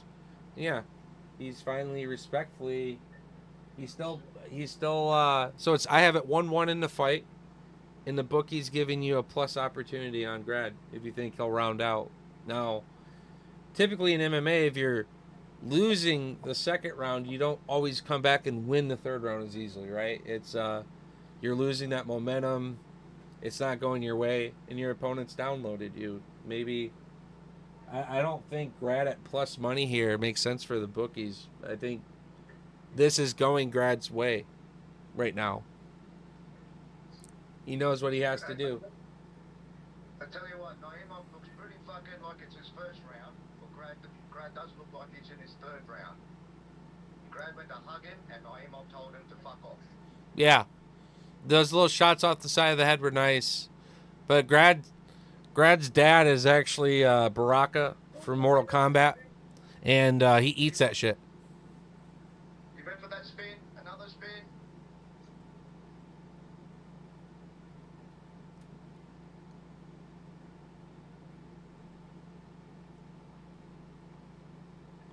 See, I'm telling you, ESPN, they fuck up the timing with their commercials because we went from being like 7 seconds apart to being like 15 all of a sudden. Yeah, that spin was stupidly, but I don't know. It's nice. I think if it hits, it's just going to crack the fuck out of somebody, but... Oh, Grad's game. There's a takedown from Grad. Taking the back. Yep. Oh. He's got both hooks. But now he's on the bottom. Now he's on the bottom. Uh-oh.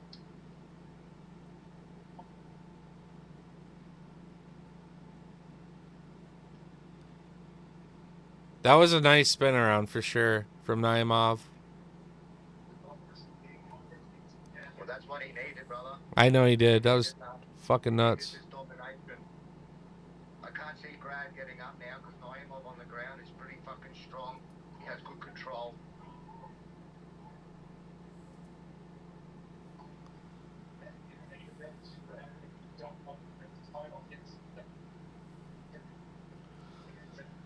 Naimov is so fucking lucky that Grad choked right there. Oh, fuck. Grad's fucking very aggressive on the ground. He needs to be. Triangles. Through other triangle then. Naimov is their control. He's just fucking very strong on the ground for a smaller man.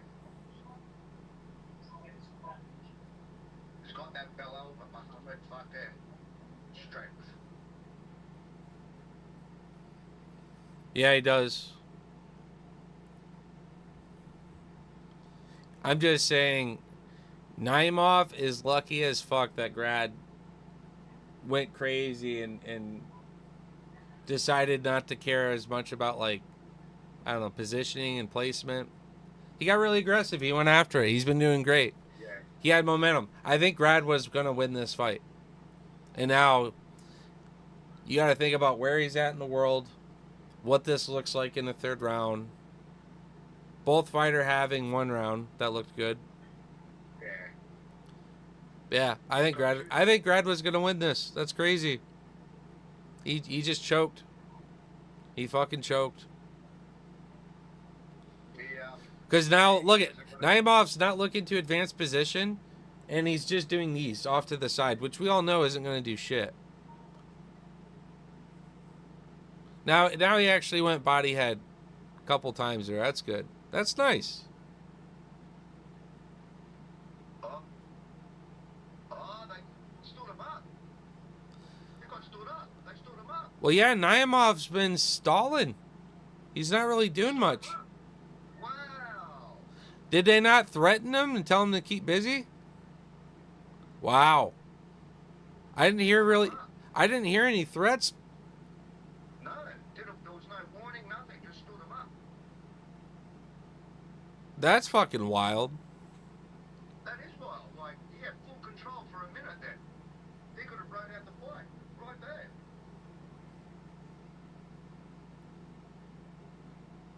Now Brad's back in the fight, brother. Yeah, I mean, I'm not disagreeing that, hey, I'm going to stand this fight up, but you have to warn it first. You just can't go in and stand it up. That's what I mean. That's There was fucked no up. warning. That's what surprised me. It just like, there was no work, come on, nice work. So Brad's back in this fight. Yeah, 100%. They're not. The judges aren't going to give it to him, though, unless he gets a finish. He's got 25 seconds. He needs a finish or he's not winning this fight. Whoa.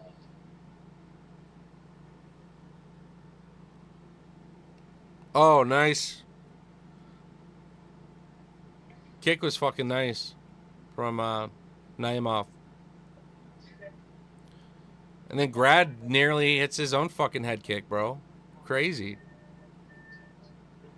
Grab was trying to fight him at the end, man. Naimov was like, fuck this shit. I win. I'm not even going to take that risk. Yeah. He's trying to set up that spinning kick. Yeah, I'm not even going to take that risk, brother. So well done to Grad. I was close on that one.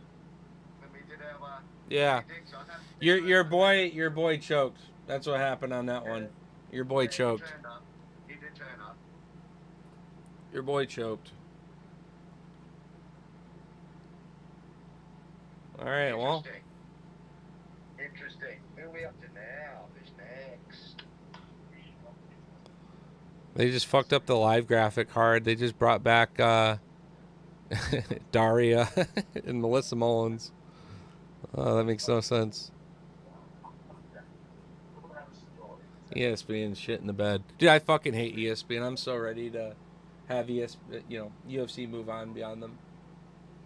We catch up with some people tapping in throughout all the chaos. So, what's going on? Samuel, River City,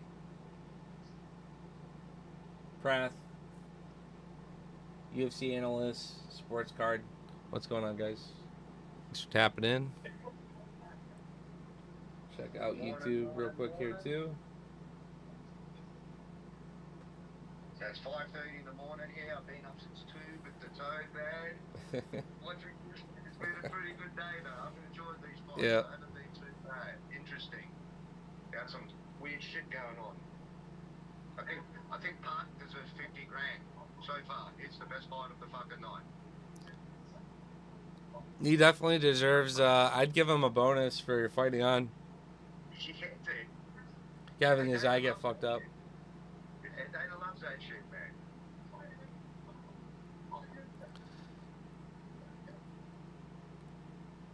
Fucking Naimov. There you go. The graphic updated properly.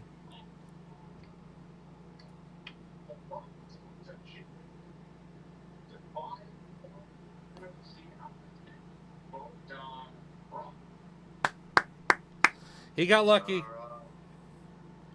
He got lucky. Yeah. Okay. This is, oh, dude. Sadikov.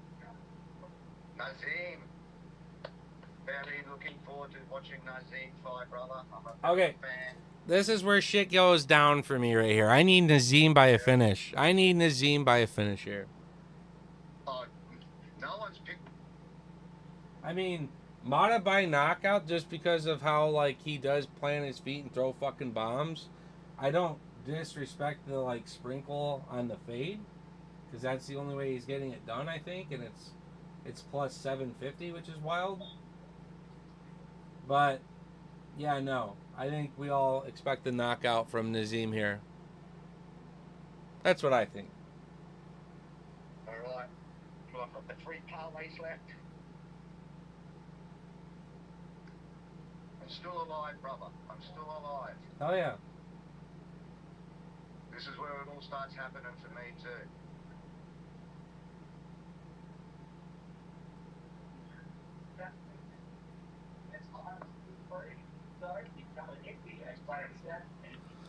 Let's check something out on Tapology about our friend Nazim. Let me find him.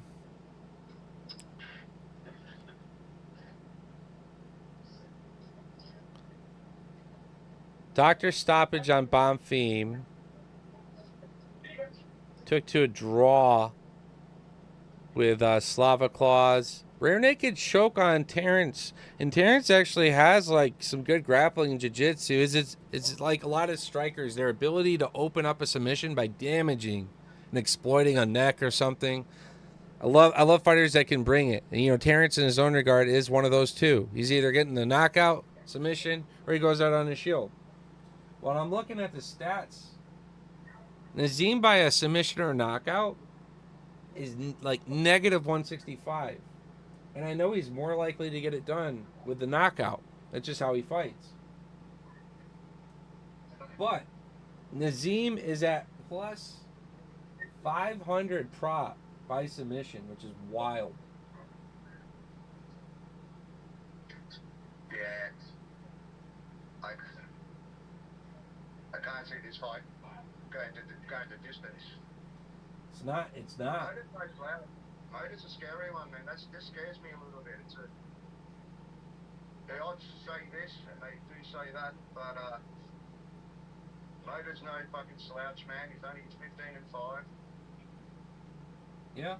He likes to fight. He's not scared to fight. And the scary thing about Motor, he doesn't point fight much. He actually goes in to fight. And they're the scariest sort of fighters. The point fighters are the ones you can deal with. It's the ones that actually go in to fucking to take off your head. But you know what? Mata by submissions plus 2,400, dude. I have to. Yeah, You got to, right? Oh, that's really funny.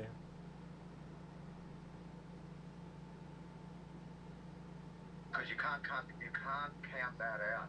Well, what I'm doing, here's what I'm doing. I got good parlays with Nazim. Like, he's one of my primary legs. Earlier, I was like, I want a third leg. Sure, Mullins, I think, should be able to run through all these women because she already has. That was a fucking mistake, right? But anyways, no, Nazim's definitely one of my, like, locks of the week by finish. I have Nazim by finish, and I'm taking the risk and saying Ignacio also. And I have those parlay together. And get this, I'm taking Mata by submission and just sprinkling something on it because the prop is so fucking wild.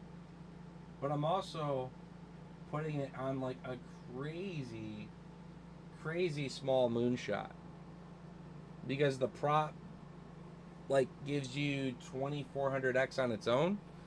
So then I'm taking distance no for Ignacio and Fazeev at plus money also. That's crazy how that combines.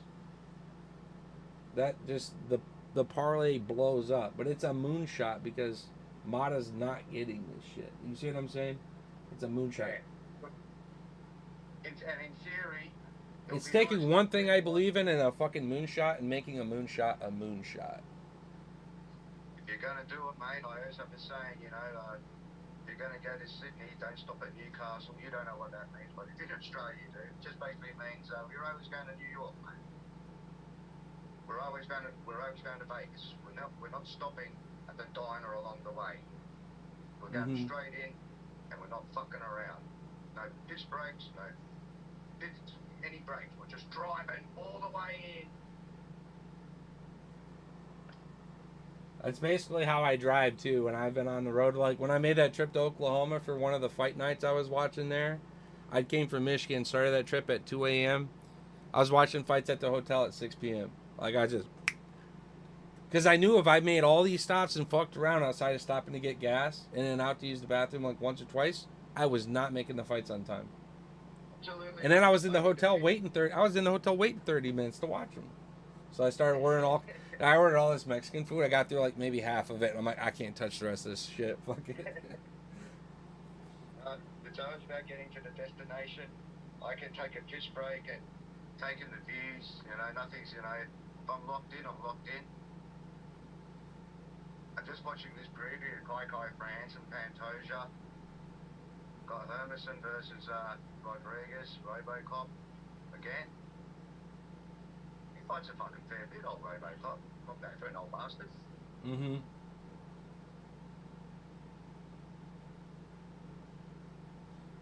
Yeah, I like RoboCop.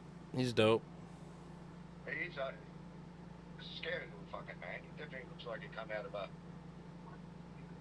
Mexican jail without tats. He doesn't even need tats.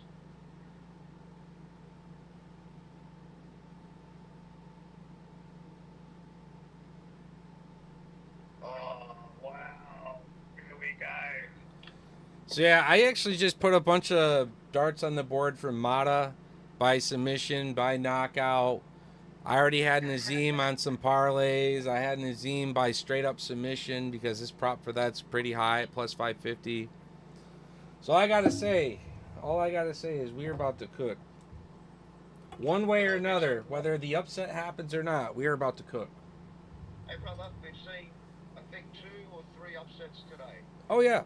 2. So what I mean, outside of what the judges are ruling some of these fights, almost every fight has been an upset in the sense that the dogs have made it as close as they have, regardless of the person's winning the fight or not. And we're not getting the finishes, which are always like this residual of I'm a level of you, like above you. Like, you're not good enough to survive with me. That has a whole new essence, right? So, no, the dogs on this card are barking. If you're one of those people that like to just fade, open up the props, break down how the fighter gets it done, and look at some of these. Mata is like a plus 20, what did we say, 2,900 submission and a plus 700 knockout. Go with your heart. Say, hey, you know, I'm not going to lose this you know, Nazim's not losing this. But if it happens, I'm about to be rich. Like, that's what I love about it. And bet on Nazim too. Buy finish, buy a submission, buy knockout. But someone is such an underdog, you can put the smallest sprinkle and guarantee that you're cashing one way or the other. We've been doing it with live props a few times. We've already done it tonight. The last 5 cards, I've made money off live props. Yeah. Well, Oban Elliott is another pure example of code, and that was the third big underdog. You had Kamara, you had Desiree, and you've had fucking code. You know, so 3 big underdogs. Oban Elliott definitely screwed me over a little bit, man. That sort of was a big one. But again, I've got 3 left now. All have noted motors in it at all. But I'm with you on this one, man. I'm not cashing in anymore. I'm riding it all the way in. But if I was to put a little sprinkle on, I'd have to go motor by submission, brother. I'd have to throw like 10 or 15 bucks on it because it's paying $19 to one over this end. So Yeah, I that's mean, pretty good fucking odds. it's crazy over here. What I was just pulling up. I think it's about to disappear, but yeah, it was nuts. Method.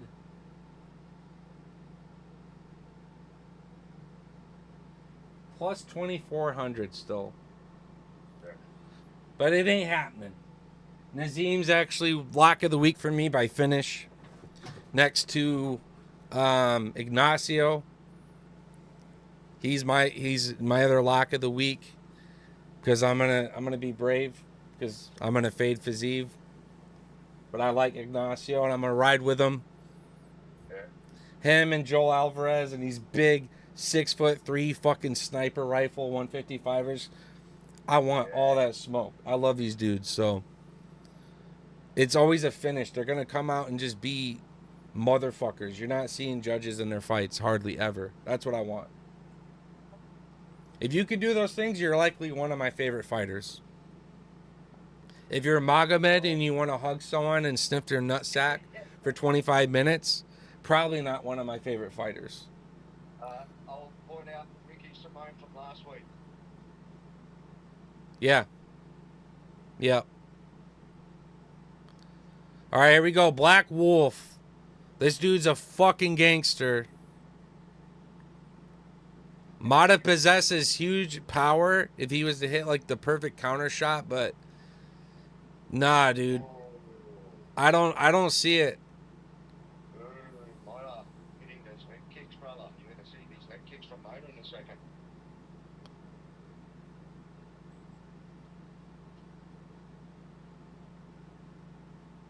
Yeah, that kick's powerful as fuck.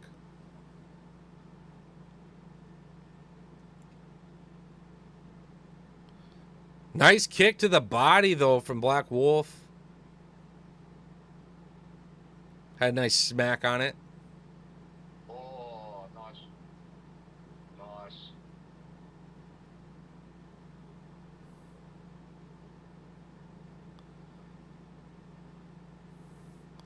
Wow. Mota buckled up, planted his feet, and started throwing on him as Sadikov went to step in.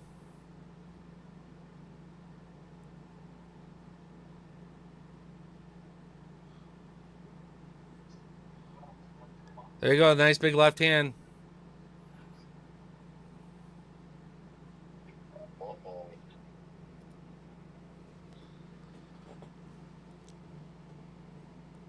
315 to work. That's how far back I am. Nice little combination for Black Wolf again. Oh, what the fuck? Oh, Mota. Wow. Uh-oh. Uh-oh. Uh-oh. Oh, shit. Oh, shit. It's over. Oh, shit. Oh, Mota's fucking going off, swinging on him. Oh, shit. It's finished. He's going to stop it. Wow.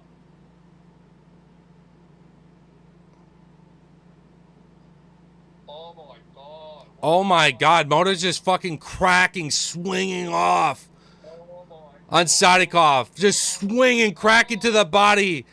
Sadikov's holding guard, though. I mean, he's staying. Now he's throwing back. Now he's throwing back! After getting unloaded on for a fucking minute. Black Wolf is snapping back. Where these live props have him at? Now he's cracking Moda. Now he's cracking Moda. Oh, shit. Oh my goodness. When you were saying it's over, I'm just like, oh, cool. You're ahead of me, and I'm fucking spoiling it for myself. But, like, hell no, I'm watching him and myself saying, his guard's tight, nothing's getting home. And no, it's not over. Black Wolf comes fucking snapping him back from the dead. And now Moda might be a little, oh my God, a huge fucking release elbow from fucking Black Wolf, who's continuing to put it on Moda now. And Moda's planting and throwing back. They're both exchanging, throwing fucking bombs on each other now. Oh my God. And it don't matter how it happens, who it happens with. We're all happy over here. We're all cashing out over here. Oh my God. Moda looks a bit gassed. Moda's hurting. There's a knee from Black Wolf. Moda trying to fucking find a moment to breathe. Black Wolf is stinging him. Still on the back foot. Black Wolf throwing in some kicks. Moda goes for a head kick of his own there. 40 seconds to work, and I can't believe we're even attempting to lead this first round, bro. Black Wolf in on a takedown, gives it up. Transitions. We got 30 seconds with some pressure. Black Wolf coming in with an elbow. I don't know how this breakaway looks like. But watch this breakaway elbow right here from Black Wolf. It's setting it up right now. He's setting it up right now. 20 seconds. He's setting this shit up. There's no way he doesn't hit this elbow. He's running out of time. Why isn't he even throwing that? No way. There it is. Did the last two. He did the last two strikes was the fucking elbow I was calling for. Fuck. That was fucking crazy, dude. All right, dude. So what I was about to say is, bro, I'm about to just turn this shit off, like, or just like turn down my volume, because when you're like it's over, I'm like, man, fuck, you know. I was like, his guard's tight. He's surviving the storm. He's surviving the storm. It was over.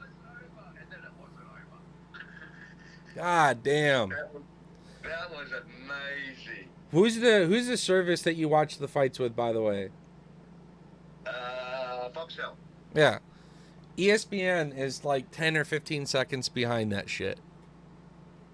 I told you we could do some illegal betting. I've got 15 seconds so you can place live bets. Well, I think the bookies are on pace with what you're getting. Like, you know what I mean? I don't think they're the ones behind, but yeah. I know what you're saying. All right, that was amazing because we started it now on my end. The round started. Yeah, so Moda plus 240, Nazim plus 340, or sorry, negative 360 now. So the props still remain the same, but this is a fucking war, dude. I love this shit. Ain't telling me this shit's going to the judges, so let's go. Submission or knockout? How is it going to be? Right now, it looks like a knockout.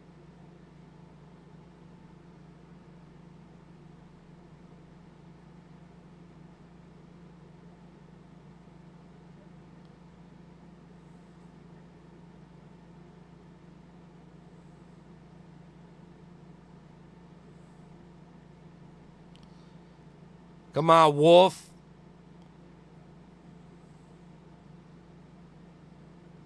Motor's bleeding. Motor's bleeding. Yeah, off that kick. Oh, wow.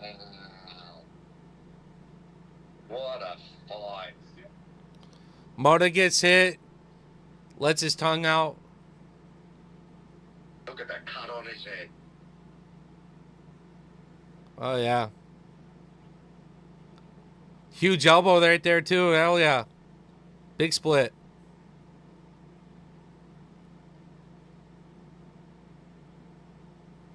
Now we can open that up. Nice body shot. Get that blood into the eyes. Start opening that shit up. Moto's got to be wild and just go for it. Whoa, fuck. Nice body shot for sure. That was fucking nice. Oh.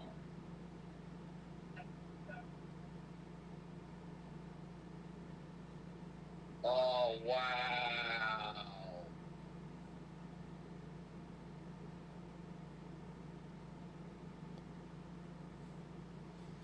Oh man, Moto just connected hard on him there though. Had him stumbled a bit. Nice, going back to the body, knees, into the combination with from a knee to a fucking kick.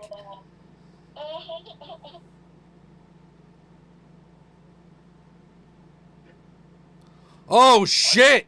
Super big left hook. Mota eats it and throws back a counter that actually hit. Oh my goodness. We're working on the body. Mota's getting hit to the body with these knees and big combinations. Black Wolf is piecing up Mota right now. Here's another body shot. There's another nice uppercut. Black Wolf is going hard to the body of Mota. Oh, look at those elbow strikes over the top. Oh my God, 2 minutes to work with round 2. Oh my God. Holy shit. Jesus Christ. Both men reset. Minute 50 for me. Black Wolf is continuing to piece up big combinations. He's using his elbow strike, his jab, getting home now. Mota is getting fucking rocked right now, but still firing back. Minute 30 to work. Mota being backed up. That gash is getting blood in his eyes. Black Wolf is swinging recklessly, going to the body still. Mota still firing back. Black Wolf continuing to fight knees up the middle. Mota swinging through with a bunch of shots of his own. Connecting just barely. Clinched up with a minute to go. All right, hold on. He let me go. He lets go with an elbow. Let me see. He gets up to clinch. Let's go with a big elbow. Body, head. Body, head. Body, head. Oh, man, he fucking rocked him. Oh, shit, he rocked him.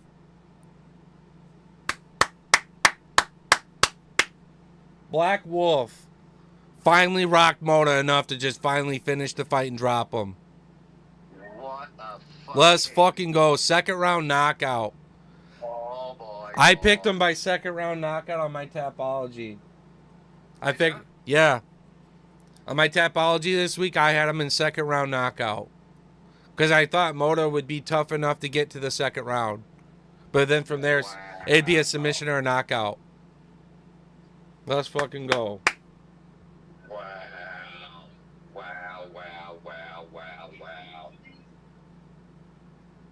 That was absolutely $50,000 in the fucking So, bank.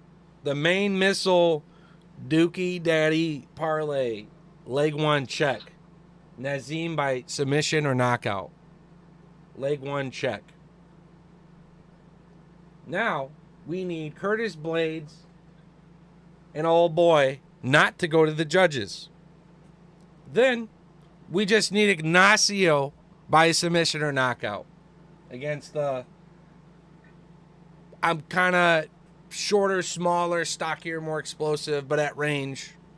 You know what I mean? I think Ignacio could find home. But man, yeah, what a fucking follow-up. Yeah, no, you're good. I'm seeing what's online, and that's the big one. That's the big one we talked about. So, bang, fucking bang. That was incredible. Also, I had over 1.5 rounds on this. So that hits at negative 140 prop. Over 1.5 hits. Let's go. That's what we needed. That is what we needed. Incredible. Just incredible. Let's go.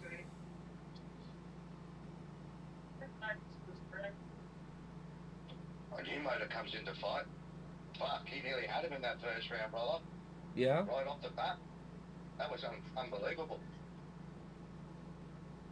Yeah, when he was letting those hands go, I could see a certain kind of, ref jumping in and stopping the fight, thinking it's a TKO. But when you're saying it was over, I was like freaking out to myself, like, why? Because the whole time I'm watching his guards tight, he's eating a ton of shots, and yes, he does have to move and do something. But I mean, he was just surviving the onslaught, and then Moda gassed his fucking arms out basically, and Black Wolf was on the prowl since then. I mean, that was his one moment for sure to end the fight. Yeah.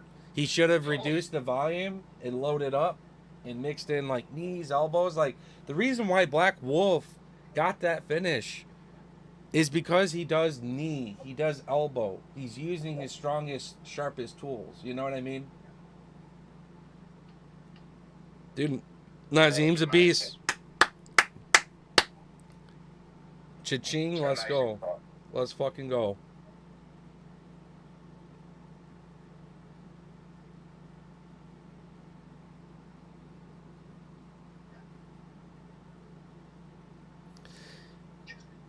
Gave everybody in the crowd what they came for, you know what I mean? Like big favorite over there already. So that just big star power boost for him. It was one of the best fights I've ever seen. It was amazing. Yeah.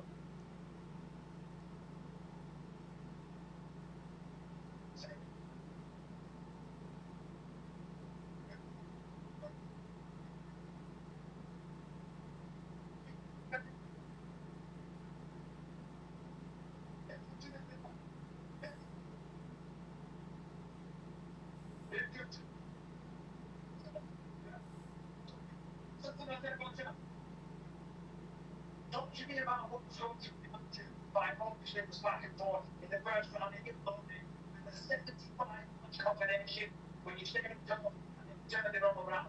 What was going through your mind? In the future, in the chair,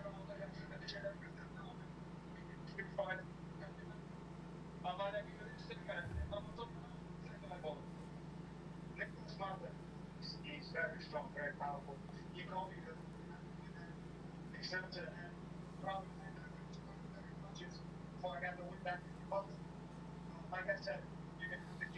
All right. What I say, leg one, we're cooking, right? Time to cook that dynamite stick. All right, yeah, I'm just going to check my legs. You good? Oh, I think he just dropped. All's good.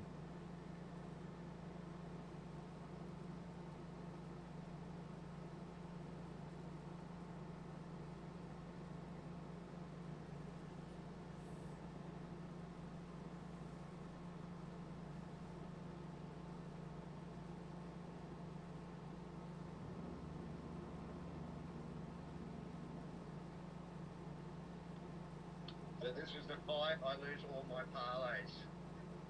All on O'Barley next fight. Huh? I said this is the fight. The next fight. Yeah. The fight. I lose all my parlays. Yeah. I didn't put anything on this one. I didn't feel good enough to.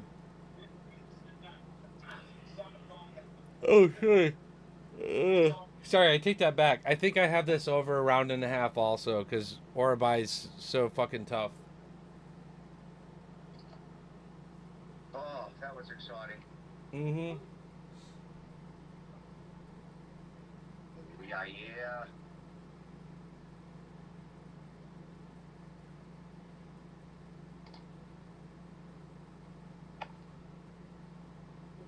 Oh, wow. Stretch my legs for a sec. Wow.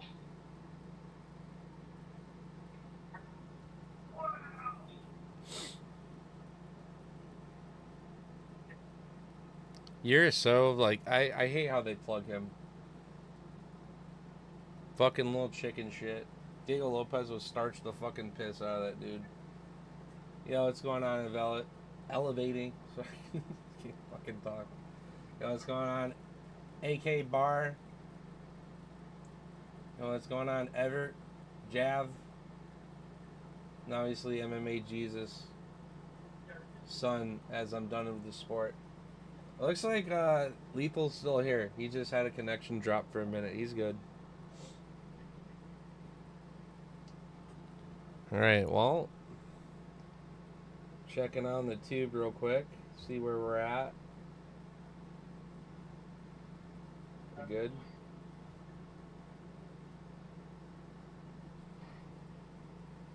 Alright. Here we go. Alright, I'm all locked in on O'Malley.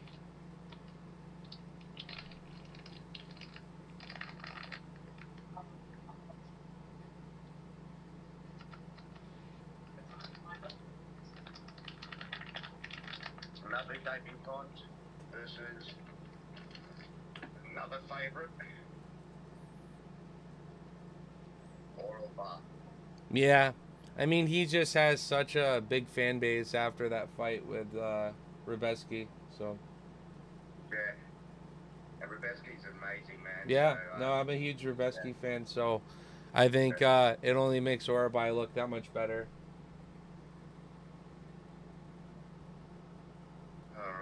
Now here they are talking about it as they're warming up, Orabai in this little cutscene. So yeah, it's what everyone thinks of him as. We don't just think of him as the fighter. We think of him as, oh, he was one of the two guys in that fight. You know, that's what's cool about his stock. He's only a slight favorite too. Negative 186 prop. But if we looked at props, you said you liked his submission earlier. You took him on something by submission. All about, yeah. He's plus 400 prop there. We took that. Hell yeah, we just cashed out, by the way, the over 1.5 rounds on that last fight. Okay, nice.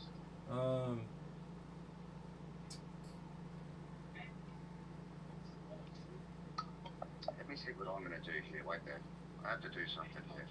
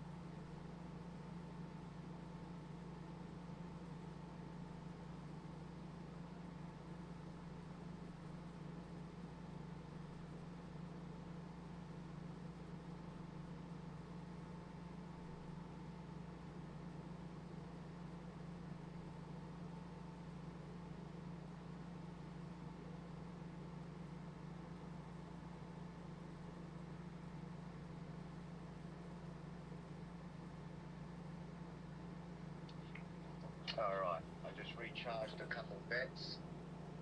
Nice. I threw a little something on him by a submission, but I just included it in a parlay that faded my other one. So basically, if Orabai hit a submission, I'm quite okay at Blades and next Homeboy go to the judges because that's plus money. And I could see maybe Curtis wrestling and, you know what I mean? Like, he's always getting TKOs and knockouts, and that's why I have the fight ending by knockout and distance no. But, yeah. It's been a weird night. Maybe this guy comes in and it's a weird, sloppy heavyweight wrestling exchange for 15. They talked about wrestling going into it as well, so just a really weird one from a prop perspective, though. $5 pays me at $340, combining Distance, yes, or by submission. Fight to end by knockout, Jamal Hill and Roundtree. So either or. And then Ignacio by finish. Little four-legger, but still, that prop's pretty fun. But it fades me. I think the distance on Blades is no. I think that one ends in the first round or two. So we get some action on both sides of the board for that fight if Vorabai hits a submission here just for fun, because that four-leg boost is fucking nuts.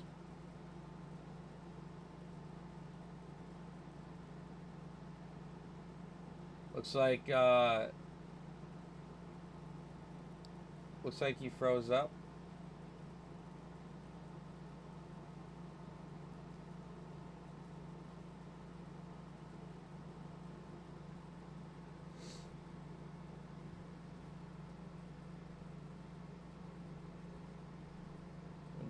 Prop on this one also. I'm going to do round prop over 1.5 rounds if they have it. Again, let's see, round props. Yeah.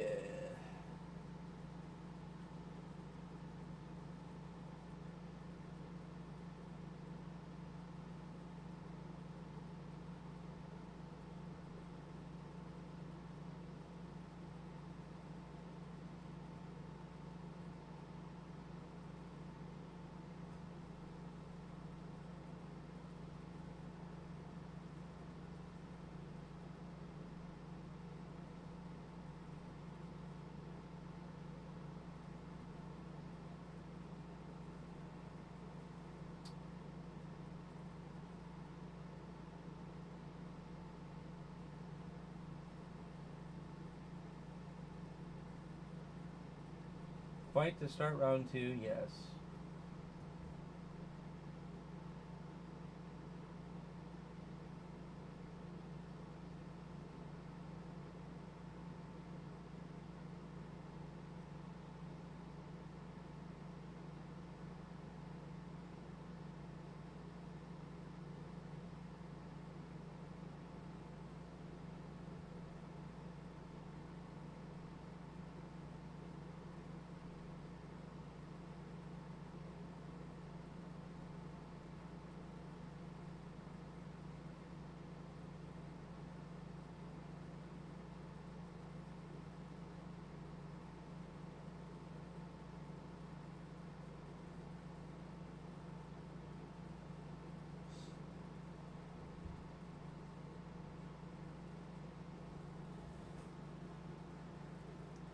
I don't know if there's a way to refresh this or not.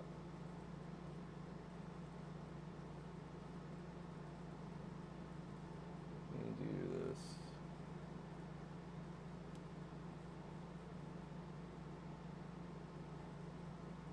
Do this and then do that. See if it refreshes. Nope. That's too bad. I guess you guys will be stuck with a froze frame image of Lethal Frozen on my phone.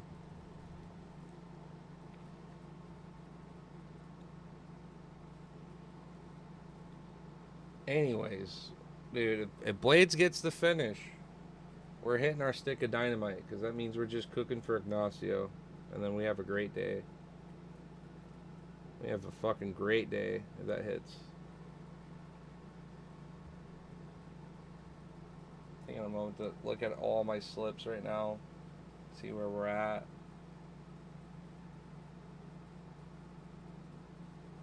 Also, I have a two-legger, already hit the first leg, Roundtree by knockout. That's a possibility.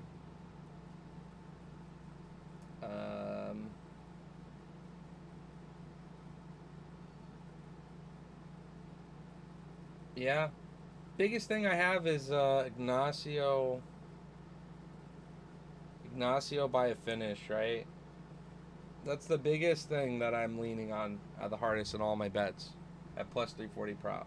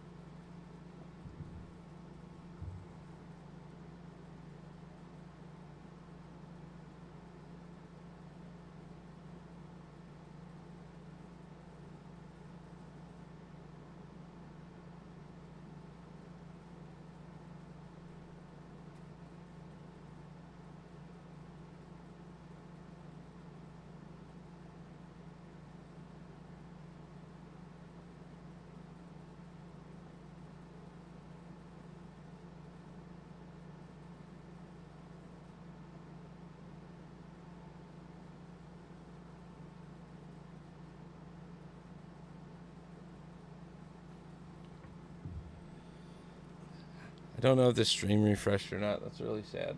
I don't know if I can fix that. Let's see. Yeah, there we go. Remove. Cool. Didn't know I could do that. It should refresh now.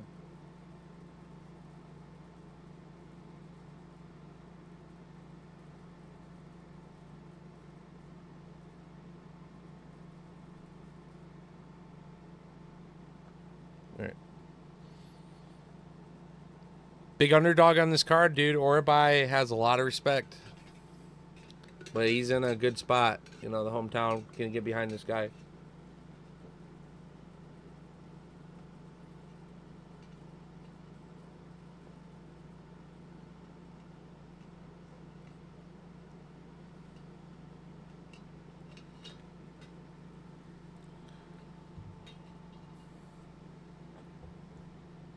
All right, here goes the fights, baby. Let's go.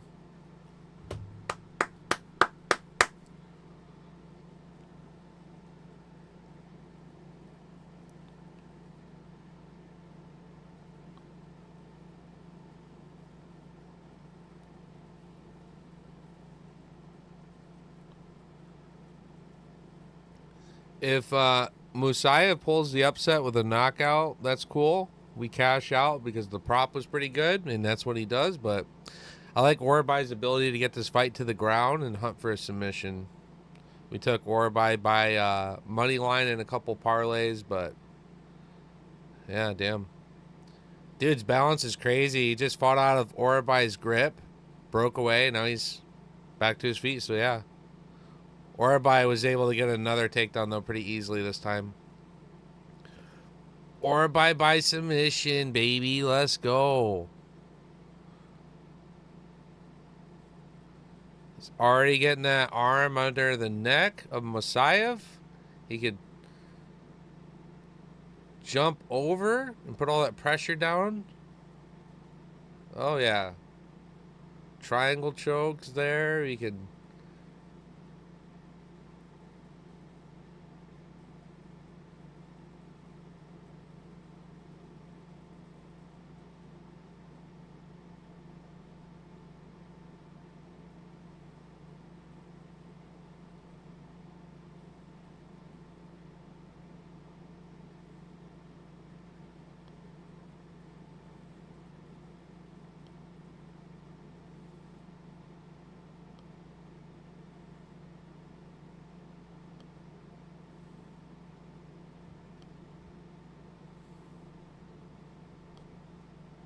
Orabai, great pressure here.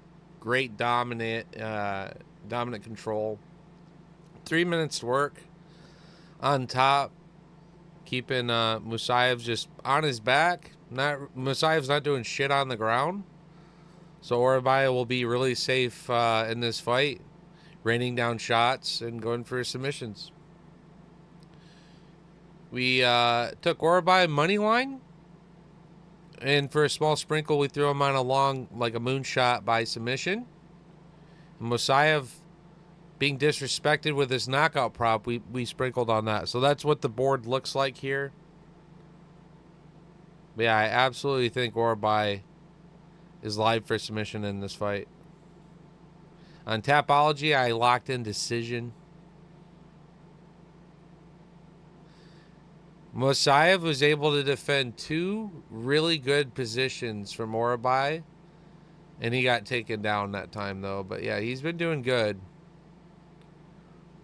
Orabai, very good cardio-wise. He's not going to have the same cardio in another 10 minutes, right? So he's doing great. We'll see if he can contain this for 2 rounds.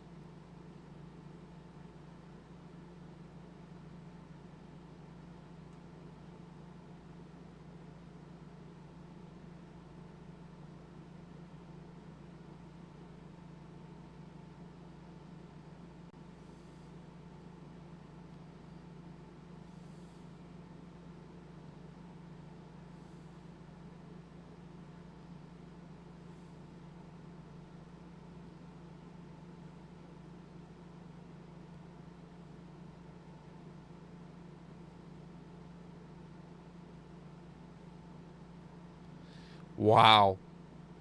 Masayev was able to flip around off the cage, spin up around, and get this fight back to the feet.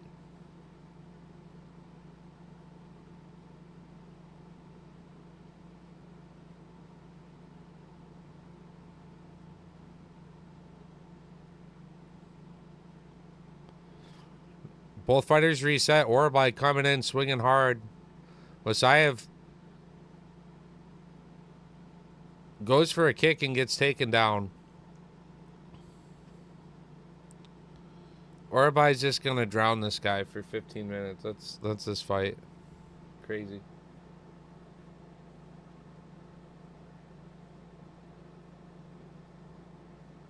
Doesn't reset.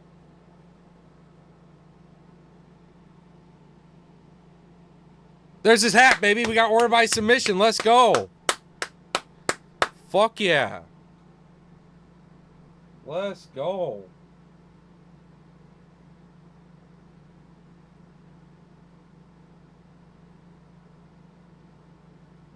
Orabai submission.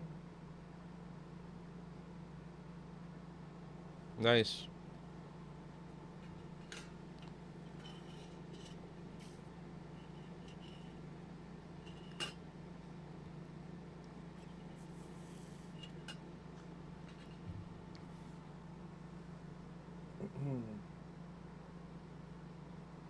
My $5 to win $330 just had the first leg hit. Or by submission. Wild. Boop, boop, boop, boop, boop, boop, boop, boop.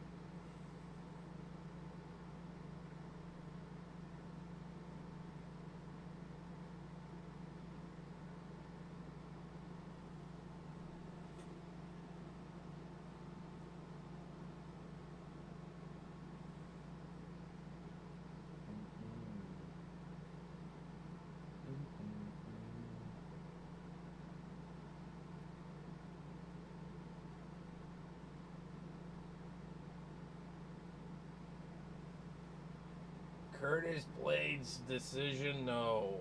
Or, sorry, method doesn't go to the judges. By finish. Either men, though. Distance, no. It's all going to come down to Ignacio, dude. I told myself if I set up the Ignacio fade with Fazeev, I should. So we did Orabai, Curtis distance no still, but then we did Fazeev knockout, and I did no in the main event as well. Because I think Roundtree or Hill's gonna one of those two are gonna knock each other. I don't see him going 25. I can see there being like a 4-round war, but I don't see a 5th round. So yeah, we just need Blades to get a finish, or the other dude can get a finish too. If distance goes yes there, we got two parlays set up to fade it. That end really good for me too.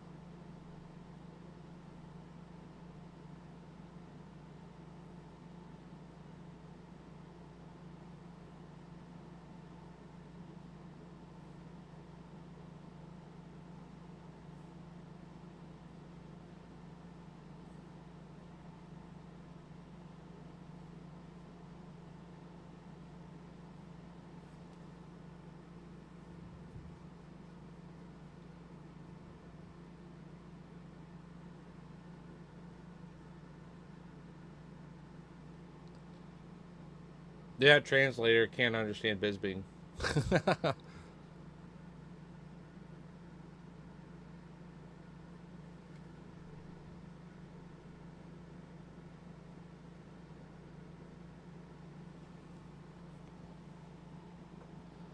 Or by submission, baby.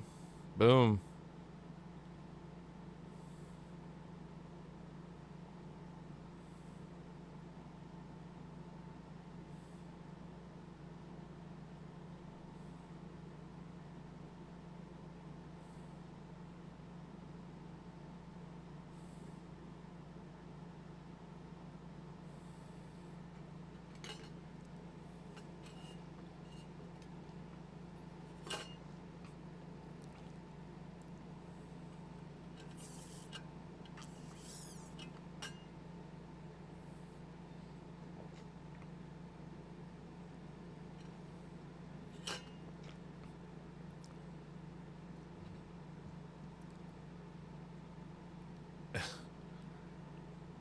he went to say like one more thing, and like Bisping just rips the mic, and they had this look at each other, and they walk off.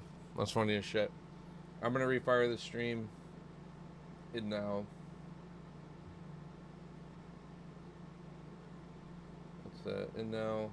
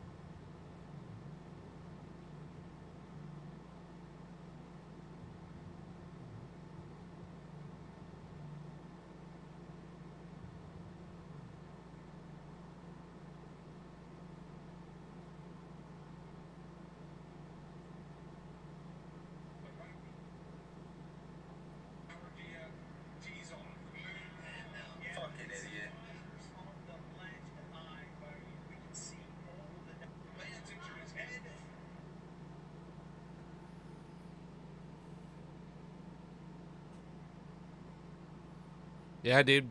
Blades fight. Set up to win either way on some parlays that will determine, the fade. Because I needed Blades fight to have distance no and Ignacio. On this, I had for the submission parlay there by Orabai to boost the fade. We threw Orabai submission, took the fight with Blades to go to the judges, and took Fizzy by knockout. So we're set up, we're split down, we're shooting down this highway. But my honest prediction and my lock of the week was Black Wolf to hit a submission or knockout, check. Curtis Blades fight distance, no. And because the prop for that's pretty good. And yeah, Ignacio by a finish. Those three together, about to cake out 10x. $20 turns into like 200. So that'll be a fun one. I'm confident this hits. Ignacio's gonna show up and do his shit. I already have a hard time collecting some cards on him too, so he's gonna keep winning and be in the top rankings, and it's gonna be hard to collect them.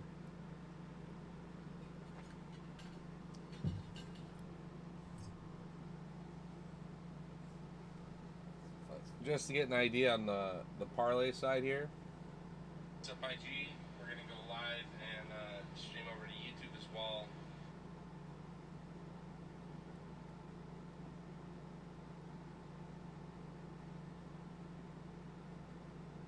IG, we're gonna go live and stream over to YouTube as well.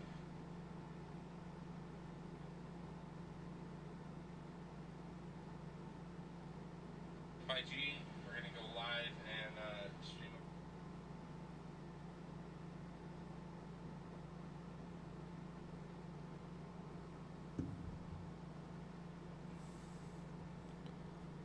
UFC Baku live fight companion main card.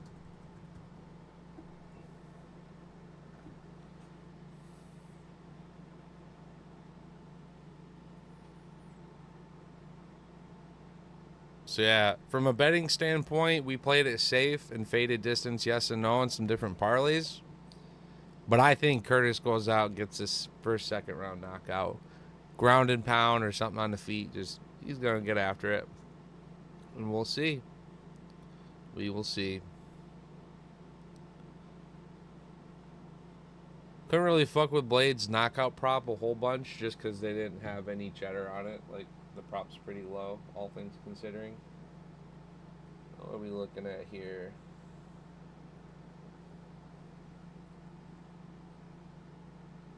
Man, I wish I had some fucking Midnight Diego Lopez. It'd be sweet. UFC Royalty.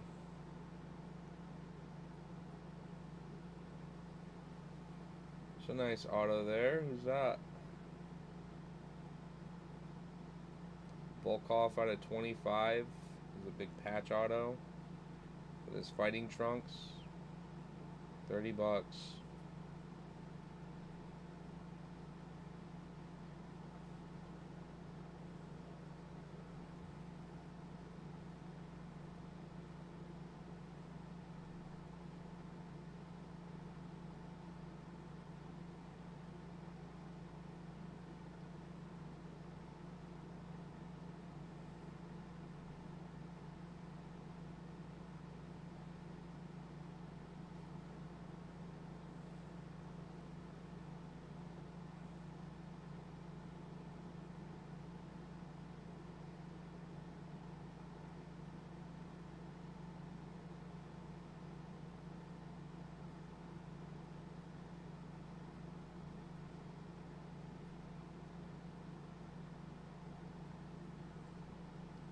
Set an alarm for 2 hours and 25 minutes. I'm sniping a card in 2 hours and 25 minutes, boys. Oof. That is beautiful. We'll celebrate once it's in my cart. How's that sound?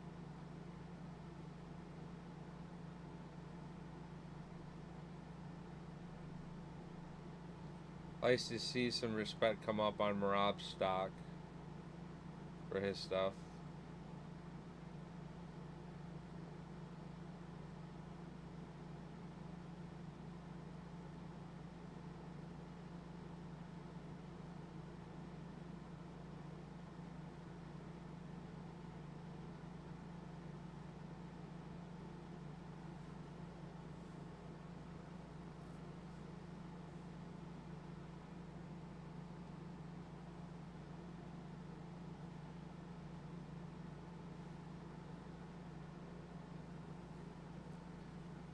Dustin and Chandler on a patch together. That's pretty cool.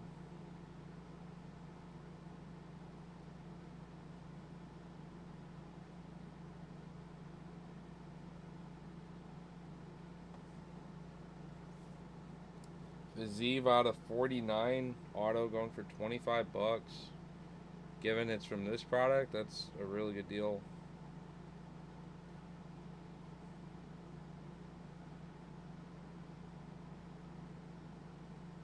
There's a 25 patch auto for Fazeev at 38.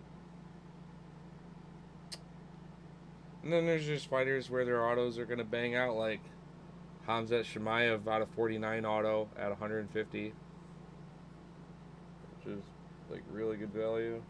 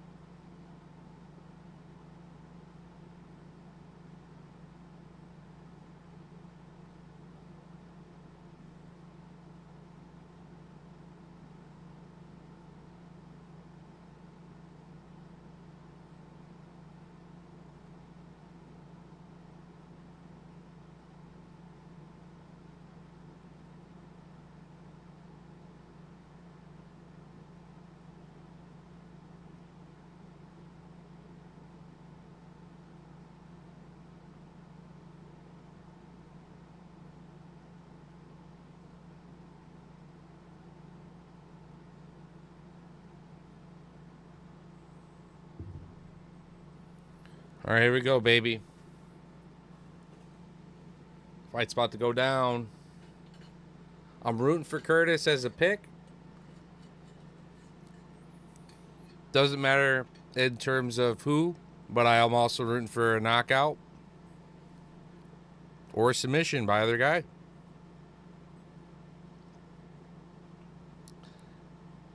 I don't think it's going to the judges, though. I don't have to worry about this one. I think Blades gets his knockout, his ground and pound here.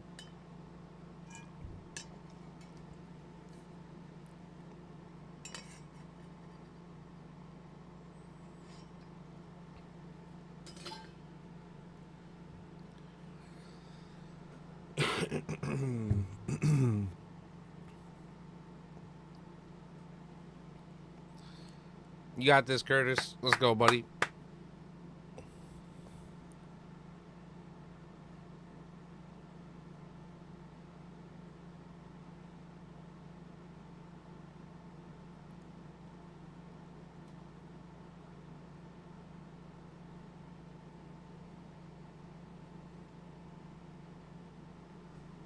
Here we go, baby. Let's go. I think Big Kurt gets it done. Locomotive Kurt. He's a killer, be killed. We all know he gets knocked out. But they're good against really good guys typically, right? There's his takedown. We all thought he'd get a takedown. His wrestling's good. Look how big he is, man.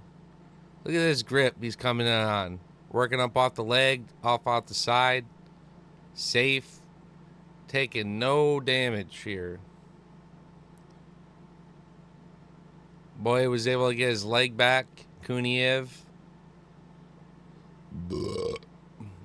Blaze is going to get this. He just grabbed the cage there a little bit. Kuniev just tried grabbing the cage there. See if he does it again. Curtis just working from behind. Still has a nice grip. Firing some knees. Keeps pulling that arm straight out too.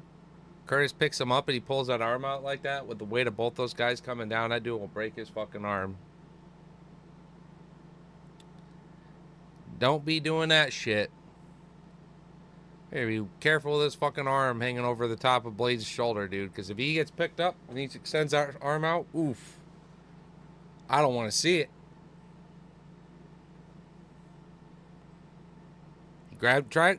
Dude, motherfucker keeps grabbing the goddamn cage.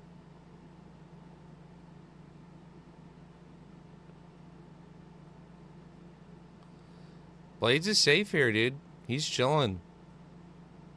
Boom, big knee.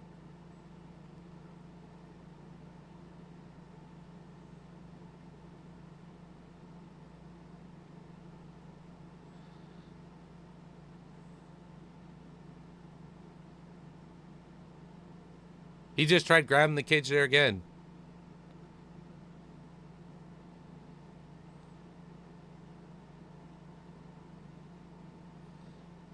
Blade just picked him up and almost had the fucking takedown stop because bro just reached out for the cage.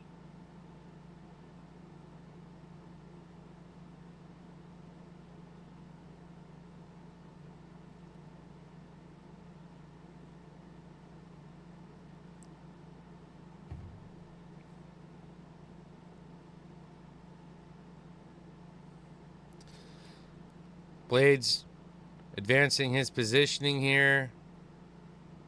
Let's see what we have. See what Blade's going to do. Displaying some good grappling, some good control. It's been pretty safe in all this.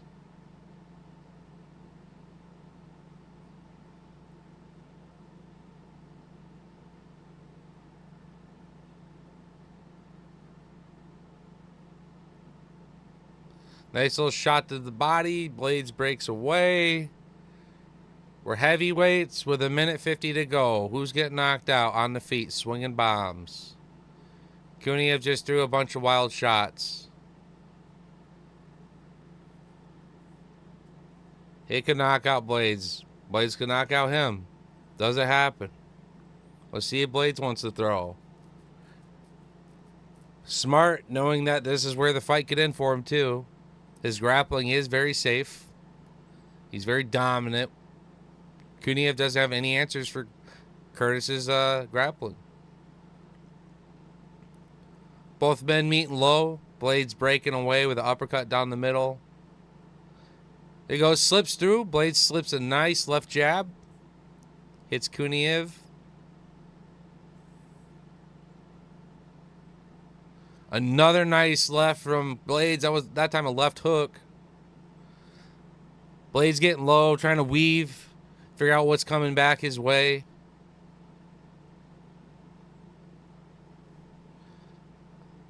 Kuniev should try to meet Blades with a knee or something when he comes in low like that, wanting to grapple or whatever.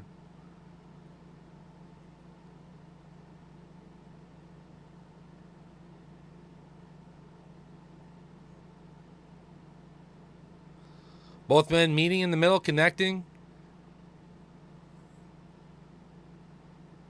Both men making brief combinations. Blades continuing to throw that left jab, looking really good. Avoids the gunfire of Kuniev, gets off to the side. We're going to wrap up the round up against the edge of the octagon with some more control time. Curtis, smart in that first round. Accumulated 3 minutes of control time. 2 for 9 on his takedown, staying busier. He's leading in strikes as well. I think it's easy, man. I think Curtis has this one in the bag unless he gets wild.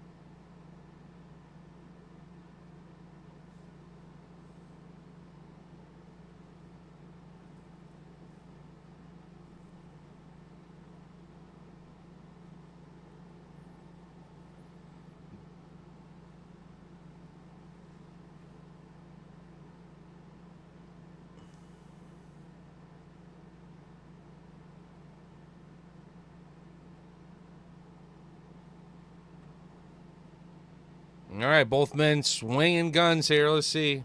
Blades is smart. He's trying to stay out of range. He doesn't want to be in the gunfight. He can win it. He knows he could probably win it, but he knows what's waiting for him if he doesn't.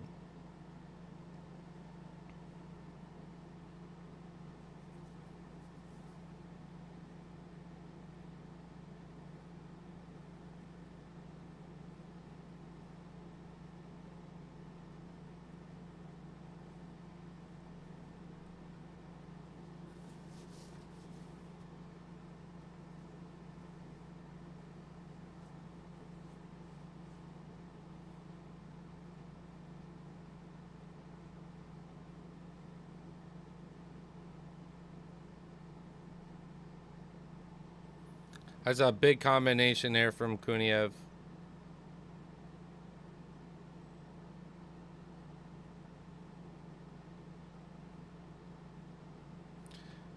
Kuniev with another big right hand, dude.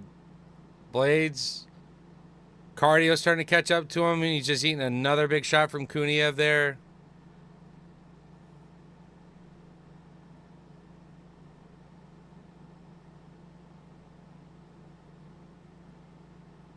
Kuniev is getting home with some of these shots on Blades, man.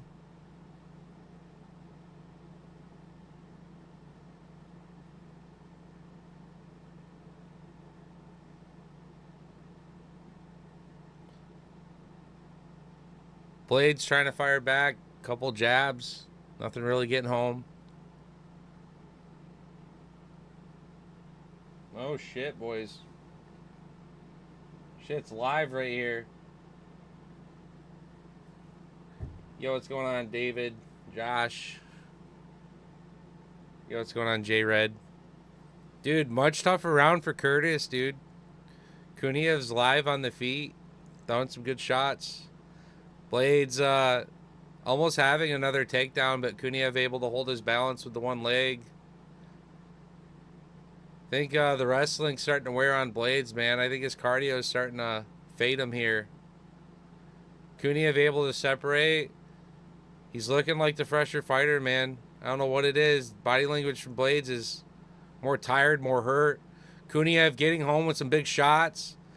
Blades coming back on a spree, trying to gain some respect back, but he's losing some of these exchanges and the striking, man. Kuniev is sharper. Big left hand, right hand. Kuniev starting to hit the marker here. Jumping knee from Kuniev. Blades starting to shell up. Blades starting to shell up. Fires a couple shots back, but Kuniev has no respect for anything coming back from Blades. Oh, shit. Blades is still exploding forward, trying to find something, but slower. Kuniev is the only one connecting with real powerful shots here right now. Oh my goodness.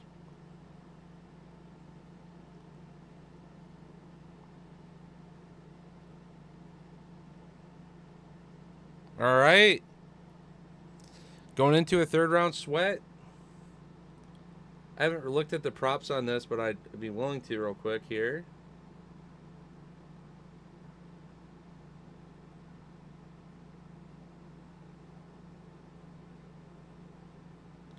Wonder where we're at.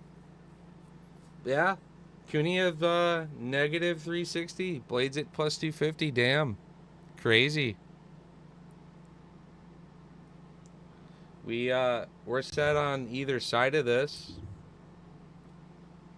I want distance, no. I know that's my biggest parlay I have lined up, but if it goes to the judges, boys and girls, we're live for Ignacio by a submission or knockout.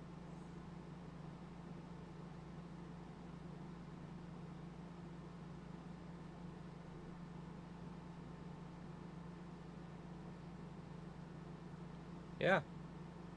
And that's how that goes.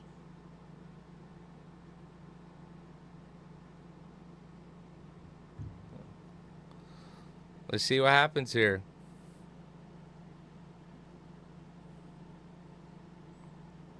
Dude, Blades needs to find a better combination, dude. Because Kuniev staying at range, and Blades is not getting home.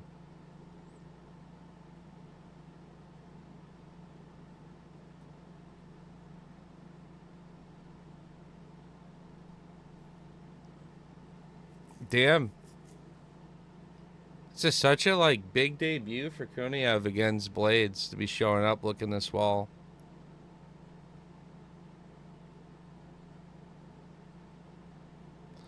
Oh God, that was a big knee. Blades getting hurt. Big knee from Kuniev. He's throwing big, powerful shots. Blades trying to throw back with some shots of his own again. Kuniev, faster at range, is able to get out of a lot of these shots, despite Blades walking down everything. Blades finally actually just hit a good right hand there. All right, Blades actually getting Kuniev up against the cage here, cutting corners. Blades really needs to throw at something here. Cut him off right here. He gets close. Kuniev connects again. Quick little combination. Oh, damn. Blades gets through with a quick 1-2. Another follow-up jab seemed to wobble Kuniev a little bit. Now he's transitioning for a takedown here, it looks like. Hands are joined. He's not able to trip Kuniev, who's got his legs sprawled out.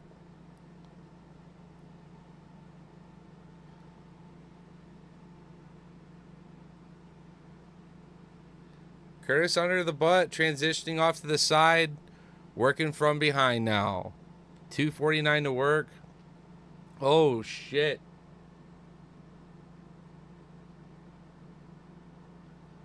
Live props are updating. I just want to see where we're at. This has been a crazy fight so far in terms of being back and forth.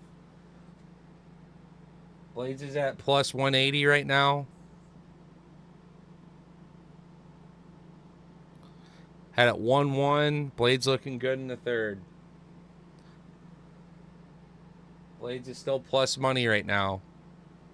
Damage wins fights too. And Blades is definitely more hurt than Kuniev, but I don't know. Each fighter had their own round already, you know what I mean?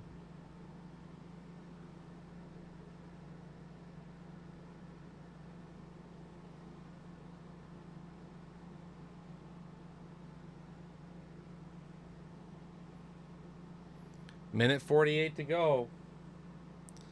Curtis last seen as a plus 140 dog on the live prop. Oh shit. Blades stalling out, winning control time, but not on damage, not on strikes in this third round. And Kuniev is still alive. Blades, now both men are swinging hard here. Here we go, minute 20 to work. Kuniev had a lot of time to rest those arms too, by the way. We got some pressure up against Blades now. Kuniev just laying his head off the side of Blades. Feels pretty safe.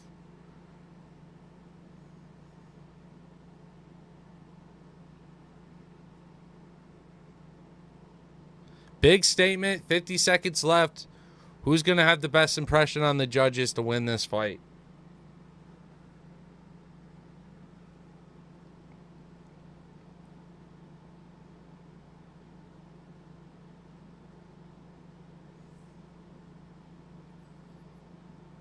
Wild.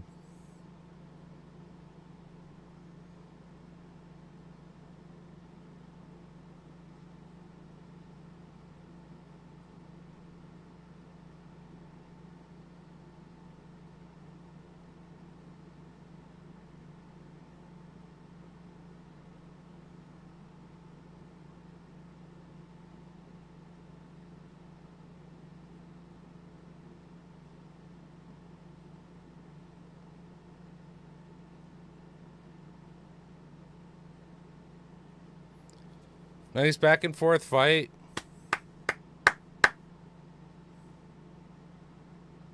Damn.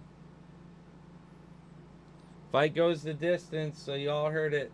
The distance, the three-legger for 20. The smack at 200 falls, but everything else persists. Yeah, distance, yes, there. That was with the Orabai win.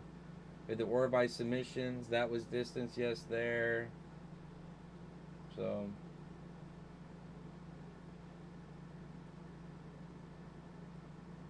it all comes down to Ignacio. Holy shit. My $5 parlay to hit $330 just hit leg 2. Leg 3 is Ignacio by knockout or submission for leg 3. And we need Jamal Hill and Khalil Roundtree, the fight to end by knockout. And $5 will get me $330. That'd be a fucking juicer, boys. That's plus 6,400 prop parlay right there. I'd love it for my parlay graveyard, where everyone, if you basically, there's a community of people who believe if you do a parlay more than 3 legs, you're just donating. And I love proving those people wrong. Man, do I love doing that. This thing's live, bro.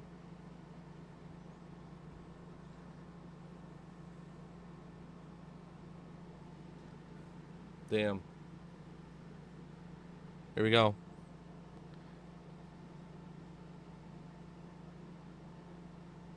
$29-28 split decision. Oh my god, here we go. Curtis Blades gets a split decision. Oh man. Look at my boy, all fucked up. And especially over there, I'm just saying this because especially it's over there, I'm rather surprised. Oh shit.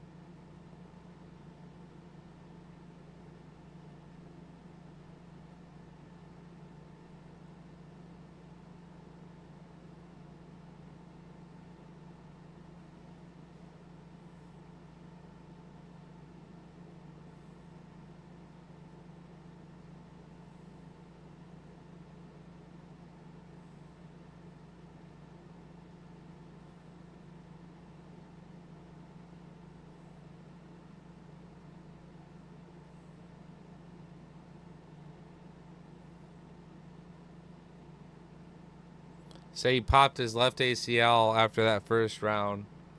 His survival became movement. Now he's sorry.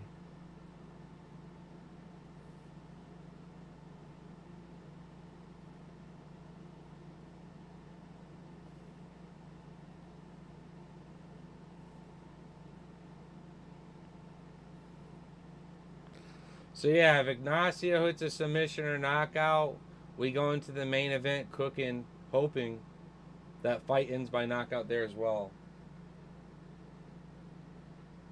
And if that happens, we are set up to win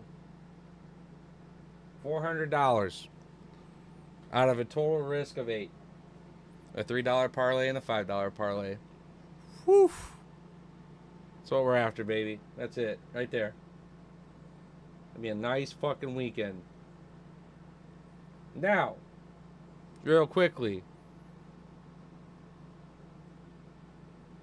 Oh, sorry. Never mind. I had that wrong. Okay. Never mind. We're good.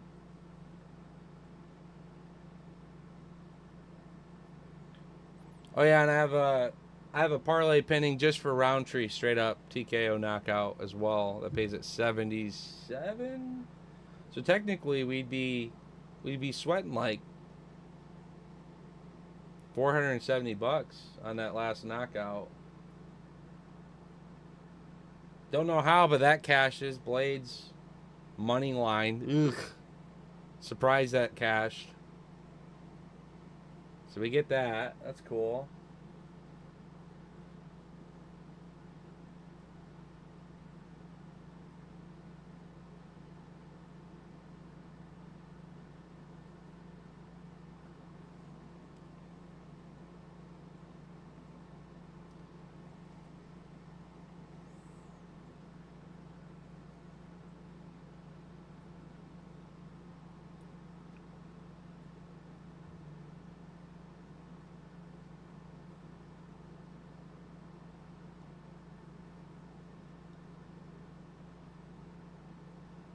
Mm-mm-mm.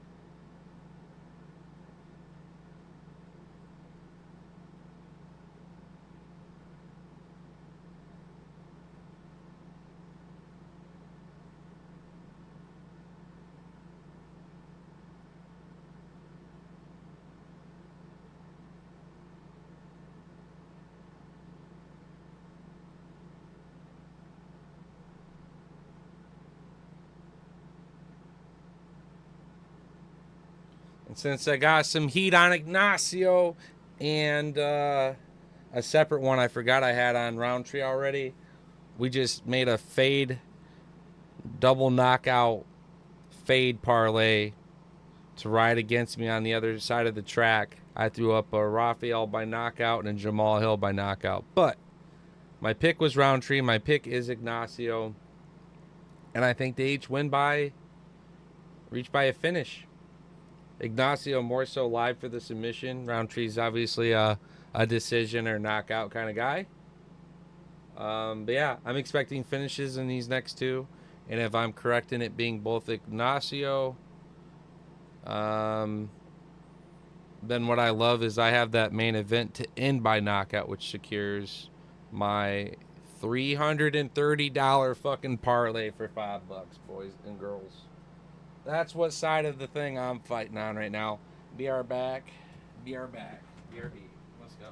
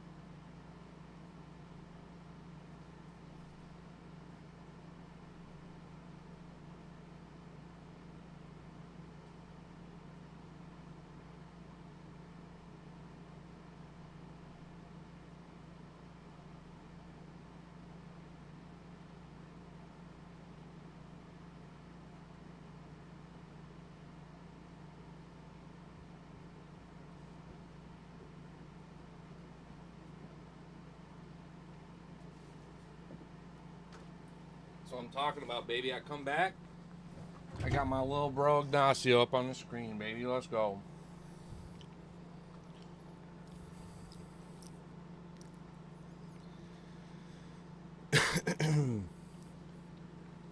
Let's go, Ignacio.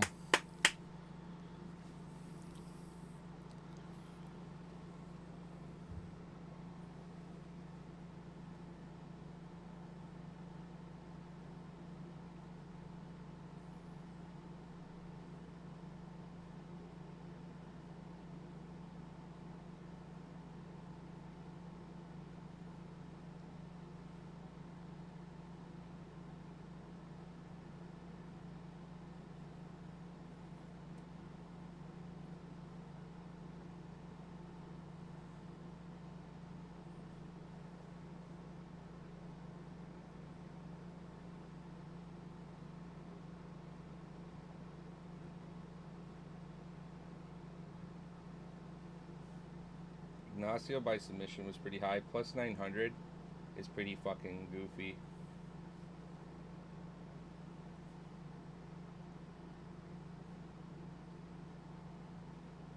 Pretty goofy.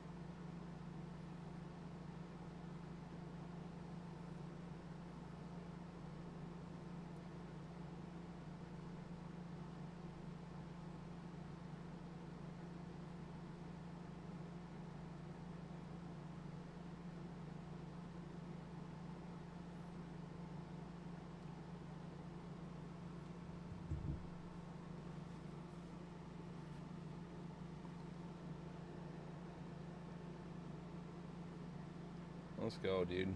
Waiting for this fucking fight.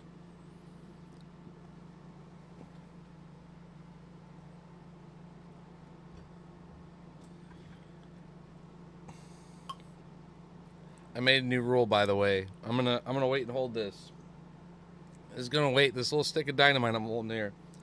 I'm gonna wait until, or if Ignacio hits this submission or knockout for me, because I'm so confident the main event will end by a TKO or knockout on either end, which then secures what we placed.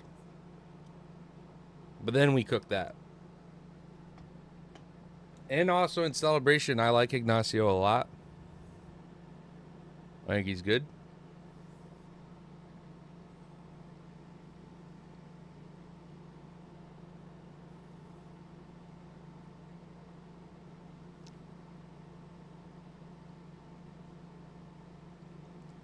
I fucking hate the ESPN or stream. Always behind. These ad breaks are fucking bullshit. Etc. Etc. Just move the fuck on.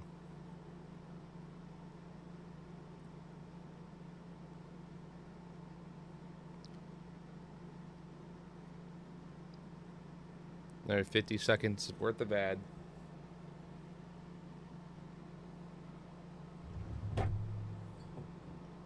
But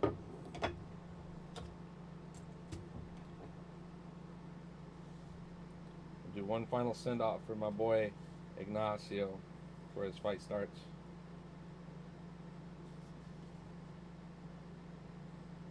I'm worried about Fiziev in the pocket with him. I think Fiziev's live for a TKO or a knockout of his own.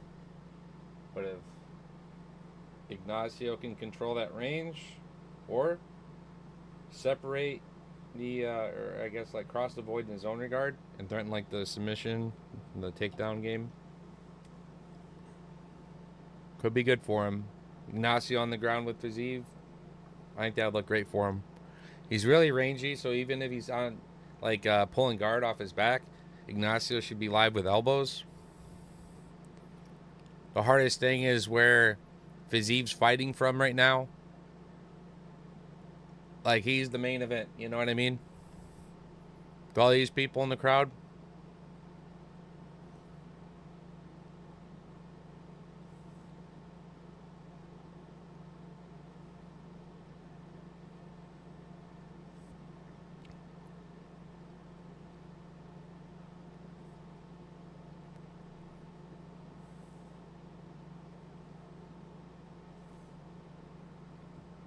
Yeah, Fizie's good, man. Yo, what's going on, Elevating?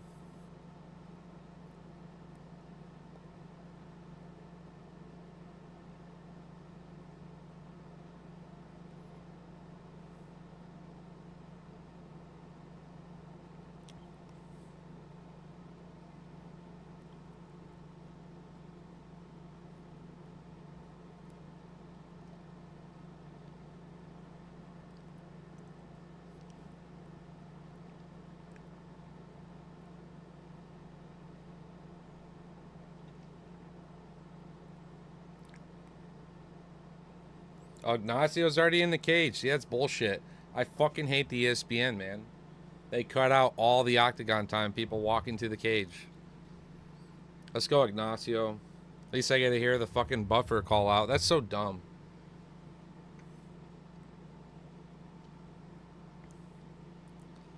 Let's go, Ignacio.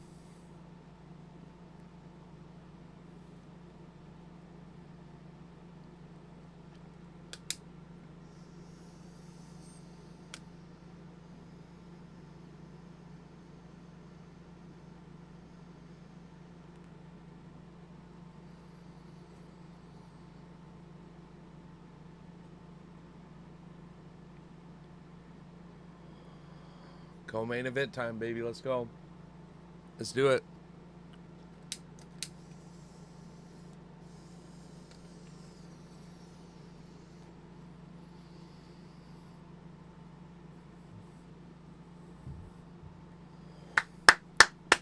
Let's go, Ignacio. Come on, bro. You got this shit.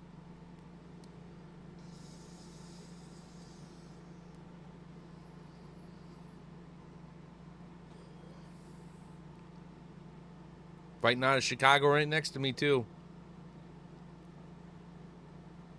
I believe in him. I think he's good. Fizie's a huge step up in difficulty. This will be an amazing test.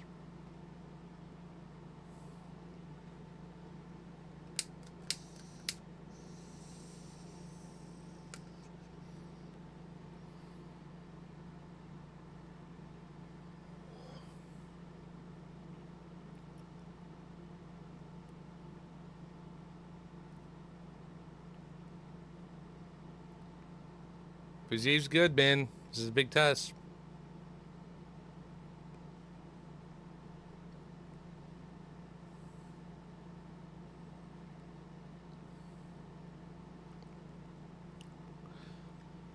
It's going to be a huge test for Ignacio. I'm nervous. I'm excited.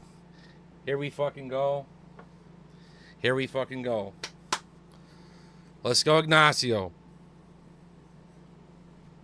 Use this range, bro. Watch out to that shit to the body. A kick to the body from Rafael could fold Ignacio and it's over.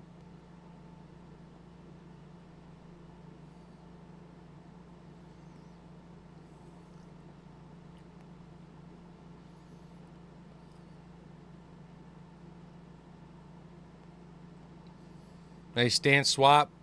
Inside leg kick by Ignacio. Fizie meeting him. They trade kicks. Ignacio teasing a front leg. Up the middle, high. Goes back with another low kick. Pumping the jab. Continue to swap stances.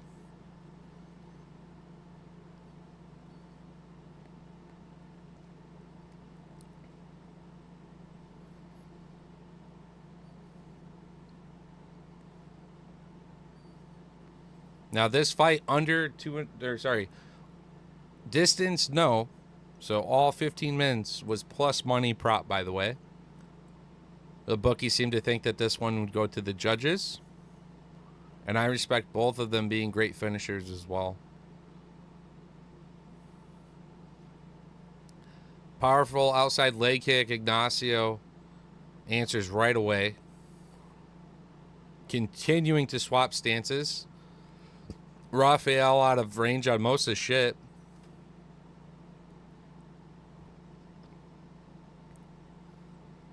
Ignacio continuing to swap that stance, but no longer bobbing as much as he was previously.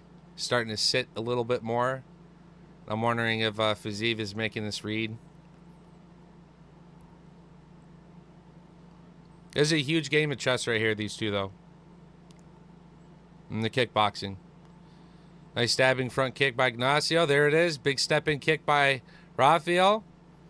Leads with another right jab right behind it. Gets a nice little reaction from the crowd.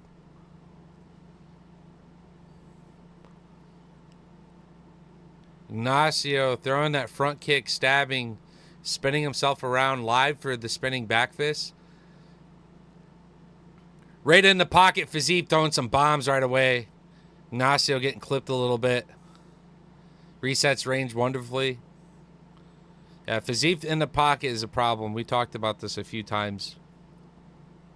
My fear. I think Ignacio snipes, hits the counter, sits at range, something nice, catches Fiziev, but if this fight's in a pocket and they're exchanging, I probably got Fiziev winning that exchange. Ignacio has a knee up the middle as well. That's good if they go into like any kind of tie clinch, which we could definitely see with Fiziev. There's a kick to the body from Fiziev. That's going to help drop that guard of Ignacio down a little further. But so far, Ignacio has eaten everything quite well. This is a 3-round fight. Minute 30 to work.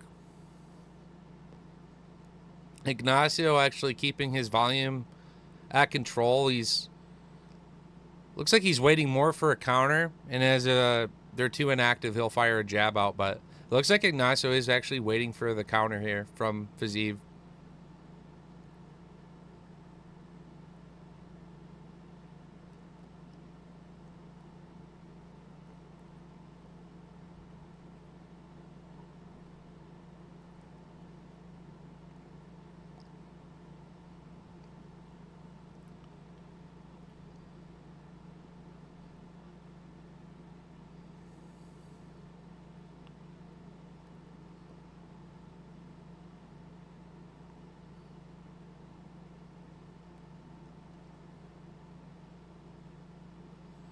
Fiziev steps in, gets another nice left hand off on Ignacio.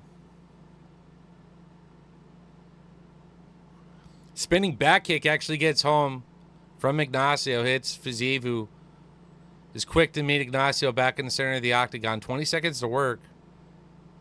Finish is still live. Ignacio missing with another kick. Like that he's throwing them. Axe kick just barely misses that time from Ignacio. 4 seconds to finish here. Going into round 2. Good first round for Rafael, I'd say. Ignacio sitting back a little more than I thought he would. Without the volume, the output, the range, the sniping, all that.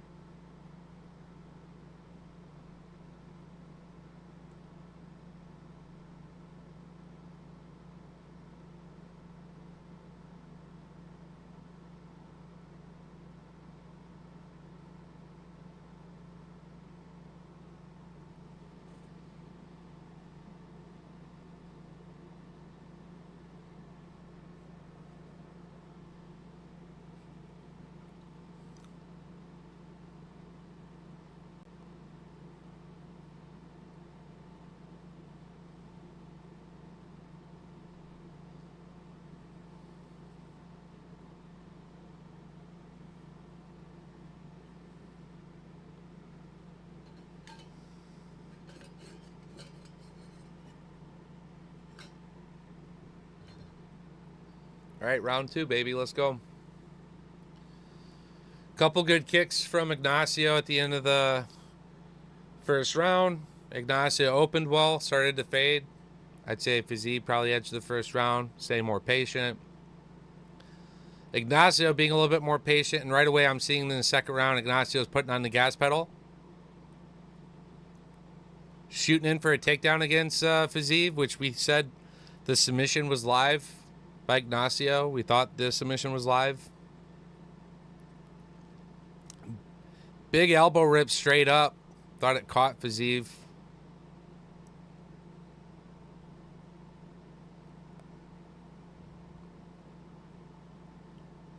Another big elbow strike ripping up from Ignacio. Using that length, that snappiness, while he's trying to commit in the clinch. There's that knee from Ignacio. Does get home. Follows it up with another left kick. Fazeev breaking away with a shot. Ignacio's still throwing big bombs. And on his release, he's stepping in and clinching up with Fazeev. Looks like he's looks like Nacho's going for this takedown. He's working off a single leg right now. Fazeev's going to be tough to take down, though. Big elbow strike from Rafael there. Big elbow strike there. Both men broke away. 3:30 to work in the second. A lot of stance switching in this fight. Ignacio more so. I like his kicks.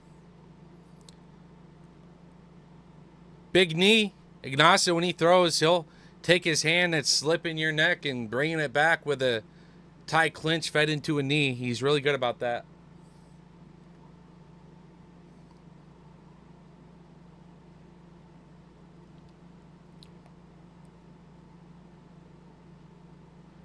Ignacio still attempting some big kicks. Has a good jab, but Fazeev ready in the pocket.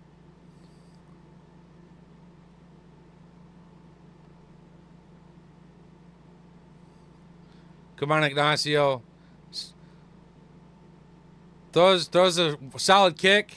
Follows it up with a second kick. Fazeev gives him a thumbs up. 2 spinning kicks. Literally misses a spinning back kick that time.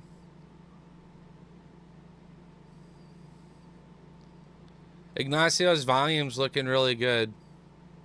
In terms of like what he's throwing out now. The second round's much better in his volume. He keeps finding a jab. It's not having the biggest impact on Fazeev, but I just like that he's hitting a jab. Using that range. We're seeing Fazeev at range more than I thought we would. He's a very patient, controlled. Just ate a big leg kick as he advanced for a quick flurry. Kick to the body there that time from Fazeev. Ignacio's prying out with that kick. Finishes a fucking jab with a high kick that actually got home. Ate a couple shots on that jab from Fazeev. So both men finding some exchange. Fazeev going in for a takedown, but it's going to cinch up the submission. Oh, Fazeev was able to slip out of that. Ignacio went to jump for a guillotine. Wild. Ignacio's a dangerous fighter off his back here, though. Ignacio back to his feet right away. 50 seconds to work.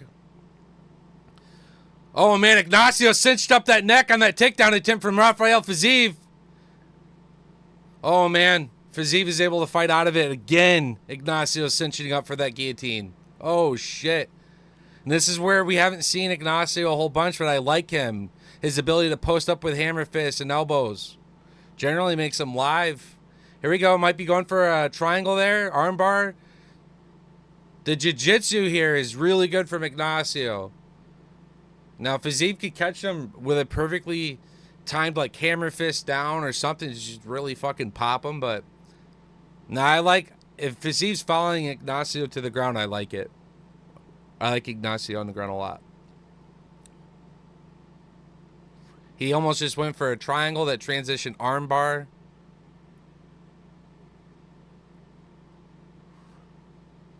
Fazeev with a powerful right hand on the buzzer that drops Ignacio. He rolls away. Woo! Shit. Oh, shit.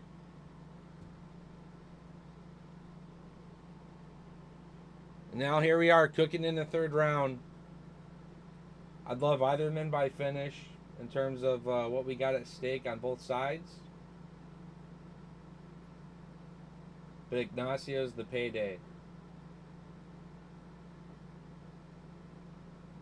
The Ignacio submission in particular is the payday.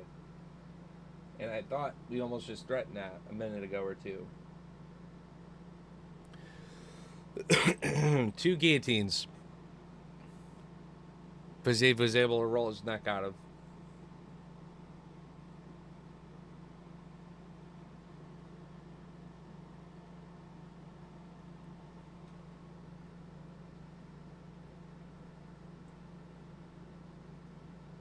Yeah. The Ignacio submission or knockout's the payday. The submission is the mega payday.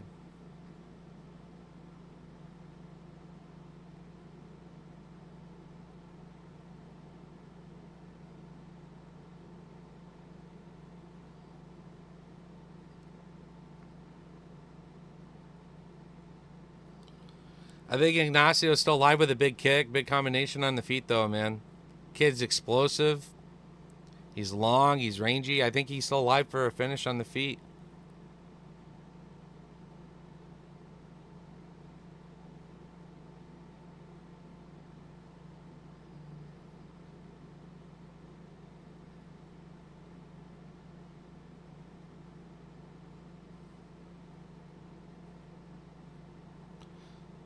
Well, you see something wild from Ignacio in the 3rd round, like go for it.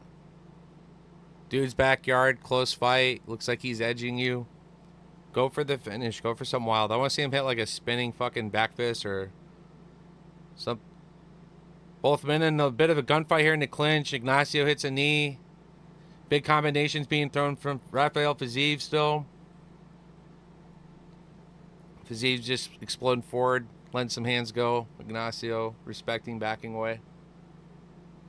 Yeah, Fiziev looking good. Fiziev looking good.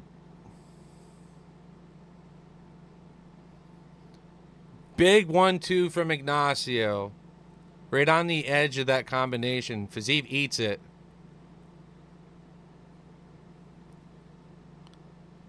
Big 1-2 from Ignacio again. He needs to throw them knees and them kicks in. Misses a kick. Ignacio peppering a jab, hits another big hook. 3 minutes to work. I think we're still live for a finish here, guys. Ignacio letting the volume go. There's a big spinning back kick that just misses entirely. Now we're on the ground, though.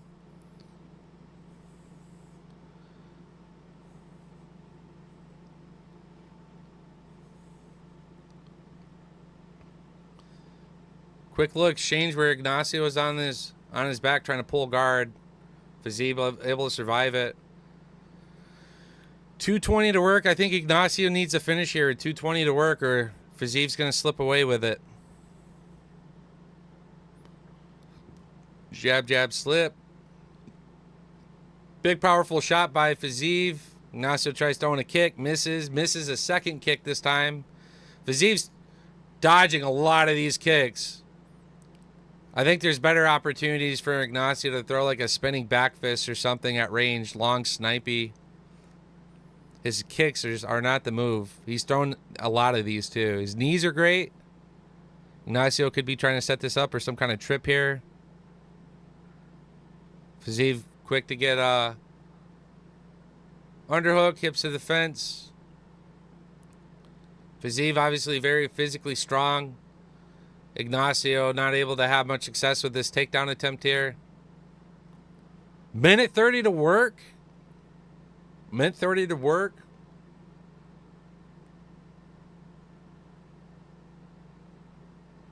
I want to see a big explosion, some big breakaway here. Swinging. All right, here we go. Fiziev just broke away. Minute 15 to work. Big 1-2, 1-2. Fiziev and Ignacio about to throw down this last minute here. Big left hand, right hand from Ignacio. His jabs are getting through, but his hooks are missing. Fiziev moving his head well. Ignacio's just hitting his jab, but I'm watching his follow-up shots are missing. Fiziev is moving. His head works solid. Here's another takedown attempt.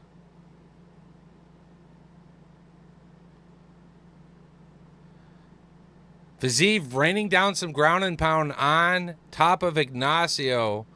36 seconds to work. Fiziv's taking this to the judges. Fiziv taking this to the judges. 20 seconds to work. He's got some nice ground and pound going. Ignacio trying to range some elbows. He wants Ignacio back on his feet with 10 seconds. Go! Ignacio cinching up some type of ankle or submission attempt there, but holy fuck, we go to the judges? Oh, shit. Fiziev wins that one. Wow.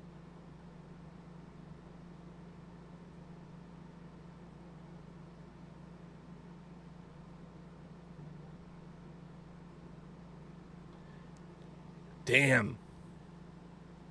Fiziev looked really good. He handled the range with Ignacio well. I mean, he ate jabs, but he was good. I'm telling you, that head movement in the third round, Ignacio was hitting good 1-2s.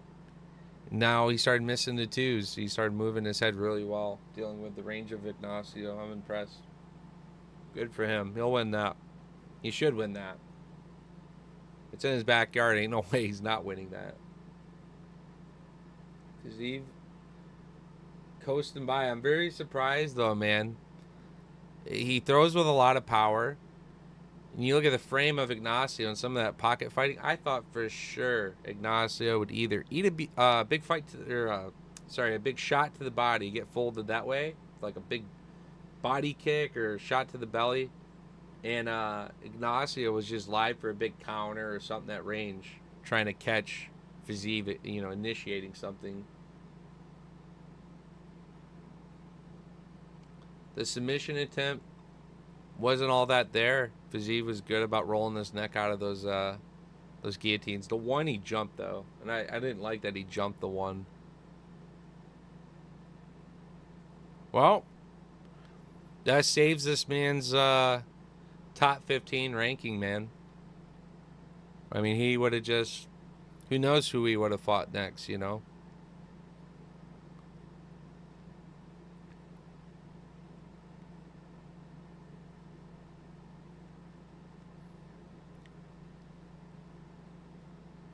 Gained some respect, too. Seeing that he just fought with Gaethje.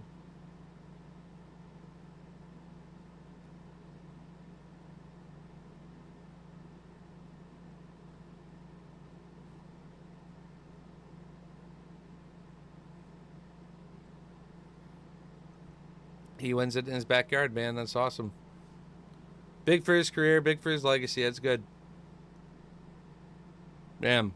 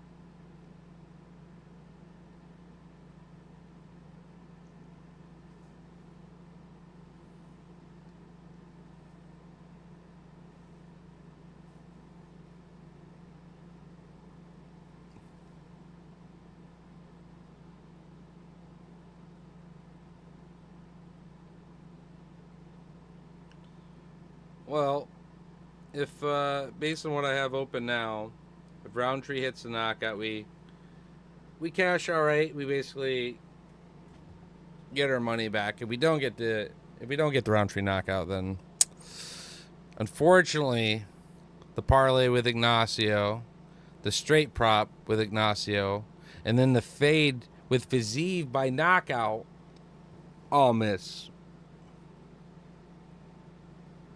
If Fazeev would have got a knockout, I'd be live on 2 parlays right now for this fight then by knockout, and then I think that was the one. Yeah, I faded my Roundtree knockout with Jamal knockout, but that leg misses because Rafael got it done via decision. I'm impressed though because he did really good with mixing in his takedowns. Fought very smart against Ignacio. Would like take down, but then didn't really follow him into the ground a whole bunch because Ignacio has that threat on the ground, you know. Well, back to your feet. And he's just smart, controlled. He had the fight on his terms. Is like the best way I could describe that performance.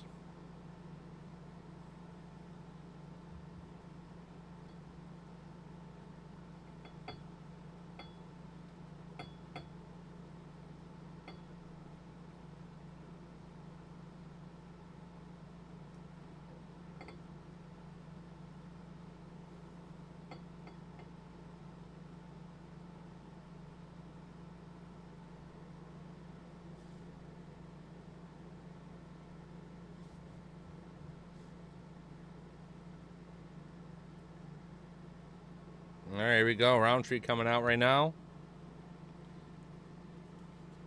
I think he gets it done.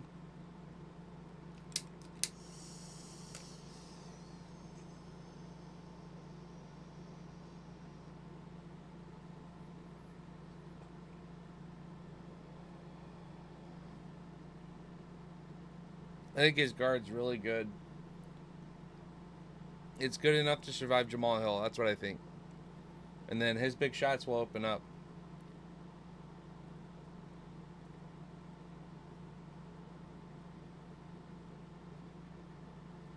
I mean, Roundtree had a huge shot that he put on Poatan that I think the same shot puts out Jamal Hill. So we all know Jamal Hill's got a button that he can just go down, get hurt. And Roundtree throws like that, you know what I mean?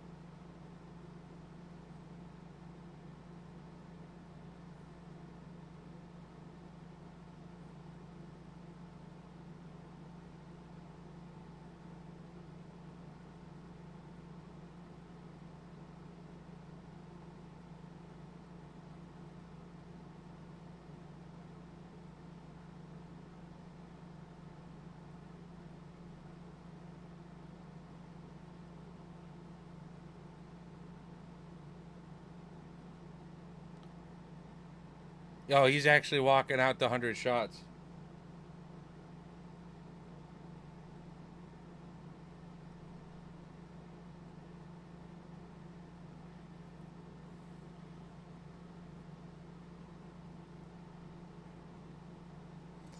For this song, you like gotta let the audio cook and then come out as the shit like gets hype, or just cut out the beginning.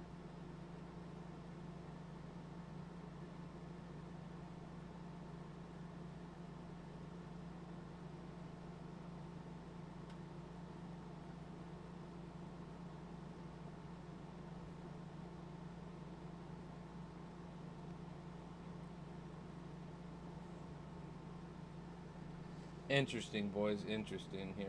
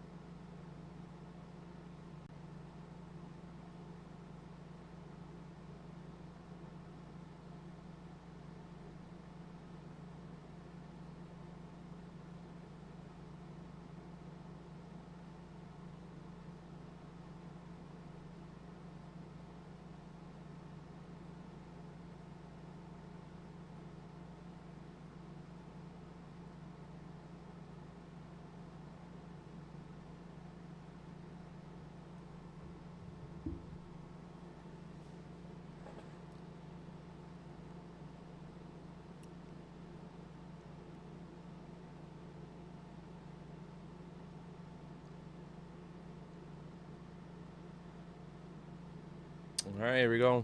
My fucking popcorn stuck in a tooth.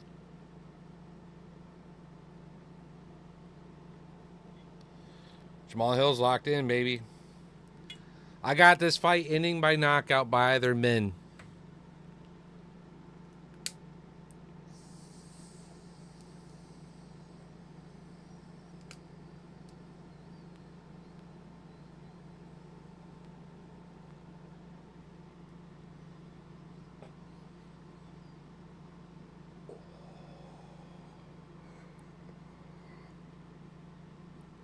Let's fucking go. Let's fucking go. Let's go. Who do you like? Personally, I used to fuck with Jamal Hill a whole bunch. He's a local guy, 40 minutes from me, Black Lion Gym. I don't know. I reached out a few times trying to coordinate when he was due to come through with some cards and stuff. They're just kind of weird over there a little bit. Didn't didn't like the whole heel character, you know, the salty podcast Hill. When all that shit prior to UFC 300, I loved Jamal. I thought he was a great fighter. That Poatan was likely gonna do work, but I even faded Poatan with Hill and some things when I was in Vegas too. I think where both fighter is right now, I favor Roundtree more than Hill. The last fight out with Yuri, just it's a little tough, man. Yuri is a very loose cannon, and Roundtree has a very good shell. So I think he's able to weather. I think he's able to weather Hill and then come back with a knockout of his own.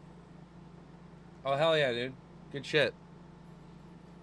But my favorite prop, and it was sad. If I had Ignacio by finish, I'd be sweating about $500 right now between some parlays. Think total risk closer to $30-$40. But anyways, be sweating about 500 something odd dollars right now for just this fight, regardless of either side. Sorry, regardless of fight, either side, either fighter to win by knockout, I'd be sweating if Ignacio got the finish on Fiziev. They were like all 4-leg parlays.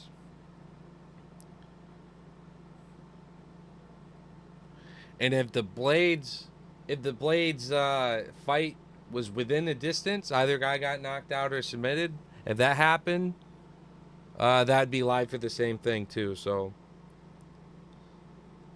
this one's mostly for fun for me. All the big bets fell off the table with Ignacio. He's the one that I put the little extra flavor on. I thought he'd show up and just snipe Fiziev with something nasty. But I really like Ignacio, and that was also a very emotional bet for me because I like Ignacio. Nacho is cool, but yeah, respect to Fiziev. He is definitely top level. We gave him his flowers all breakdown too. Tiger Muay Thai, going through wars with Gaethje versus getting knocked out by Gaethje. You know, he's tough and he's good. I like the takedowns from him this time. But yeah, either man gets it done with the striking here. Toad cashes out. No other way does Toad cash out. So, and this is like getting some money back from the bookies more so.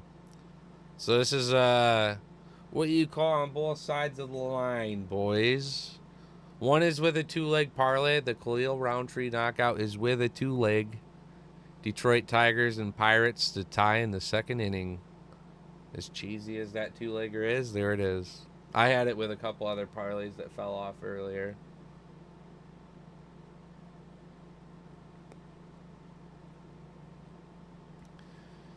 Both men taking their time, sitting at range. Roundtree with a nice outside leg kick there. Jamal hits one of his own, and Roundtree this time comes up over the top with a hook. Jamal just doing a good job being at range with Roundtree.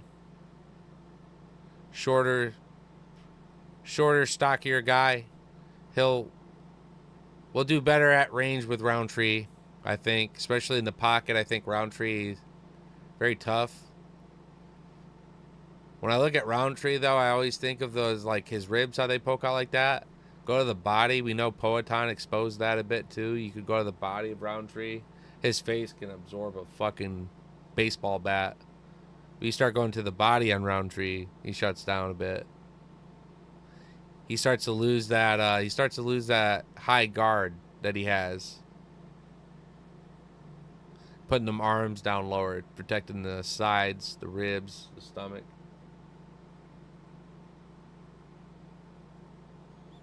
Yeah, both men think they are beyond each other in this fight. Not really a lot of respect here.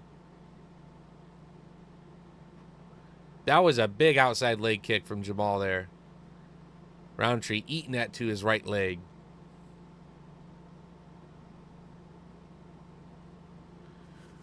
Come on, Hill.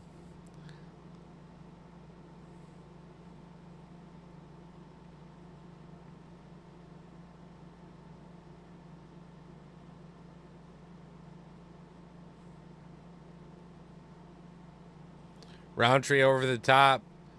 Gets a nice little lead right. Jamal shaking his head no. I think the ego of Jamal will put him in a fucking nasty spot.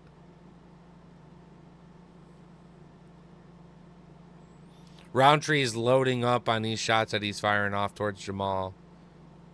If you guys took like a 4th, 5th round finish, you got some balls of steel, because I was too scared to go into the later rounds with these two. Knowing that Roundtree's tough enough, but the way that either guy strikes, I think, can finish this fight. This ain't gonna be no Jan and fucking Ulberg, right? These are 205 fucking gangsters trying to knock each other out right here. Want that respect, want that rank, want that title shot, want that fucking belt. So we're seeing big leg kicks, big powerful shots, both sides. Everyone's tough, everyone's eating it, everyone's fuck you mode right now. This is what it's about. Sweet dreams of that right hand. We just switched up that stance, and now we're using that left. Biggest moments of success in the first round for Sweet Dreams was these kicks. These outside leg kicks, these low kicks have been looking really good. He's making good connection. And I'm watching Roundtree switching his stance a lot right now. Now Roundtree throws a kick to the body there from Jamal. Or to Jamal. Nice little thud as well. And we got the last 10 seconds here. I didn't lock it in, but there was one fight to end in the last minute of any round. I always like that prop. For these like heavyweight and light heavyweights, I feel like if they were having cardio issues, they might be like their final release. Be like, all right, everything I got, you know. Yo, what's going on, Crystal? It's good. Love this shit, dude. 6 p.m. Like, main card right now, main event. Could have my night, man.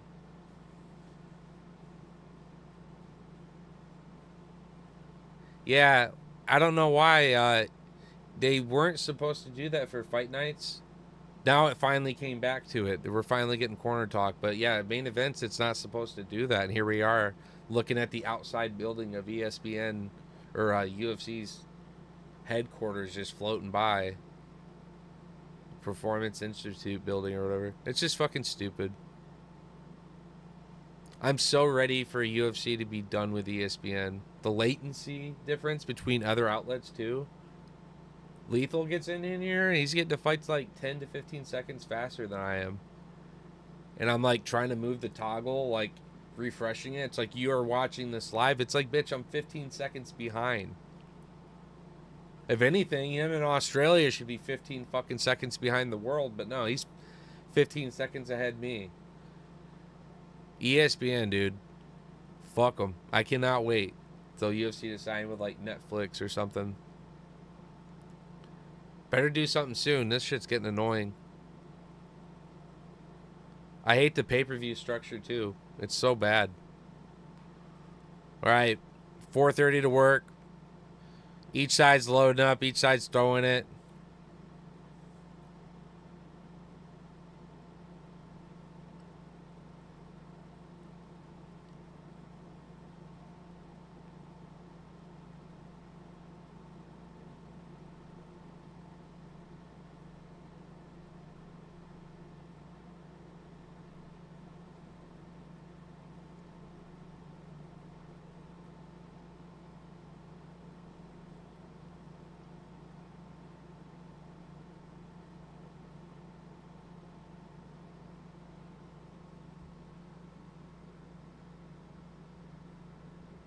I was going to take a live fighter on this too, by the way, so I'm going to look at the live props.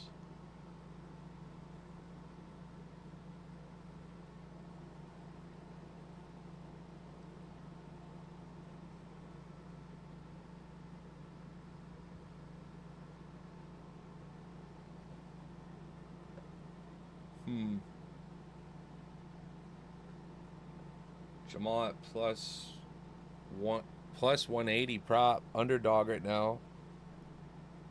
Crazy. Roundtree negative 230.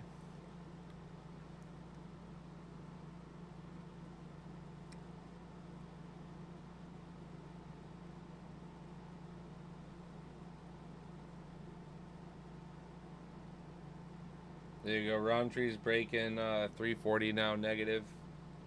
Hill's going up to 240. If Hill gets up into like plus 600, I'll sprinkle on it.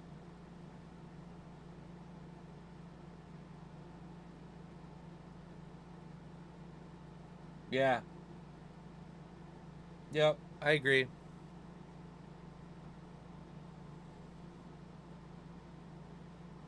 There's so many like people that just don't know who paved the foundation and basically saved this company, right?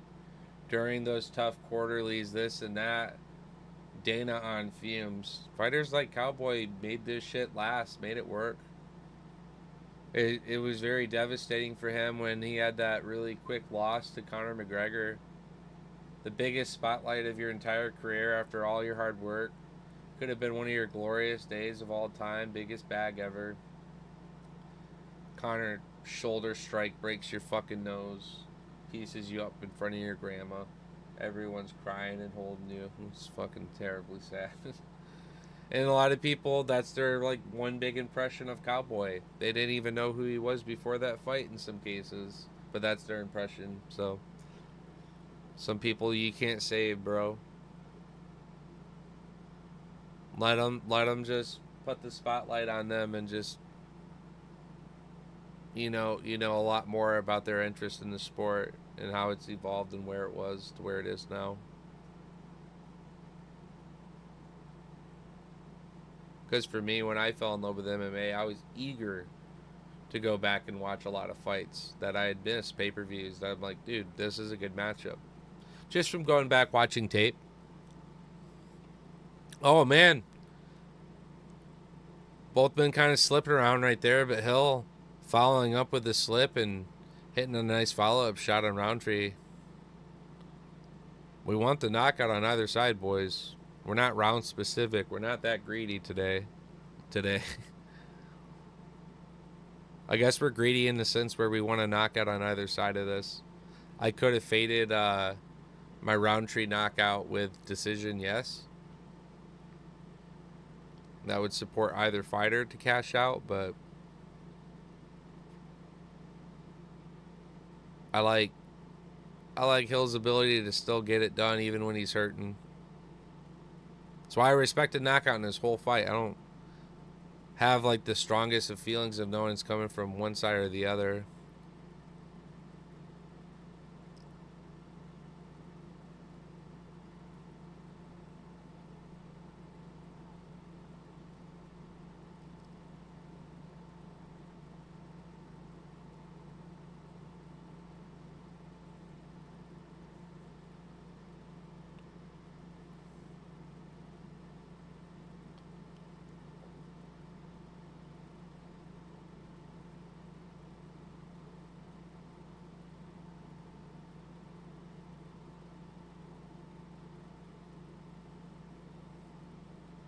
Does he want some water?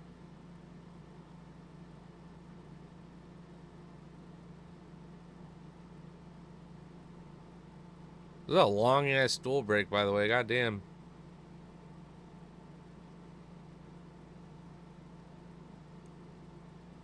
Yeah, Roundtree's looking good. Prop for Roundtree finally accelerated. Jamal's at plus 300. Roundtree's at negative 430. So.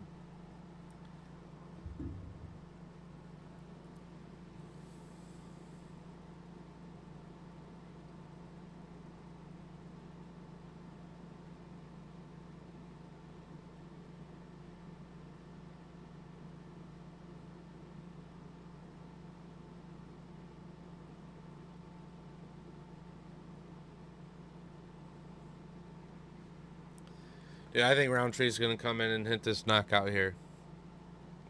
I think Roundtree's about to hit this knockout here, guys.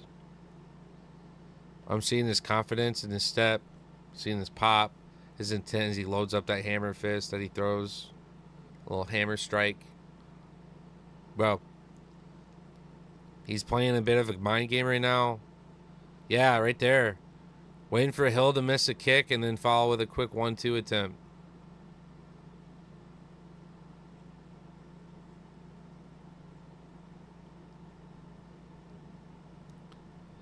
He's going to get this leg chopped on more too. We all know it's hurting him.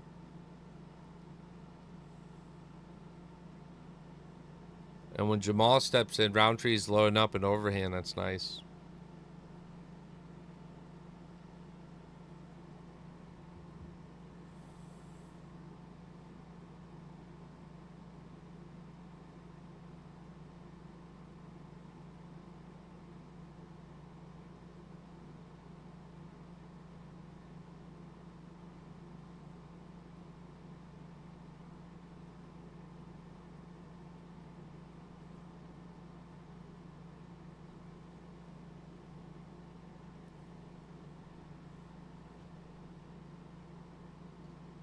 Both men loading up big shots here. 3 minutes to work.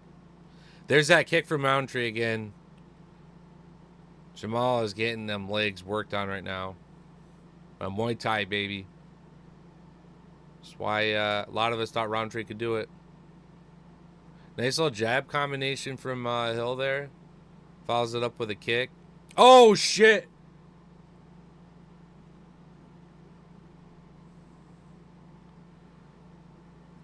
Roundtree sitting downhill. Jamal gets back up to his feet, but fuck, it was a nice shot.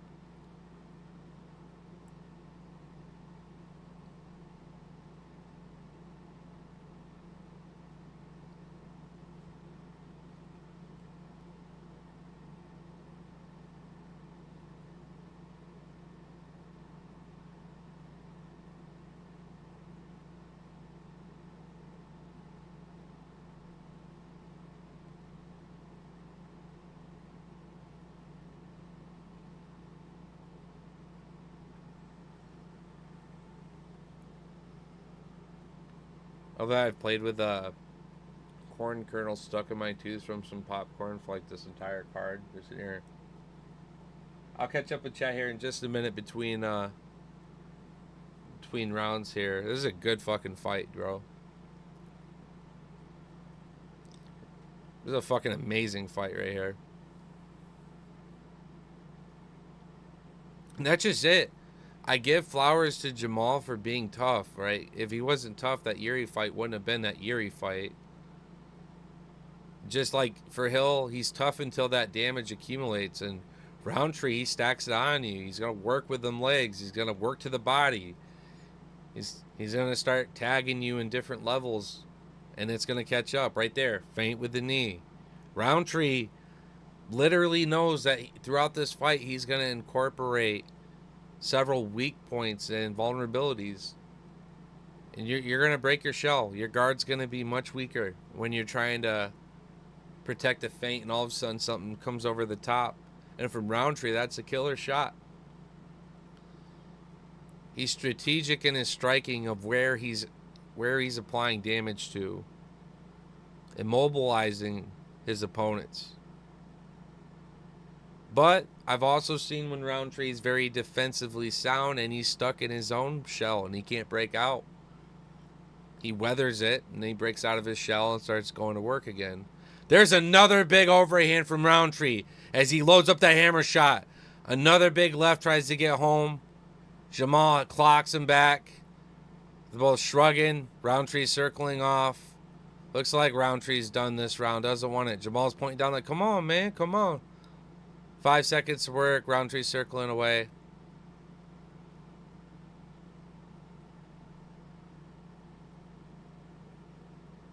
Damn.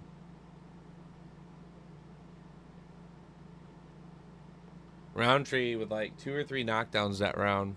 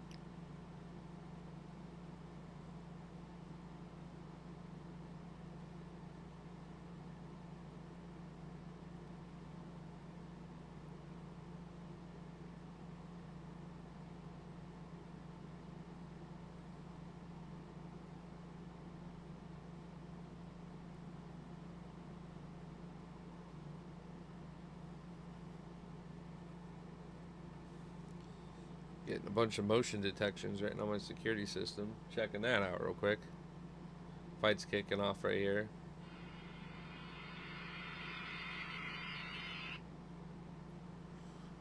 Alright, 4:30 to work. Both guys just throwing it.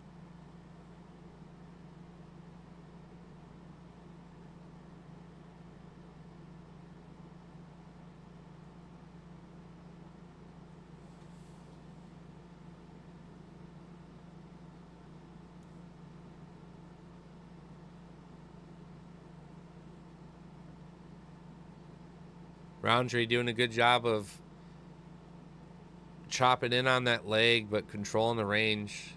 I mean, the shot is there for Jamal, but the speed of Roundtree as he throws that is what's money about him. Big hammer fist from Roundtree. Jamal pumping the right hook. Like, come on. Laughing. He'll definitely emoting. That time, that was a sweet combination. So, Roundtree just lifted his hammer fist as like a flash and then threw that another leg kick, and Jamal bit in on it. That right leg of Jamal Hill's fucked, so he swapped stances.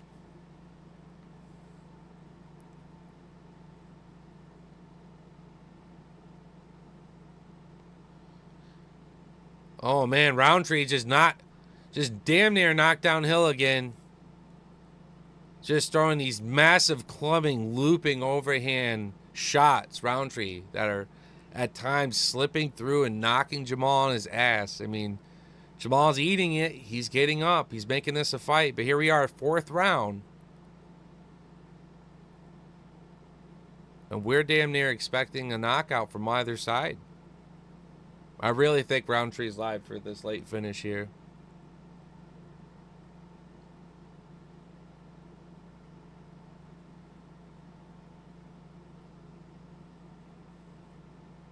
Well, his legs have got to be getting worked on by Jamal. Khalil sticking to the body, hits a big left overhand. Jamal still coming over, still coming forward, which is crazy. Oblique kick from Roundtree here. So many different angles right here. Roundtree's working on Jamal. This is tough. Got a big welt over the right brow. The ridge of his eye. From Roundtree's big overhand.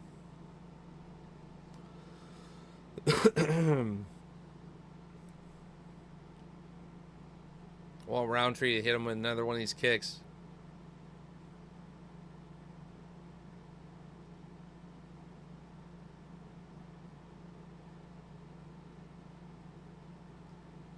So championship rounds here, guys. Roundtree doing very good in this fight.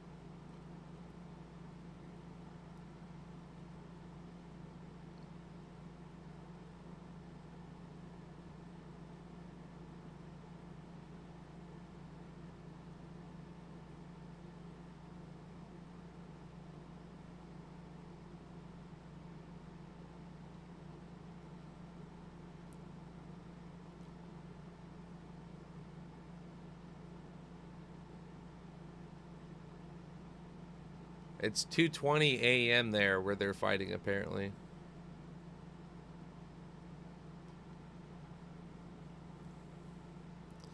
"50 seconds, neither fighter's thrown a shot in the last like 2 minutes of them bouncing around on their feet." Jamal clearly down in this fight.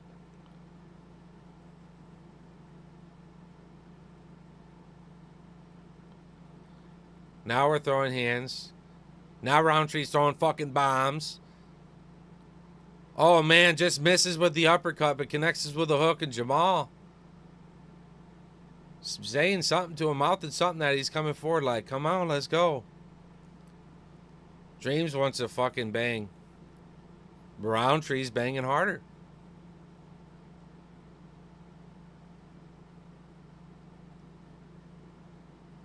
Another big right hand by Roundtree. Gets through. Damn. All right, boys, we're sweating. Last 5th round. We're sweating this knockout. Crazy.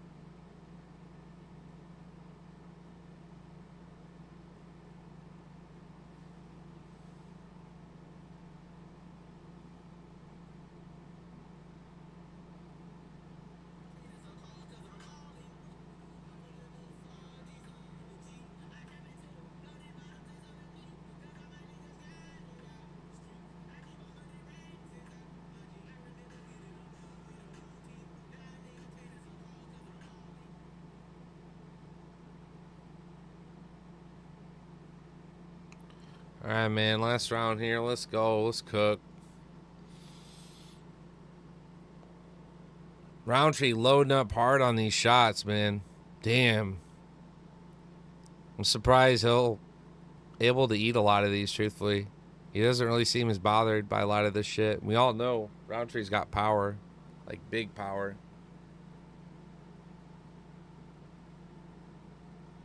Damn. Roundtree over the top. Big body shot that time from Roundtree. Jamal pumping the jab nice here. Hit 2 of them. Of the 3 just threw.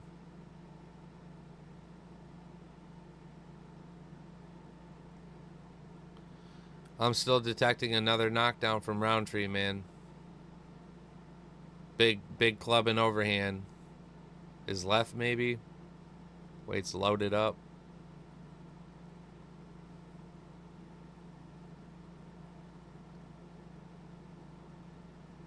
Nice.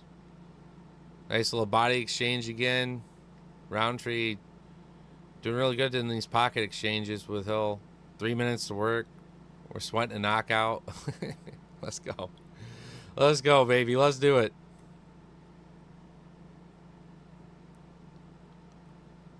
Big clubbing left hand. There it is. That big left overhand. It's definitely got power, yo. Let's go.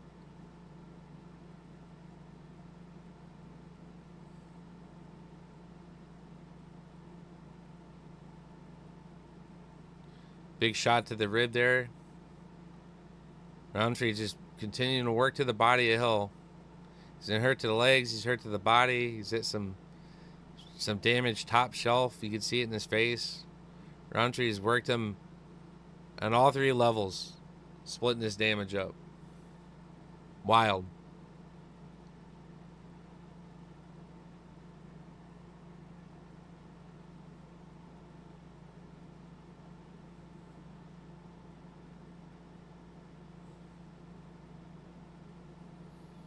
There we go. 2 minutes left. Both men starting to let go more.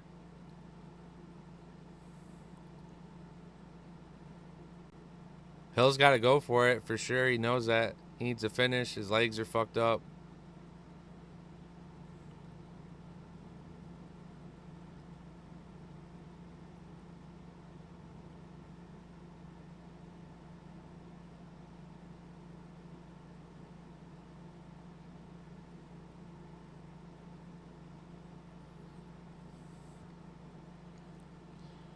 Roundtree with 1:20. Looking solid. Throwing some feints. Sitting at range. He fought a hell of a fight. I think he's winning it. All the knockdowns.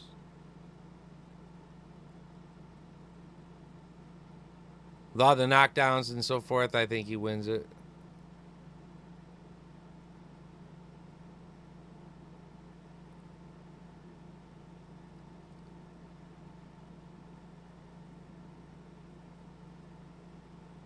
"40 seconds, sweating the knockout."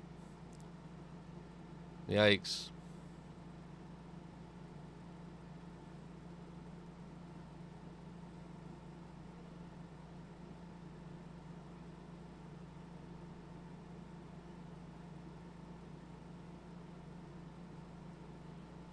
"20 seconds left.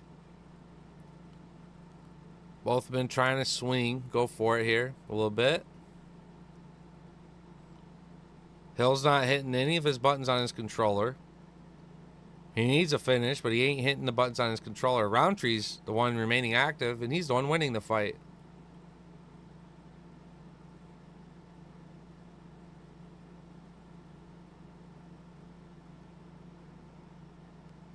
All right, well,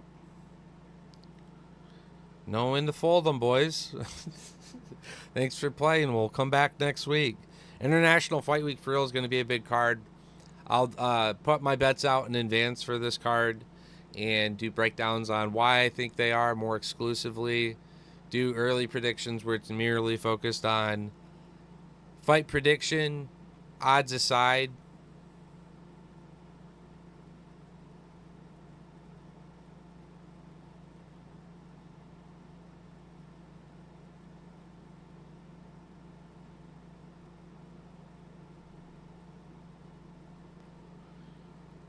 All right, well, get a fucking pick for my tooth real quick. Jesus.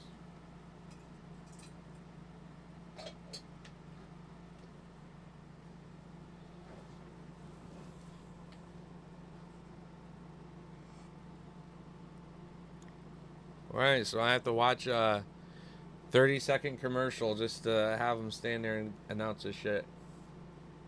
All right, here we go. I wonder how I'm gonna catch up on chat. By the way, thanks. Also, what's going on? Winning Wave, thanks for tapping in.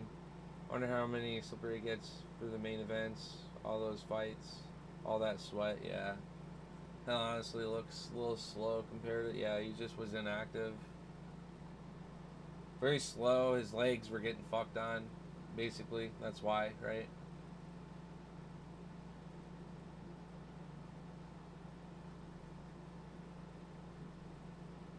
Yeah, yeah. Leg was torched for sure. Long conversation after the fight there.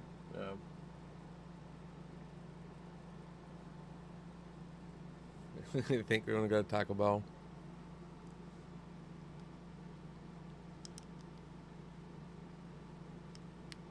Khalil. Unanimous. 50-45 and 49-46 and 50-45. Holy shit.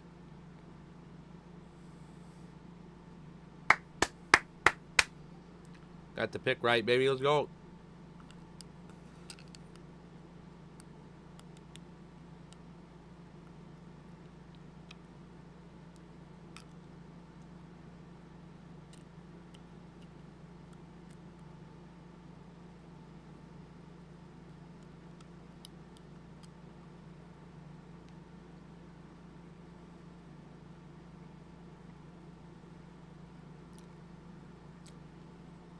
Got that fucking kernel of corn out of my tooth. That feels good.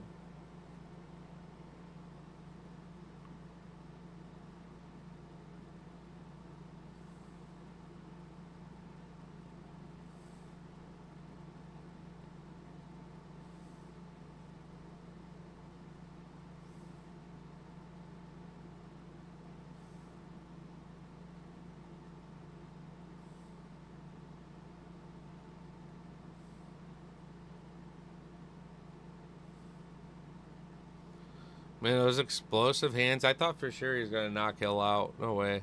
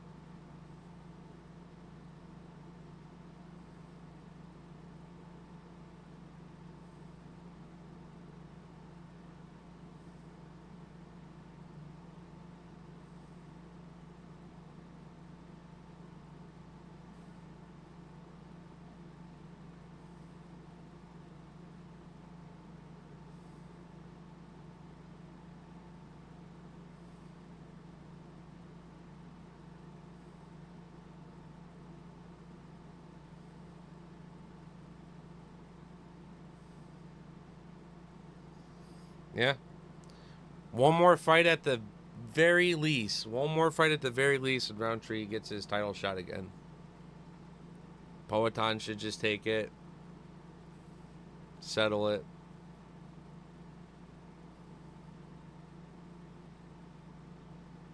Alright, there's a little shake up there at the end. Alright, y'all. Well, that concludes the card. Let's go through picks real quick here and look at accuracy. See how we did. We'll refresh the page here. Here we go. Alright. Open things up. I got Usman right by decision. Got that. Had Tiger, figured decision or submission. Got that. Missed with Irina. So Segula was the upset. Next upset right in a row, Melissa Mullins, who I thought would be a good lock on this card. Diarra beat her, so 2 upsets on the prelims. Then we finish it off with Park by decision. And, oh yeah, of course we had Kate Cole. So Cole showed up and was another big upset. So 3 big upsets there. The main, we nearly aced the assignment. I missed with Ignacio. Otherwise, we got the rest of it right. We got the Black Wolf. We got Naimov. We got Oral Buy. We had Blades. That was a robbery. Blades should have lost that. To Ritzevin. Fazeev holds down his ranking. I thought Ignacio would explode into the top 15 with an upset. Big powerful shot or cinched up submission somehow. And then yeah, Roundtree decision / knockout. So cool. Overall on picks, missed 4 total. Right? Sadly, 3 prelim. Yikes. Did good on the main.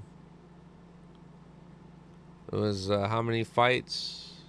12. I guess 66% this week. Eesh, not the best. But I'm happy to get another main event, right?